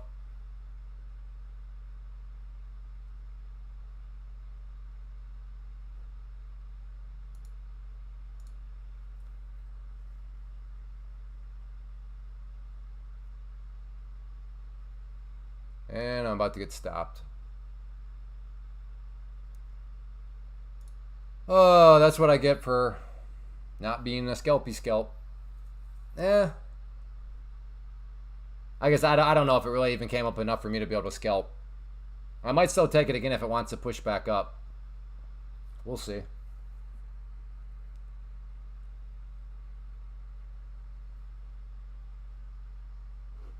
We are on the 5-minute. We're right at the 21.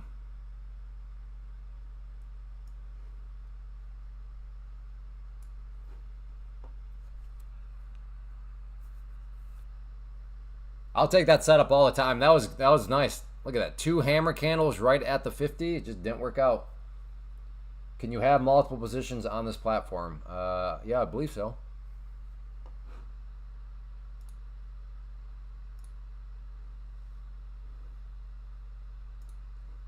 I believe so.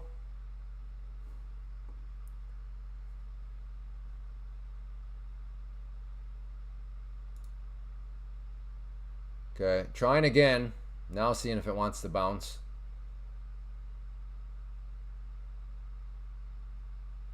See if that was some kind of fake breakdown to the downside.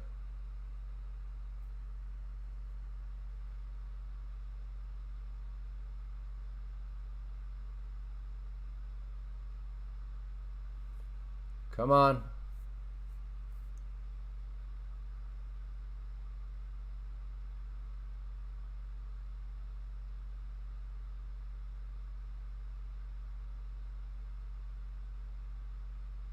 Push. Again, it was a green. There was enough green where I could take another little scalpy scalp there, but I'm getting stubborn again and I'm digging in. I'm refusing to take scalps.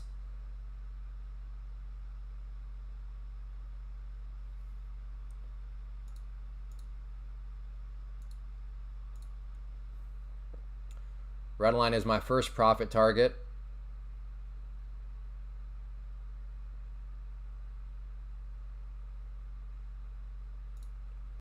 Just in case it spikes, I'll put a couple out there.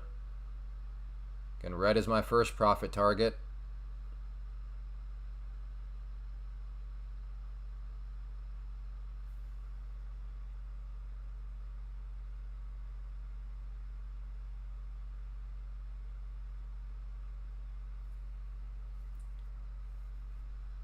Come on. Please, don't make me look stupid again for not scalping. Just go up. Just go up a little bit more. At least hit my first profit target. That's all.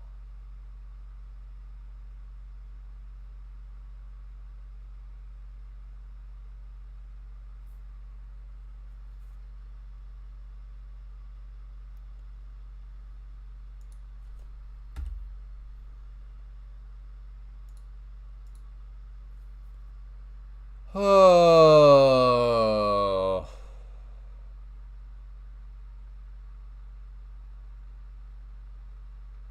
This may have to be my last trade of the day.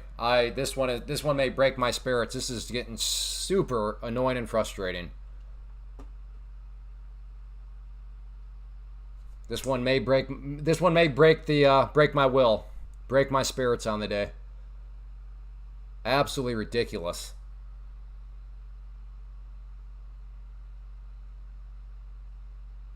And yep. All right. I'm putting myself in timeout for at least the next 15 minutes. So in the next 15 minutes, if I'm even thinking about making a trade, call me out. Be like, Clay, you're lying to the chat. You said you're in timeout for the next 15 minutes.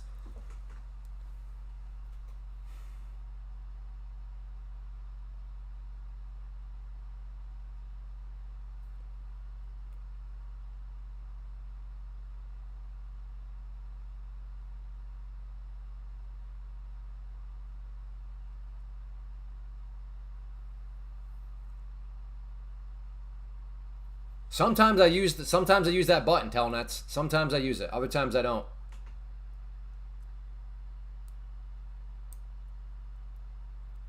Clay, to use any kind of copy trader?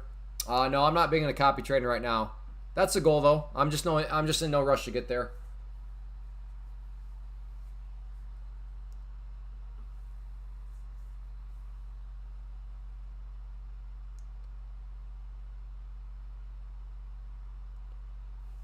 I'm bearish biased now. I can't trade. I said I'm in timeout. So I'll paper trade this though. A short below here. Again, I'm not going to take it because I am in timeout, but whoops. But that's what I'm thinking right now. I'm officially bearish biased. This dirty, dirty dog.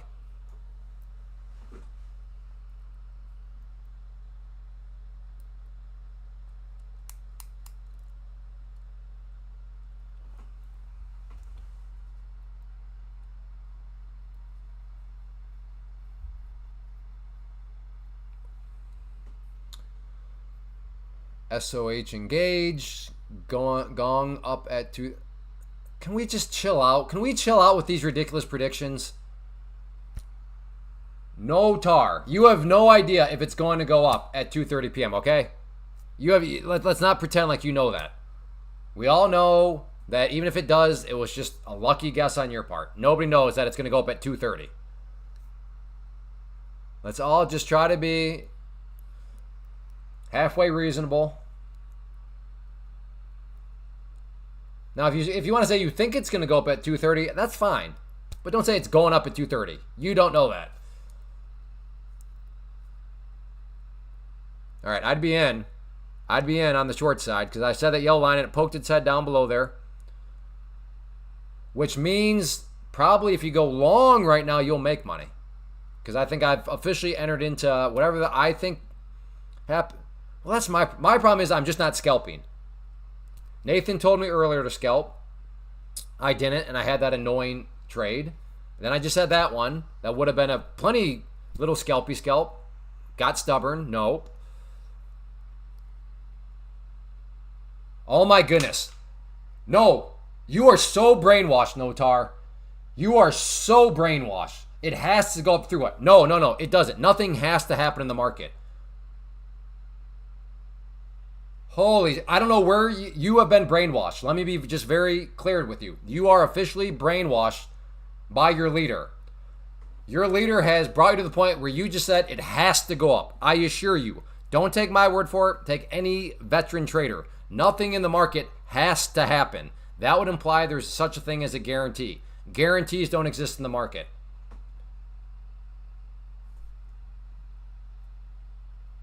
That thing really is a cult. Holy smokes. It really is.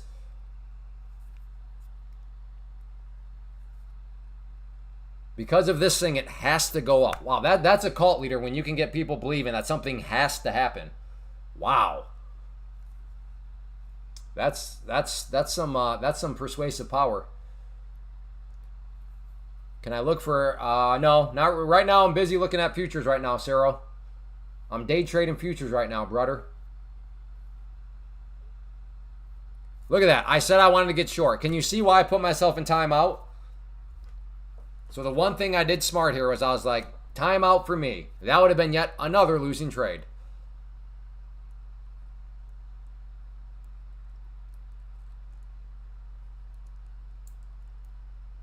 Alpine, don't even get me started, Alpine. Don't get me started. I'd heard about it. I'd heard, Clay, okay, you're entering the futures. There's a cult out there. Be ready for it. Oh, relax. There is no cults. Oh, there is a cult for sure. There is a cult for sure. There is no guarantee in the market. I agree. So the statement when you says because there's this magical, mystical creature that it has to go up through it, that's not a good look. It makes you look like some cult leader has brainwashed you into thinking that something has to happen. Think about that premise.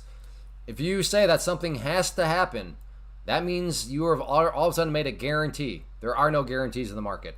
The only guarantee is there's no guarantees. Everyone has their own strategy. That's fine, but that's irrelevant, Notar. Do you see the problem with your statement that it has to go up? That's my point of contention. That's what I'm kind of pointing out to you. It's like, that's not a good look.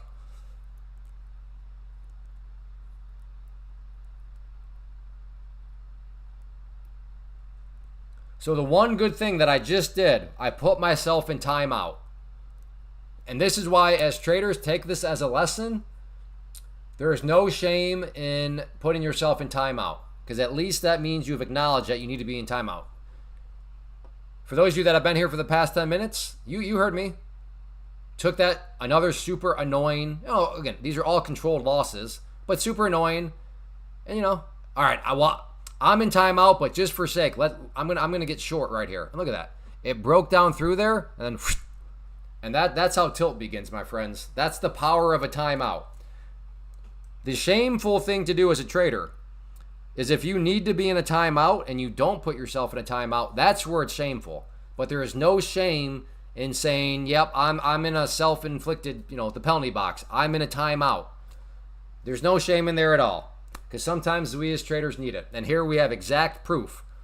No hindsight proof, nothing. We all witnessed, which is the great thing about these live streams. You just all witnessed it. You saw me call out the trade. I'd be getting short on the break of that yellow line. And boop, bam.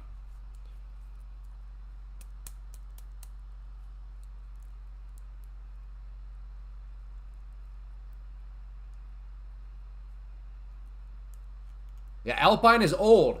He's an old guy like me. He's currently out yelling at kids to get off his lawn. Yeah. He got started with my basic course, yes, and it was the basic one way back in the day. Yep, and he does very well for himself now, which is awesome to see.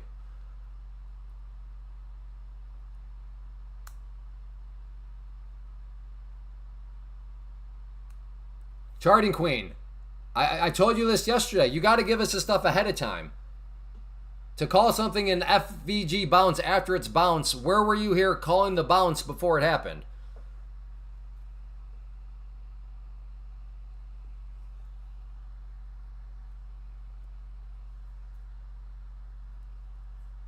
Well, that's why you got to cancel your orders, Godzilla.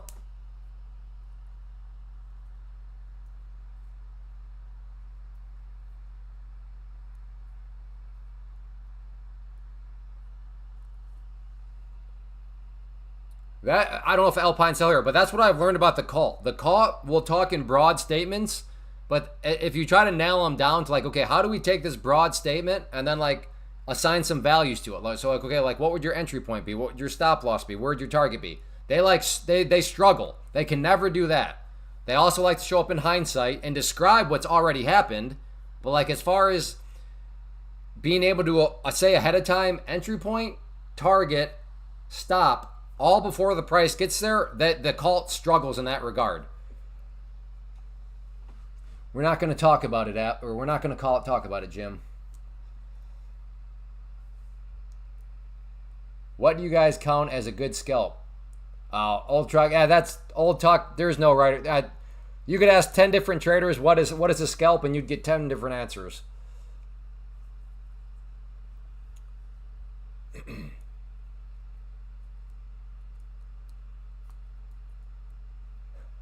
Okay, all right. I don't know if you're just being hyperbolic there, Alpine, but like, is that truly the leader's claim, or are you just goofing around and exaggerating a bit, or is the claim is that his claim that he created the market? I know it's pretty out there, but is it seriously that far out there?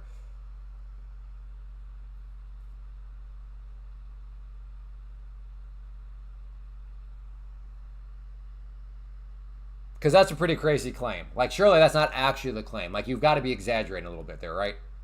I hope. Please.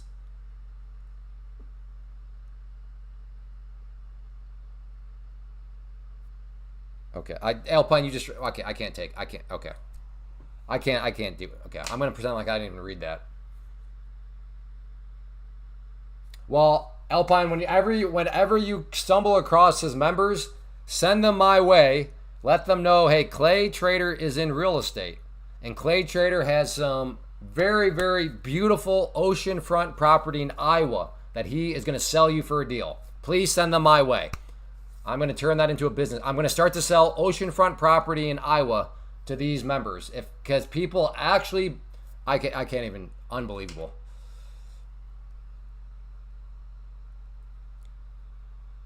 Oh my, I can't do it. I can't do it. What am I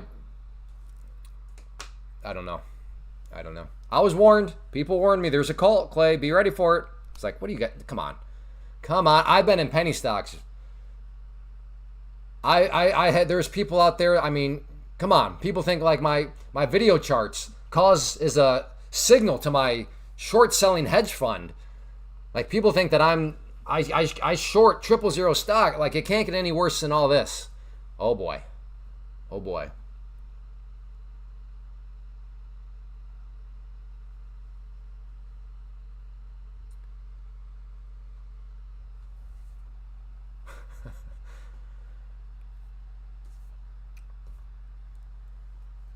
I would just love somebody to want it from that cult to just be able to map out a trade plan ahead of time. That's all I ask. But all I can get are multi-paragraph answers about this and this.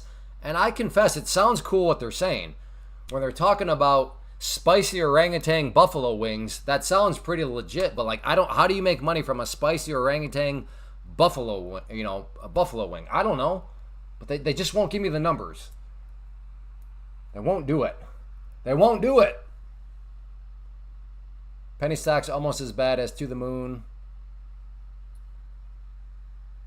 No, this is a whole nother level.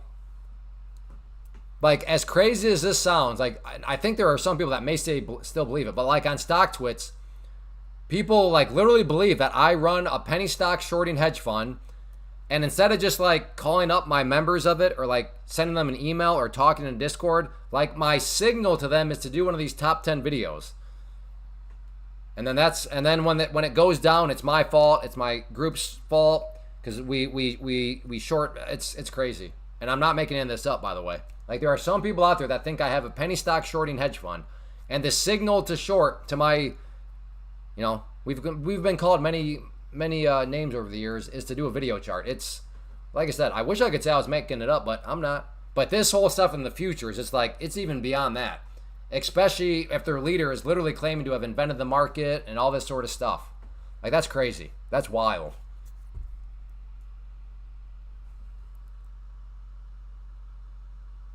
We're not going to go into the details, Stusher.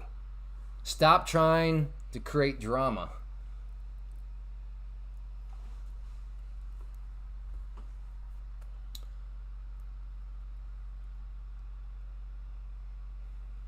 Am I still in timeout? I think I'm still in timeout.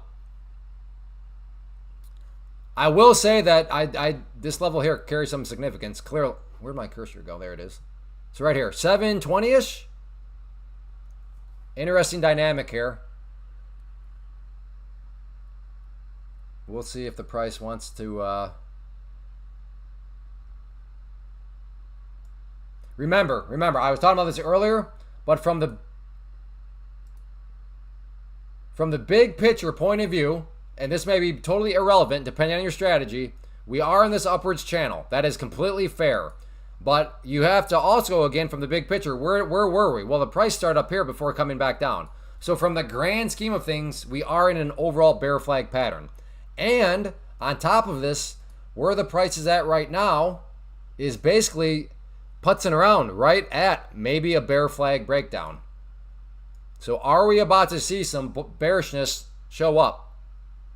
Maybe. I mean, we're knocking on the door of this overall bear flag pattern.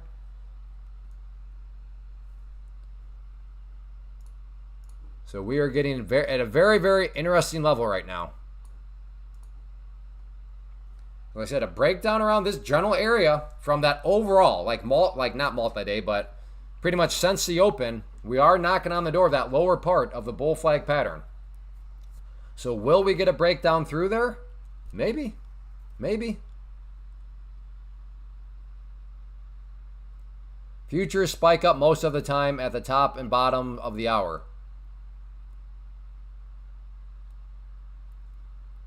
All right, no, hey, if that works for you, fantastic.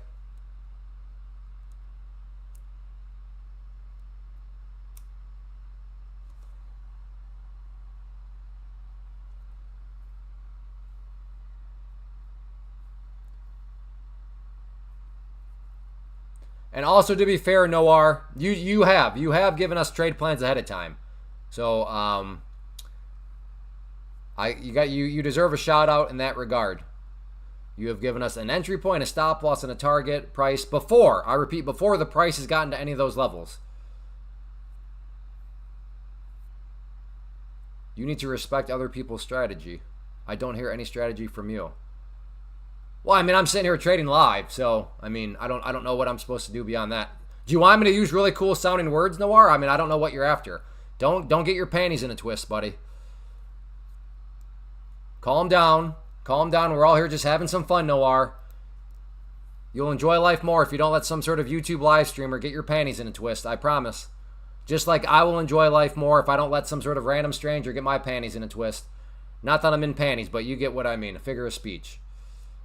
I'm in a leopard sprint Speedo, so I gotta learn to not let people get my leopard print Speedo in a twist, you know?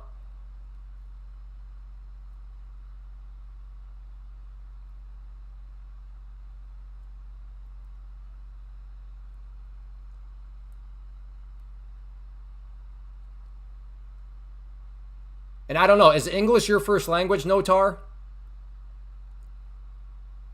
I would be happy to point out exactly the problem I had. Not even with your strategy, but with your writing. But to be fair, I know a lot of people here are from around the world, And a lot of people, English is literally not their first language. So that's something I've learned that I got to be a little bit more sensitive to. So is English your first language? If so, then I'll point out exactly what I meant. But if it's not, then that's fine. Then I get it. There can be some things can get lost in translation. But I can point out exactly what my actual problem with your statement was.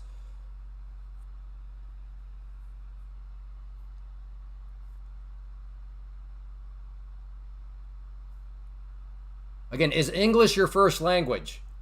That way I can bring full clarity to our little communication here. LK trade. Short, 731. Okay. Stop, 746. Okay. And target is 22,710. All right. Appreciate it, LK trades. All ahead of time. Nothing but respect. Carlos, you're going to drive me out of my mind. You're going to drive me out of my mind. Just attend the class on Thursday, Carlos. I've already told you, you're ripping yourself in a million different ways. Okay, English is your first language. Okay, good.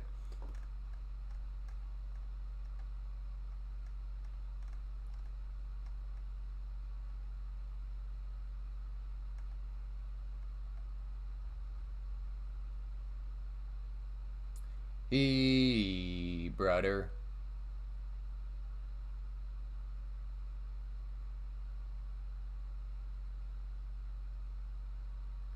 Okay. Right here. This is what I was complaining about the entire time. This is what I was trying to point out. 50-minute, it has to go up through it. It has to. Not it might, not you think, not anything. It has to. So in the English language, that implies like it's going to happen because it has to happen, right? So that is what just like when you talk like that, it makes you seem like, and then you're using FVG, like that's just not, that's, I understand your point. You were, okay, thank you. Then we're on the same page. That was my own thing. Like it came across like when I see FVG and then I see people saying something has to happen. It's like, oh boy, did the cult leader literally brainwash you to the point of thinking something literally has to happen? But it sounds like it's not. So there we go. We're all set.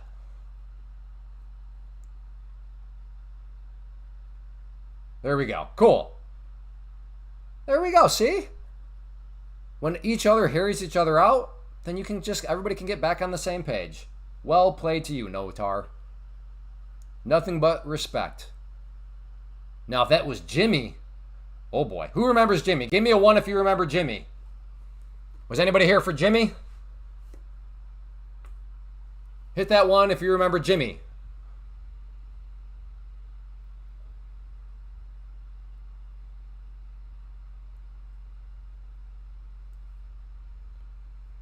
Hit that 1 for Jimmy. Yeah. Now, Jimmy, on the other hand, Notar is like the exact opposite of Jimmy. So that, therefore, is a compliment.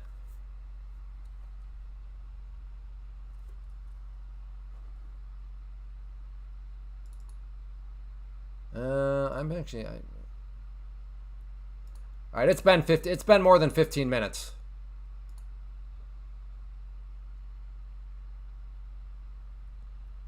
Maybe I'll try one more trade. Jimmy taught you how to trade options, huh? Well played. This is the 2-minute right here. But I'm watching other time frames also. But yes, what we're watching here, Brian, is the 2-minute.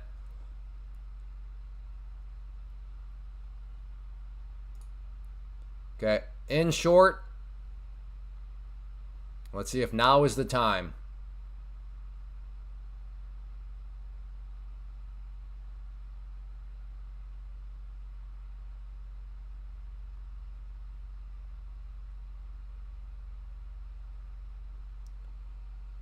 See if we can get the break of about 722 down there.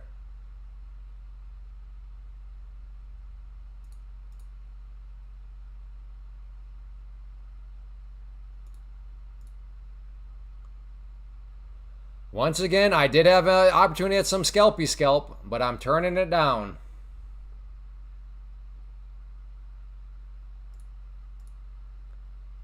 Just in case there's a snap down. Try to at least capture a couple of them. Come on. Come down through that line.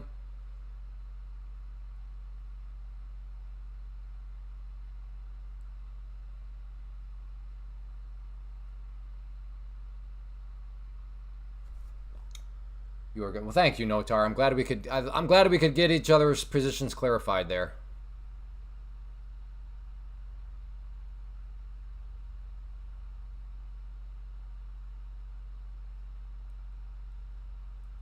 I don't know why I'm so just bent. I just want a big winner for the live stream.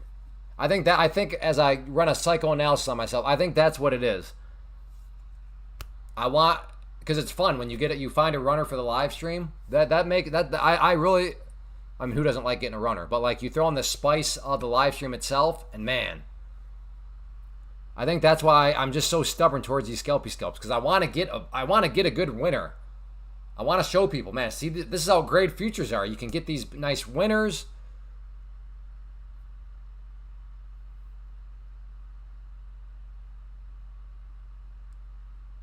All right, here we go. Fake. Now's the time. It tried to bounce and you failed. Now, come on, Bears, keep it up.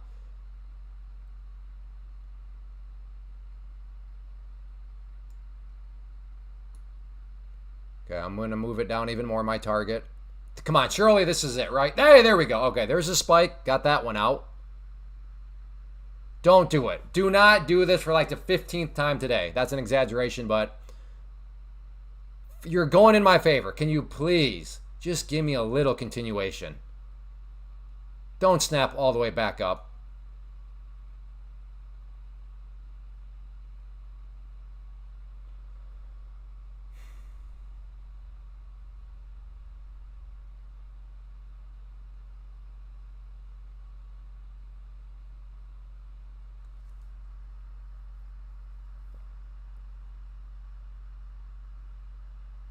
Again, blue line is my entry, so I'm still slightly in the green.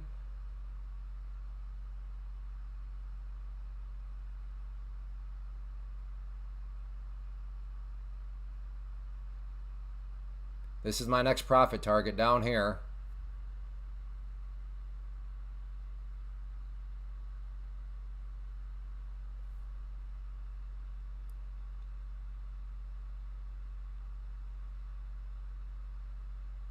All right, I'm out. I can't take the heat because I'm gonna lose it.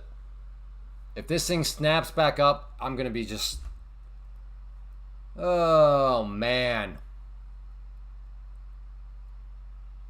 You know, this is gonna be a good time for that vacation next week. I think I need it. I think I need a vacation. I need to step away from the markets or something.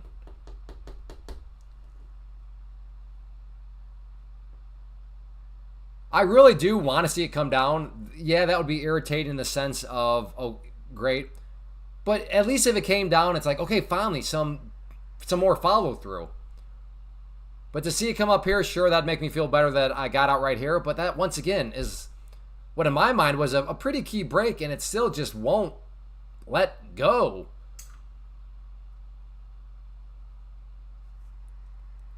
Is anybody here short right now?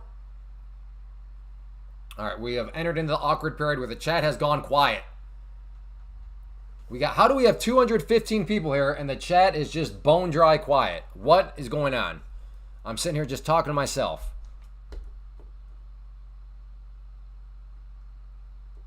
See, this is so discouraging. I mean, again, I feel good. Okay, it's going back up, but like, I don't know. Are you in this right now, Jim? Oh, Charles is long. Can we trade on Friday? I guess the market's open for a little bit on Friday. I will not be here. I will be on a plane.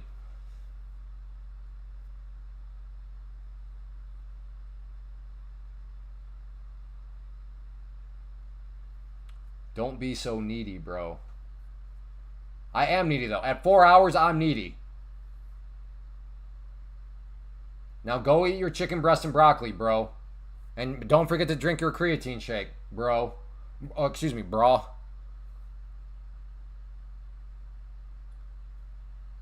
We're on the same boat, Clay. I'm -4 on NQ. Ah, well, I'm glad it's happening all in a prop account.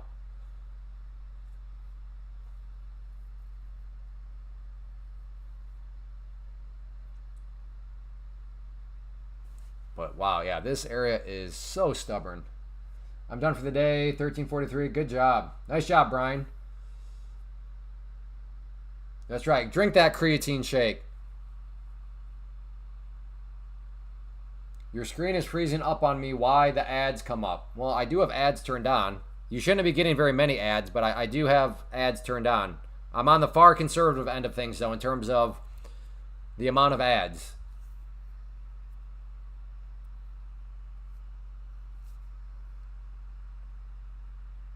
They email you, Matt. It's in one of your emails. Go back and take a gander through your emails. It's in there.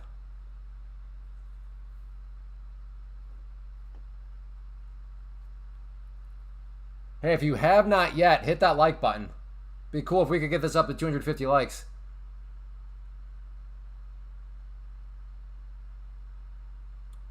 Well, I sometimes you lose money, Carlos. This is not a profession where there's a guaranteed paycheck. Sometimes you pay your money to like a job, right? You go and for your time you will get paid. In the market, sometimes you pay the market for your time.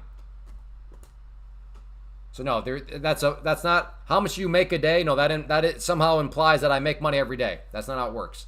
Overall, all this is worth my time. There it goes.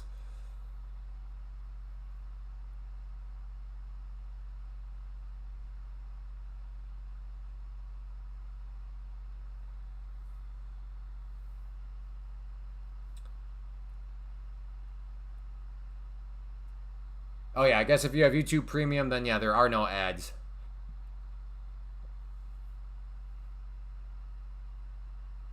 Thanks, Updiscore. Appreciate it. Glad you're finding some value, entertainment, whatever you want to call it. I'll take it.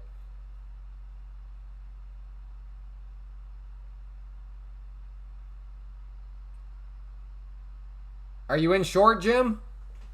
LK's in short. Please tell me you're short, Jim. Are you still in it?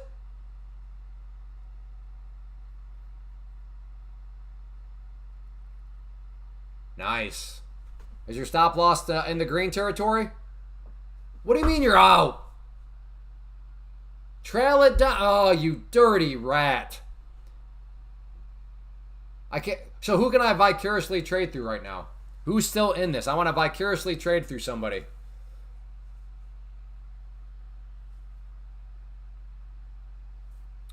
LK trades. Target is 710. Oh, getting close. Oh, so close. Oh, so close. I think you're going to get it. Looking good, looking good. I know. I don't worry about what I've been preaching. That's a minor detail. Hey, what's up? I'm new here and just getting into... Oh, cool. Well, good to have you. Renee the Dev, good to have you. Yeah, we are day trading futures here, which I would also suggest to consider, especially as a beginner trader. Make sure you do it through a prop firm, though. But futures day trading is nice because there's no pattern day trading rule. So you can get unlimited day trades and have a good old time with it. Johnny is up 1,000, calling it here. Congratulations. All right, almost going to hit the target. 710. Come on. There we go. Nice job. Congrats, LK Trades. Good stuff.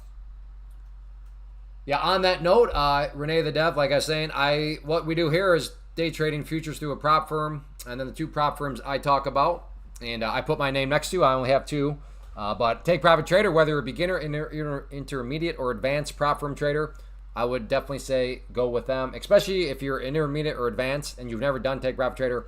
Go with them. Once you get to the pro account, your mind will be blown of how convenient and nice the daily payouts are. Because yes, once you're in the pro account, you can get daily payouts.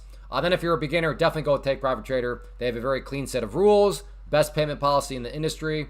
But yeah, then if you're somebody here that's already using Apex but you enjoy the live stream and you're wondering, hey Clay, can I support the live stream? Do you have a code for Apex? I do have a code for Apex, so there it is, CLAY. And this is important because as I always try to do my best to say from a straight up transparency standpoint, try to be as blunt as possible.